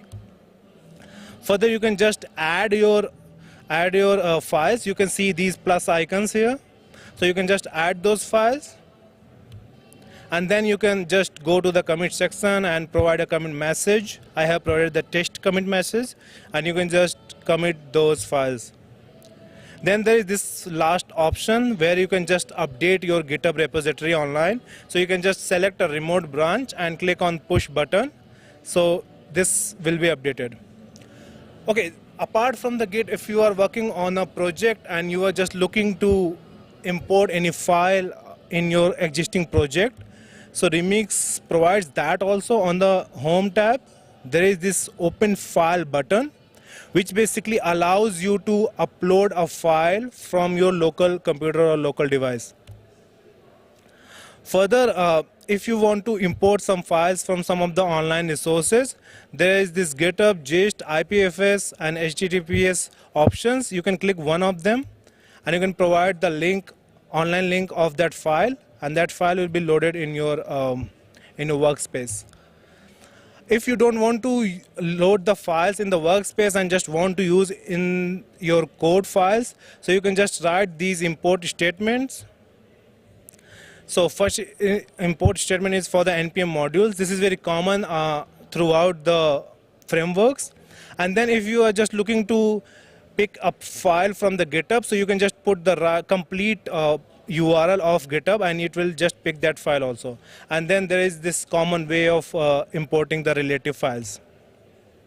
You have also the options to export a file as a GIST, which can help you to show that file via one URL. So whenever you go to your workspace, you can just right click on a file name, and there is this option publish file to GIST. And once you will click on it, it will just ask that you are going to publish it publicly. And once you confirm it, it will just publish that file on the GIST. And then it will give you this URL. You can just quickly open and check out that if it is properly published or not. And then there is this GitHub icon you can see on the top of your workspace files, which basically allows you to export the complete project as the GIST URL. So it will basically export all the files within the contracts folder, scripts, and test. All the files from those directories will be exported on the GIST, and you will get that particular link where you can just share those files with others. Okay, coming to this compile contract and running a script. So there is this traditional way. If you have worked with the Remix before, so you can just see that there is this common button using which you can just compile the contract. And for running a JS or TS script, you can just right click on a script name, and you can just click on the run. So that script will be running. So Remix support the JS and TS both the scripts now. And then there is this recent addition. There is this green play button. You see, so if you have selected a Solidity file, So you can use this green play button to compile that file quickly. And if you have selected the TS or JS file in your editor, so this same particular play button will help you to run that script. So you don't need to switch between the plugins. You can just quickly click on this play button on the editor. And then there is another way to just quickly compile and run the script. So basically you can use this if you want to attach a script execution with a contract compilation. So what will happen that you will write this custom dev run script netspec tag, and you will provide one script path here. And what will happen that as soon as you click the Control Shift S keyboard shortcut, so you can just quickly edit your file, and then you can just click Control Shift S, so it will just compile that file and will run that script. So a script can have the logic to deploy a contract, to run the JS test cases, or even verifying a contract on the Etherscan. So that is also possible by writing a script on the Remix. So you can just quickly make the changes in your file and then run the JS script. Okay, then there is another way where you can just share your state of transactions with others. So Remix provides this transaction recorder here. So if you are working on a project and you are like performing 10 steps, and then you want that your teammate should be on the same level to test out some quick things, so you can just go to this transaction recorder section and you will click on save. So it will basically save a scenario file. Scenario is basically mentioning all of the transactions that you have performed. You can save that file and you can share that with your teammate. And your teammate will open that file on the Remix, and he or she can just click on this run button here, and he or she will get the same list of transactions executed automatically on that particular contract. So you don't need even that particular contract, or you don't need to compile that contract. You just need this scenario file, and all the transactions will run in the same sequence here. And you will get this log of running the transactions in the Remix terminal. Okay, coming to this part where you are working with some framework which is like Hard Hat, Truffle, or Foundry. So Remix helps with that also. So there is this NPM module which is Remix D. It helps you to connect a project from your local computer to on-browser Remix IDE. So you can just go to your project directory on your local computer and you can just run the Remix D command, and it will start basically a WebSocket channel, and then you can go to Remix IDE, you can click on connect to localhost. It will show some instructions and you can click on connect, and it will load that project from your local device. This will be loaded under the workspace localhost, so that you can always remember that you're working with your localhost and not with the workspaces which are online on the Remix. And then suppose you are working with Hard Hat framework and you have connected your Hard Hat project with the Remix IDE. So when you will go to the Solidity compiler, you will see this new option of enable Hard Hat compilation. So what it will do, it will basically compile the contract on the Remix, and for the Hard Hat also, like when you run the npx hard hat compile command, it will do that automatically as soon as you click on this checkbox.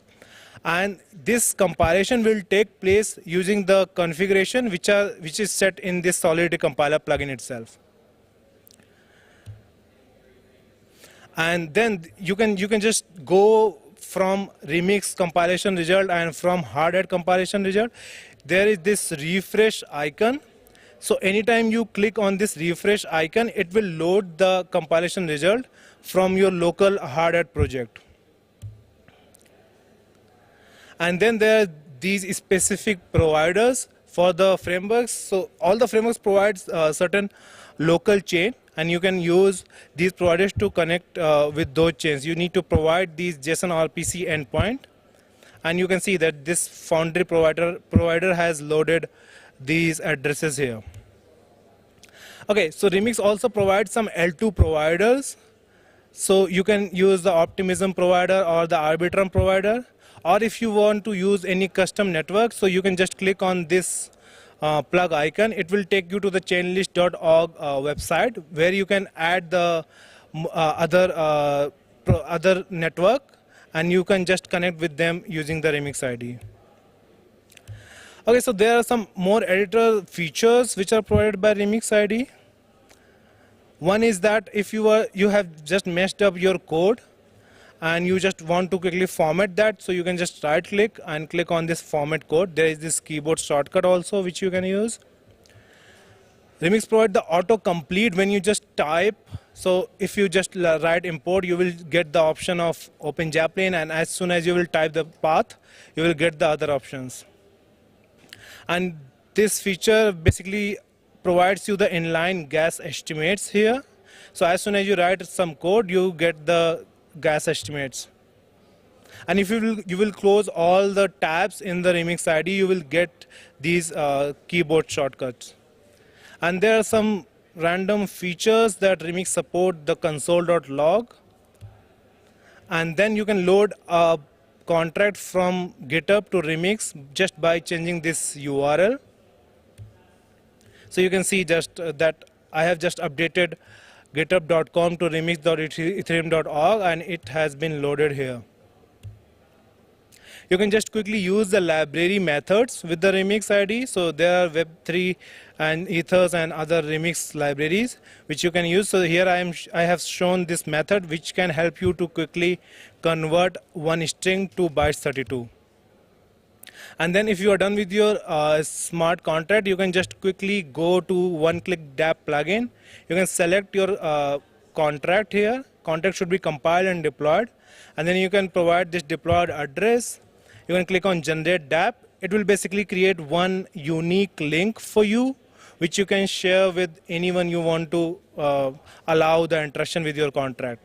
So if you will just open this, it will open this interface where you can just read and write the contract methods. Okay, so that is it for the workshop. Is there any query from anyone?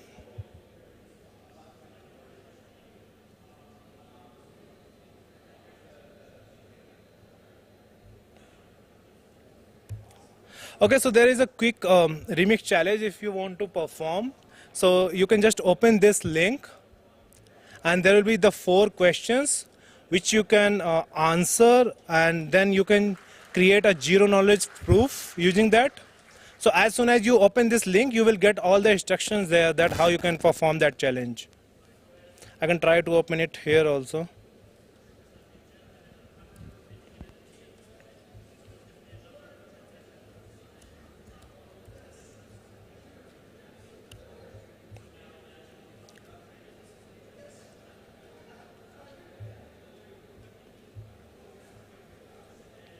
So here you will see these 4 questions. You can find their answers, and then you can go through these steps which are described during the workshop. So you can just clone this repo in the Remix ID itself. I can show you it directly on the GitHub. And then you need to go to this script, this compute.js. This script will basically help you to compute the zero knowledge proof. So you can go to this compute. Please clone it within the Remix ID because you need to perform some contract interaction. So you will clone it on your Remix ID, and then we'll open this file, and then you will go to line number 52, where you need to update this nullifier value to some random value. This should be unique for you. And then you can put the answer of those questions within the quotes here on the line number 54, 55, 56, and 57. So these answers are case insensitive. So you can just put the answers here. And then you can run the script in the Remix ID. As it has been explained, that just click on the just make a right click on the file name, and you can just, okay, let me just do it with you.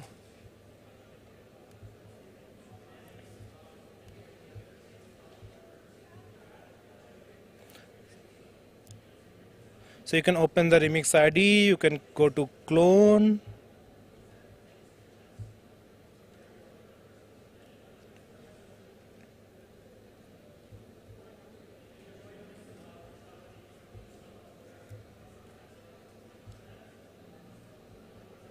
Okay, come on, that is fine.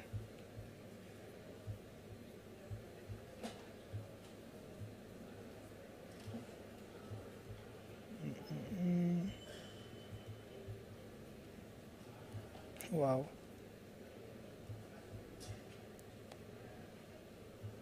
Okay, it is taking time for me. Usually it is not like that.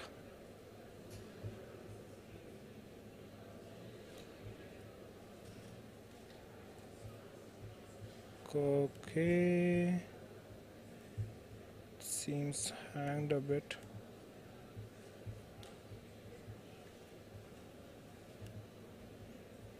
Okay, so it is cloned here, and then you can go to scripts, you can go to compute, and here you can just update this value to any random value, and you can put your answers here within the codes. Like, so here are the questions in the hackmd file. What is the name of the plugin that allows the get operations? And then this one is about the netspec tag. And then this is about that the workspace name when you connect a project using RemixD. And then this one is one non-technical question. So you can just put the answer of those 4 questions here one by one, and click. You can just right click and run it. So if you will put the right answer, only then it will run. Otherwise it will just fail. So if I just try to do something like that, it will show you the logs here on successful completion.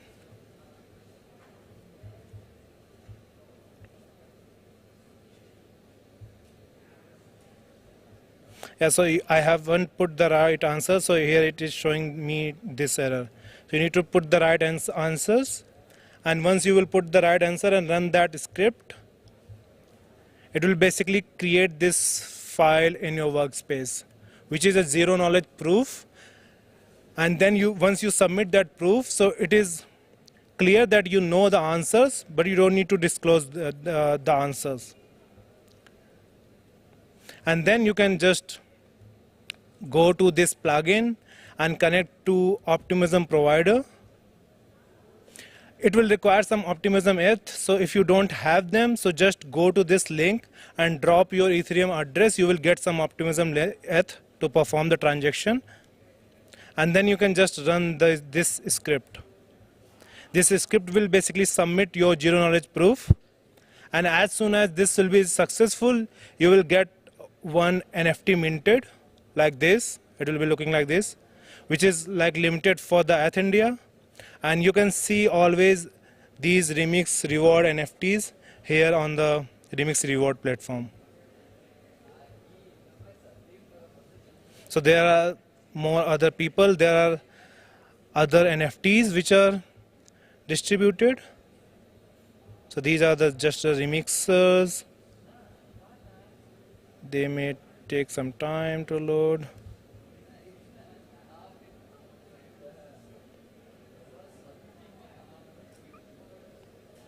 So you can get one of these NFTs.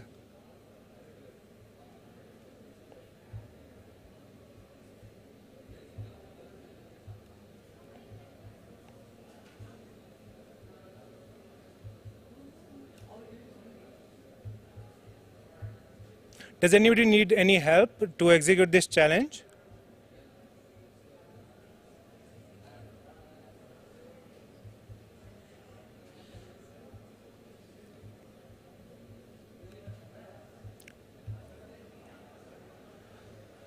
Okay.